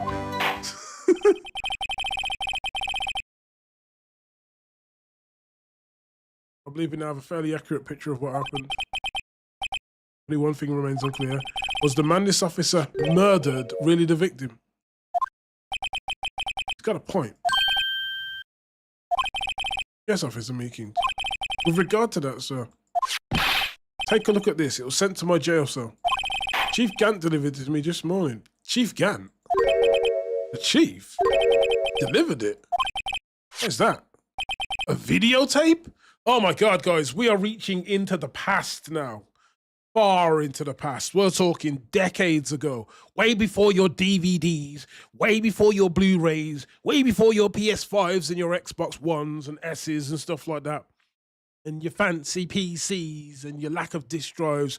We had good old-fashioned video cassette recorder tapes, VHSs. Oh, the days. Okay, it's footage from a security camera. Okay. Objection! What? But I specifically asked if there was such a tape. And I was told it had been mistakenly erased. That's quite a mistake. I just do what I'm told, sir. It's the only thing I'm really good at. Looks like communication with the police department is as good as ever. Well then, let's have a look. Show us the video of you murdering the victim.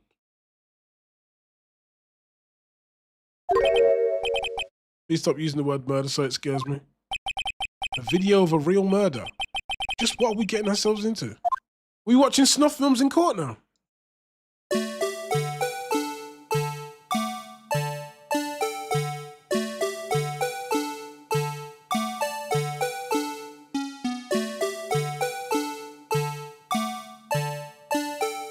Whoa.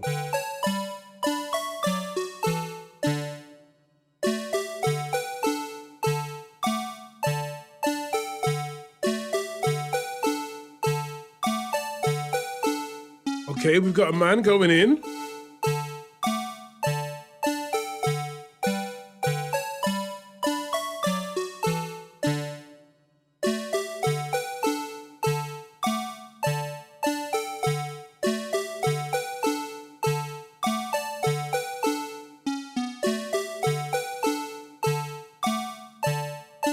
Okay.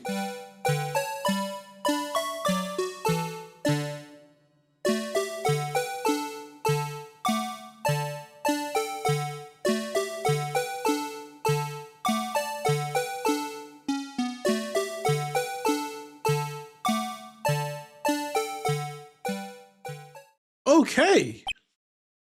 That was having the mascot right there blocking the guy's face conveniently is hilarious though.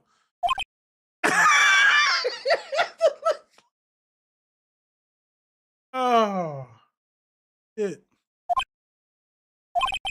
Well, I believe we're all thinking the same thing. How can we deal with these unsettling feelings stirred within us? What the hell was that wiggling piece of plywood? So that's the pride and joy of the entire criminal affairs department, sir. It's the Blue Badger. Why am I not surprised this isn't going smoothly?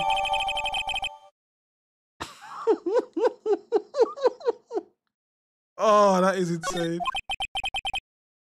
Well, anyway, this tape seems to prove that the witness did indeed encounter someone in the evidence room and some sort of activity did take place. Your Honor, instead of relying on clearly incomplete footage, the witness's testimony will suffice.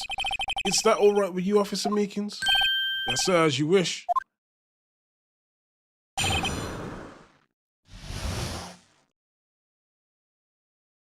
Okay, let's go.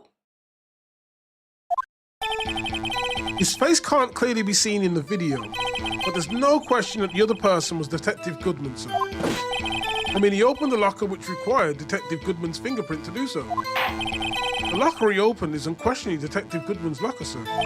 So it must be him. No one else could have unlocked it.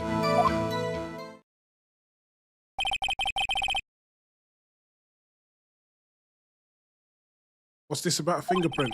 Each detective has been given a locker equipped with a fingerprint-activated lock. These locks ensure that each locker can only be opened by the detective it belongs to. Intriguing. That would mean the victim at the crime scene would have had to have been Detective Goodman. Very well. The defense may begin its cross-examination. I don't know where this cross-examination will go, but everything begins with contradictions, and that's where I have to start. Let's get them, boys and girls, and maybe one VTuber that watches me or something. This can't be clearly seen in the video. Tell me, were you able to get a good look at him? At the face of the man who attacked you with a knife? So, you must label people as having seen or not seen the man's face. I believe I'd be classifying as the latter. The latter? But you were standing right in front of him, were you not? More to the point, you are the person who fought with him, aren't you? Oh, yes, sir. But I didn't get a clear look at his face. I'm not the kind of guy who looks directly at people when talking with them, you see. Yeah, that's a good trait for a police officer. I'm still sure it's him. I'd bet my badge on it. But there's no question that the other person was Detective Goodman. But you don't know that for sure, do you? You never actually saw Detective Goodman's face. Well, I suppose you might say that. That is, if you're looking for a label as having seen or not seen it. Since his face can't be identified in the video, only you can verify it. Why is everyone looking at me? If I had to label your stares as disturbing or... Meekins. Having been shown a questionable video at best, we are not in the best of moods. Now, please be more certain when you testify. Yes. You claimed the man who brandished a knife on you was Bruce Goodman. Tell us why you're positive it was him. I mean, he opened the locker which required Detective Goodman's fingerprint to do. About these lockers, is there no other way to open them? No, sir. I myself tried all kinds of methods in the past. They only respond to registered fingerprints. I wonder what kind of methods is tried. If the man opened the locker's lock with only response to his registered fingerprints, then he must be the person the locker was assigned to. Exactly my point, and this too. The locker he opened is unquestionably Detective Goodman's locker. How do you know that? I've heard rumours from people in the know. People in the know. The workers in the department cafeteria, they keep me informed. They also listen to my romantic troubles, sir. Damn. For the record, the open locker did indeed belong to Detective Goodman. I verified this information through a more reliable source. So the victim opened the locker with his own fingerprint. Nice. So it must be him. No one else could have unlocked it. However, the most important detail is not shown in this video. The man's face. Sir, if I may say something, sir. Please do. After all, you are the one being examined. I don't understand why the man's face is so important in this case, sir. I mean, it was his hand that opened the fingerprint lock, and it was his hand that tried to thrust his knife into my body, sir. My unsettled state can testify enough to this, sir. Yes, you have a point. The footage doesn't lie. That is, unless the defense can find a problem with it.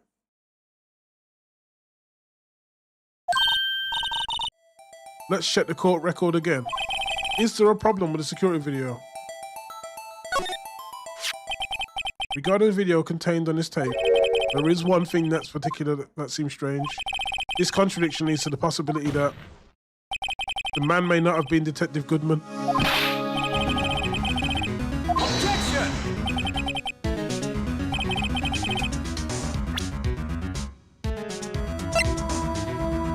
my hunch correct about little blockers?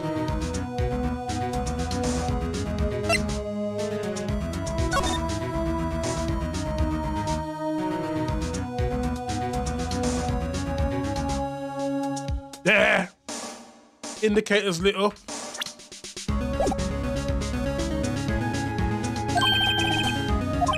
I propose we have the defense point out towards this alleged contradiction in the video. He would want me to point it out.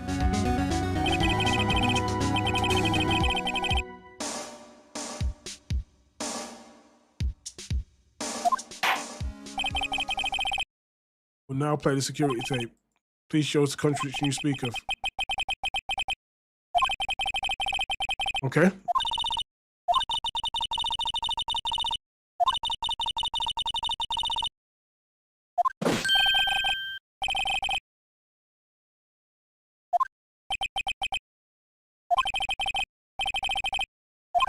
Where is the contradiction that indicates it?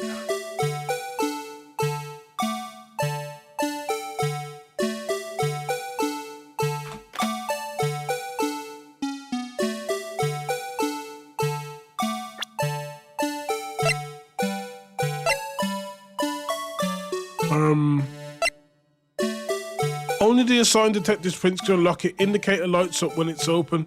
So looking at it, it's already open. Right up. They're all off. This is open. Take that! Thing that's strange about this video has got to be this. Officer Meekins. Do you mean me, sir? As I understand it, the locker apparatus works like this.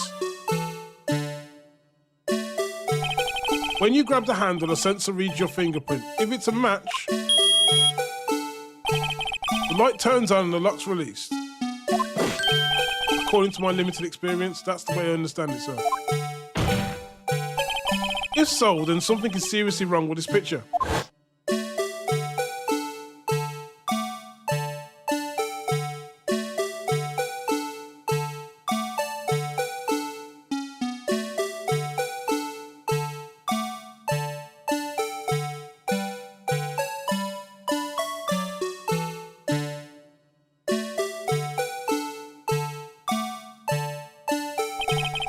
When the victim reaches for the handle to open the locker, let's rewind it a little later. Okay.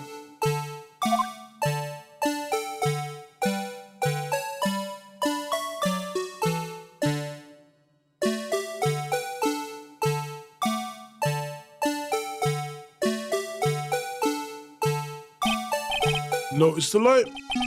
What's this? It's already lit. Precisely. The locker was already open before the victim grabbed the handle.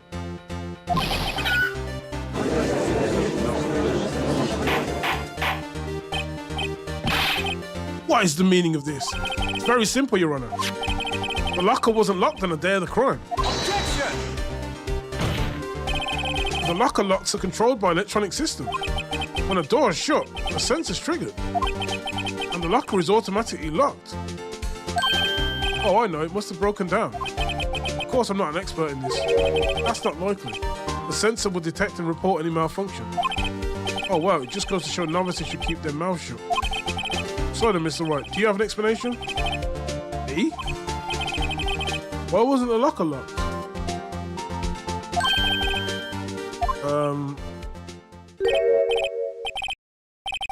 This isn't exactly my field. Maybe something like jam the system sensor.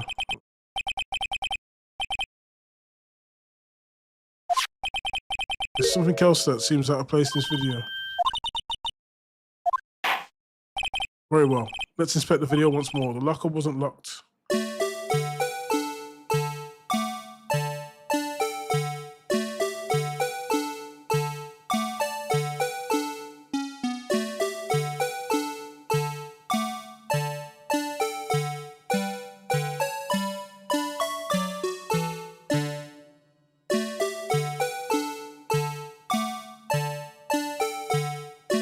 Whoa, whoa, whoa! What was that?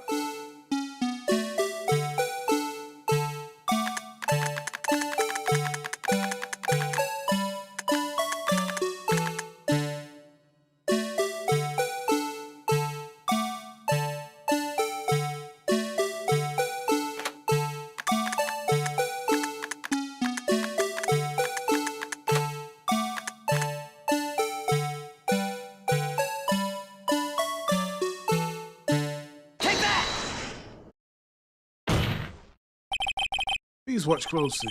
This is the continuation of the part I showed you earlier. Okay.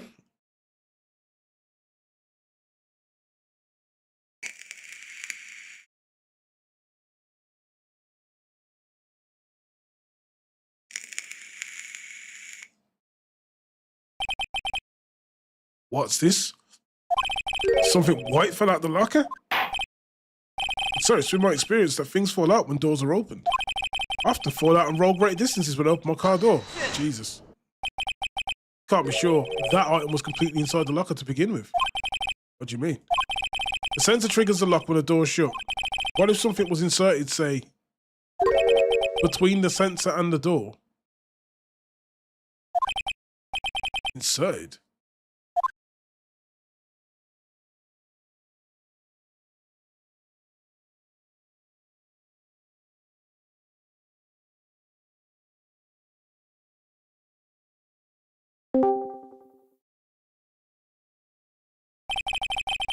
This white thing wasn't inside the locker.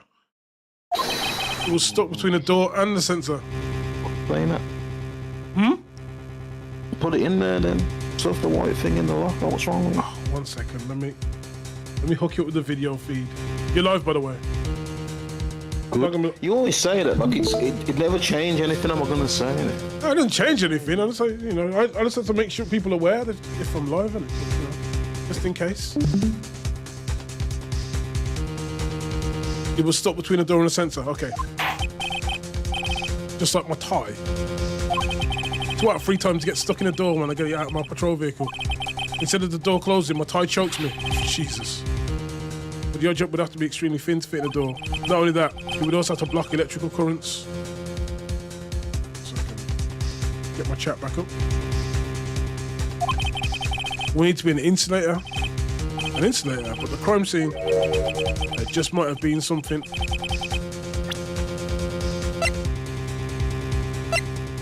Rubber glove. Sir, by insulator, you don't mean... I think I finally got this figured out. Okay. Well, defense, please present the relevant evidence. What was this insulator that was stuck in the locker door? Rubber glove. Take that! Found this near the locker, a thin rubber glove. We can't be sure that was the victim's locker. There's a tag that says SL9 incident. The video seems to depict the victim opening the locker. If that isn't the case, the lit lamp attests to this. On the day of the crime, even I could have opened that locker. It's not so, Officer Meekins.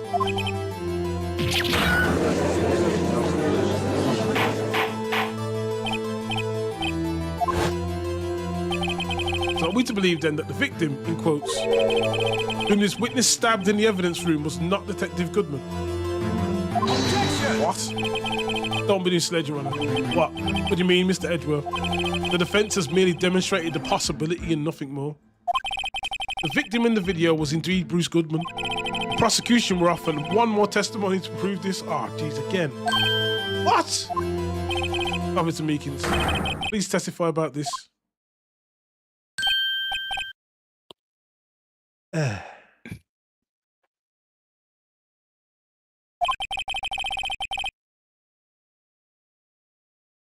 I'm not sure what you're referring to.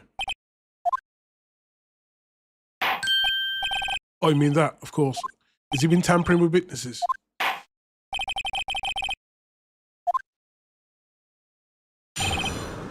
Oh, got another one.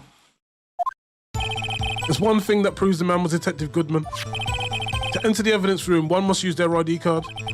When an ID card used, a record of it. Okay, at the time of the crime, the detective had used his card.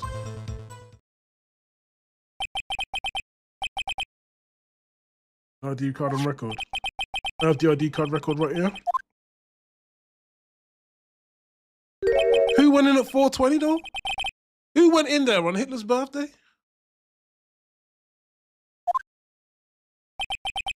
Just before the crime, huh?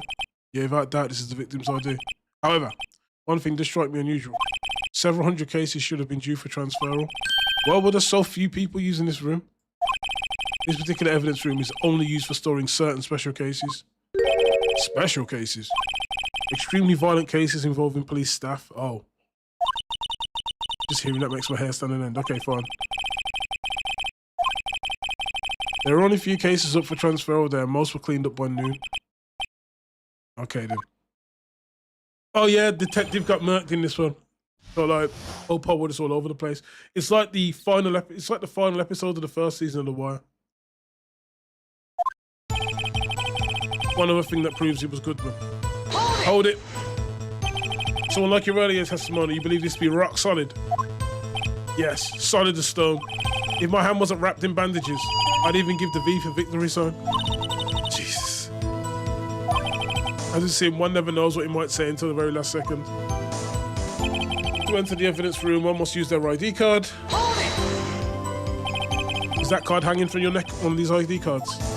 Yup. Okay. I'll keep this so I'll never forget it. What if someone were to steal it from you, keep it out in the open like that? Maybe I should wear it around my neck. Remember when I said it 2 out of 3 times my tie gets stuck when I get out my car? Well, the remaining time my IDs get stuck. Oh, fuck me. Okay.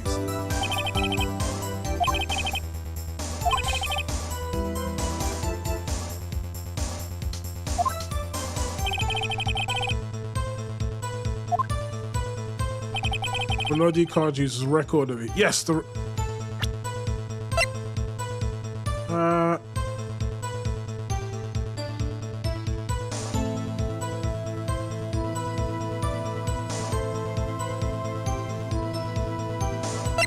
A half-written document dated 2nd 21 can only be submitted to the Chief of Police.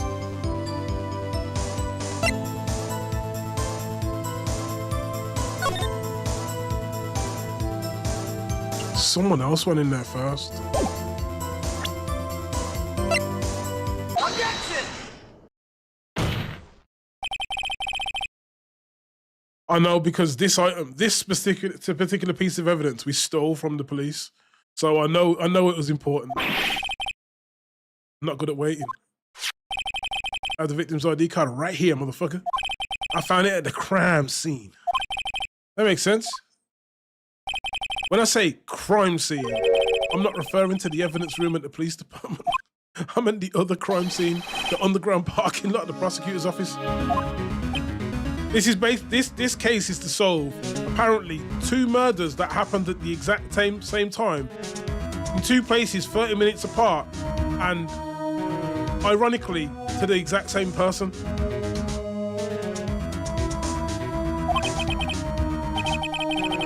You're gonna have one more piece of evidence to support this. It's a very important clue regarding the victim's ID card. Our starting report. It's only half completed, but it shows that Detective Goodman had lost something on the day of the crime. Something important enough to fill out this report. Let me guess. You believe there's something to be his ID card, right?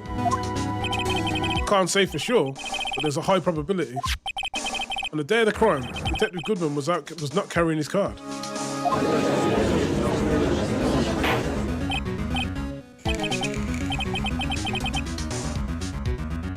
So what does this all mean? You know what I mean? One thing.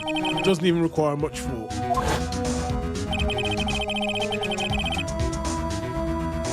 The man Officer Meekins encountered in the evidence room was not Detective Goodman, but rather the man who stole his ID card. Well, we can't see his face, so that makes sense. Does the prosecution have a response? I have only one thing to say to the defense. What? Bravo, Mr. Wright. Bravo. Allow me to summarize the defense's argument. At 5:15 p.m. on the day of the crime, the man in the evidence room Officer Meekins encountered was not Detective Goodman. There are 2 grounds to support this. First, the locker in the evidence room was already unlocked. Second, the victim lost his ID card. Am I correct so far? Yeah. What's he up to? That being the case, we must inevitably arrive at a single conclusion. If the victim in quotes in this video is a fake, then the murder in the evidence room is also fake. In other words, the security camera does not show the instant of the murder. Oh shit, that's not good. Is something wrong, Mr. Wright? Only moments ago, you seemed content to be pointing your finger around. This isn't going to end well.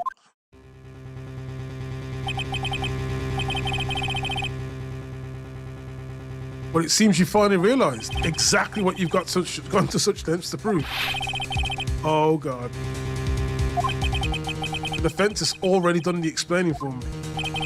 The victim in this video is a fake, which means a murder didn't take place at the police department at 5:15 on the day of the crime. So, the real crime can only take place at one location, the underground parking lot. But bear in mind, the murder that's currently in question at the moment happened in the boot of his car.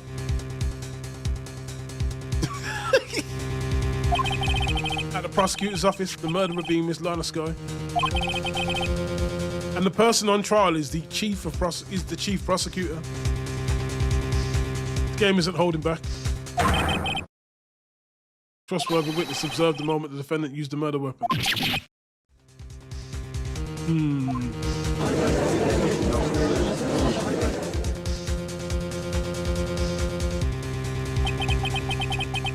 I knew what testimony was way too shabby. It was all a trap from the beginning. Okay. The activity in the evidence room still leaves with many questions unanswered. Who exactly was the victim Officer Meekins encountered, and where did this person disappear to? However, this trial's purpose is to examine only the murder of Detective Goodman. Yes, sir. You're right, you have to do something else. Object. Always object. Objection! One moment, Your Honor. What now? Don't tell me you're objecting to what you've just proven. Of course not. But I almost walked right into another trap. What are we talking about? This cross-examination has proven one thing and one thing only. The security video did not show the actual murder. Okay.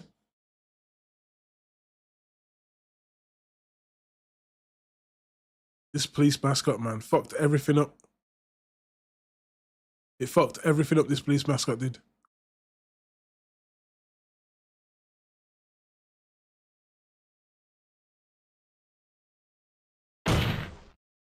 However, it cannot be said that it's unrelated to the murder in the parking lot.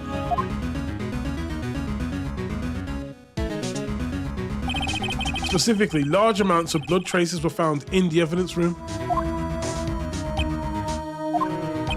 The defense demands further examination into the truth of the matter. Mr. Edgeworth. Yes, Your Honor. If this court were to re-examine this further, other witnesses will be necessary. Is the prosecution prepared? Sorry, Your Honor. The prosecution considered the incident at the police department to be unrelated. We have not prepared any other witnesses for this incident. This just might be my chance. Time to call a certain Texas Ranger to the stand. Well, it's time to get our fake Chuck Norris on the stand. Mr. Wright, do you mean, Your Honor? The defense would like to request a specific witness. Whom do you have in mind? Someone we have reason to believe knows the truth. The truth behind the activities that took place in the evidence room. The prosecution requests to hear this person's name before deciding whether or not to comply. Very well done. This person who you'd have to testify. What is his or her name? Walker, Texas Ranger. Take that! Take the stand, boy. Officer Jake Marshall. Why him? Can't let Edgeworth know everything just yet. He's in charge of the evidence room. I feel we should hear what he has to say. The prosecution agrees to the defense's request. Since he was responsible for guarding the room, we should hear his testimony. Fortunately, he works in the police department. We shouldn't need longer than 20 minutes to prepare. Very well. The court will take a 30-minute recess while the witness is subpoenaed. I hate the way subpoena is spelled. It makes sense when you say the word. I just don't like the way it's spelled. Because every time you read it, you feel like you're reading it wrong. You say it, you know what the words are, but it feels like you're reading it wrong. It's like I'm reading runes. I'm not reading I was runes. hoping you weren't going to do a dumb thing like when Harris doesn't like how fucking pterodon and stuff was spelt, and he kept saying pterodon, and he used to piss me the fuck off. I'm like, man, I'm like, oh, but you don't say silent letters. I always say them. I was like, do you say knife as well, you dumb motherfucker? Oh man, it's all right. Man, that's for a while, man. Dude, I was watching for ages. I think he popped up one time, like on like YouTube. Okay, whatever. That was it, right? Okay, so we're in recess.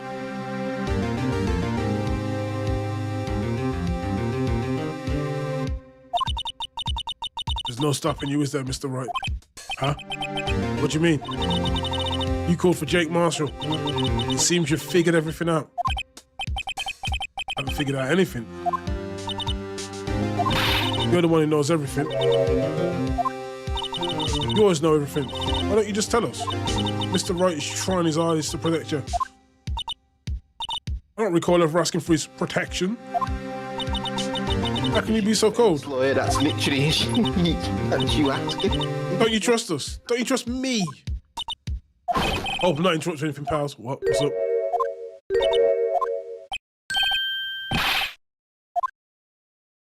What?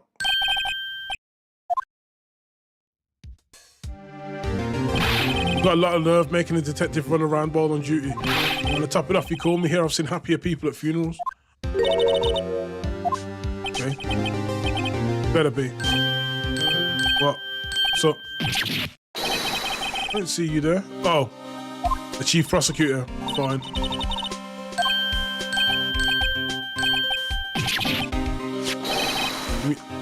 What? The heck has he got? Due to my present circumstances, I was forced to use Mr. Wright's name when making my request. My name? Never in a million years would I have thought it'd be you who asked me. Okay. Could it bother you to bring the SO9 incident files? I'll need them by noon. Talk about crazy. But that is... Before Mr. Wright might need them, so I had them brought here. Yeah, you might well do well to read them. I got 20 minutes to read this shit. What? Is it actually 20 minutes timed, or is it like in-game? In-game 20 minutes. We're only in a 20-minute recess while they're preparing a surprise witness. Basically, the prosecutor that I'm going up against has a bit of a history of forging things, preparing, tampering with evidence and all that shit. So the only time you can really beat him is when there's something that's so unexpected he can't do anything about it. And this witness is also someone he can't do anything. So he's got 20 minutes to prepare his witness. We all know how that's gonna go, right?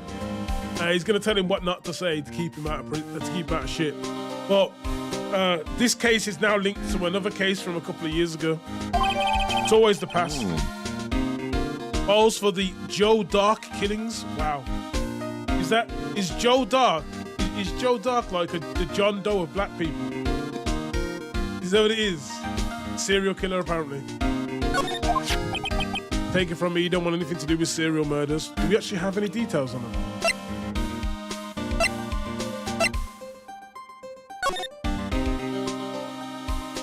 Incident closed. Perpetrator Joe Dark. Crime, serial murder, sentence death. Okay. Victims Edward Jones, Jason Knight, Edith Kirby, Rachel Moss, Jeb Bates, Neil Marshall. Wait, hold up. Wait, whoa. Head prosecutor Miles Edforth, witnesses. Okay. Wait. This is the girl that's hanging out with me. She's a witness. I didn't know she was a witness. But look at the murders. Okay. There is a marshal, and the person we're calling up to the stand is Jake Marshall. Just like Game of Thrones, this type of shit doesn't pop up for no reason at all if they're both the same name. He'll be like, he killed my brother or my father or my son. Oh, what? Now that I brought you stuff, you're just gonna ignore me? But why? Why is your name in here? I don't know. Unless, no, it couldn't be. Yes or no, and isn't that what? That's the classification number piece for it with me now. Like DL6, 2 years ago, the rest of the world knew it was the Joe Dark killings. Joe Dark, okay. That's over with. She ran away.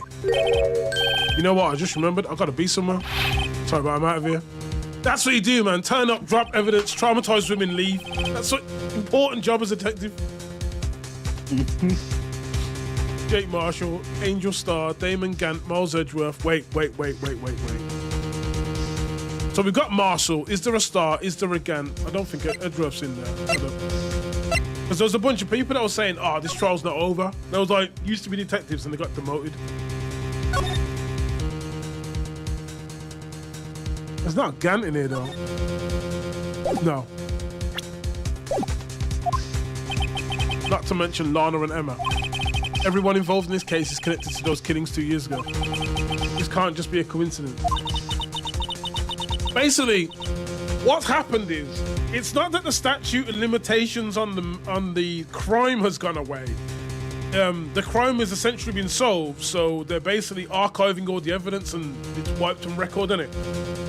Right? You don't need a long statute of limitations on a solved case, innit? So basically, they were getting rid of all the evidence, and then right on the anniversary of it, second year anniversary, just as it's about to get cleaned out, that's when all the shit comes away. Because a bunch of cops who got demoted couldn't let go of the case, as far as I can see so far.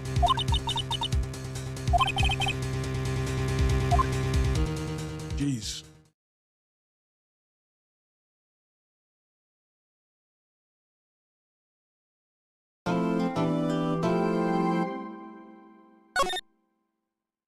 Oh man. These trials are some slugs, man. Damn. How long have I been live for? 5 hours and 14 minutes. Okay. We will move on. We will move on to the rest of the trial, possibly tomorrow. Let's see, what have we got? What's happening tomorrow? What's going on? What's going on, Soggy? It depends on what goes down. I believe I've got a driving lesson tomorrow, but it depends. If I take my lunch break and everything. We'll see. And then maybe we'll be able to get back. But I'll most likely be starting a bit later, guys. Outside of that, I'm done. I'll catch you guys in a bit. Tomorrow, same kind of time, probably about 8-ish maybe. 8 in the evening. And then see you in a bit. There's.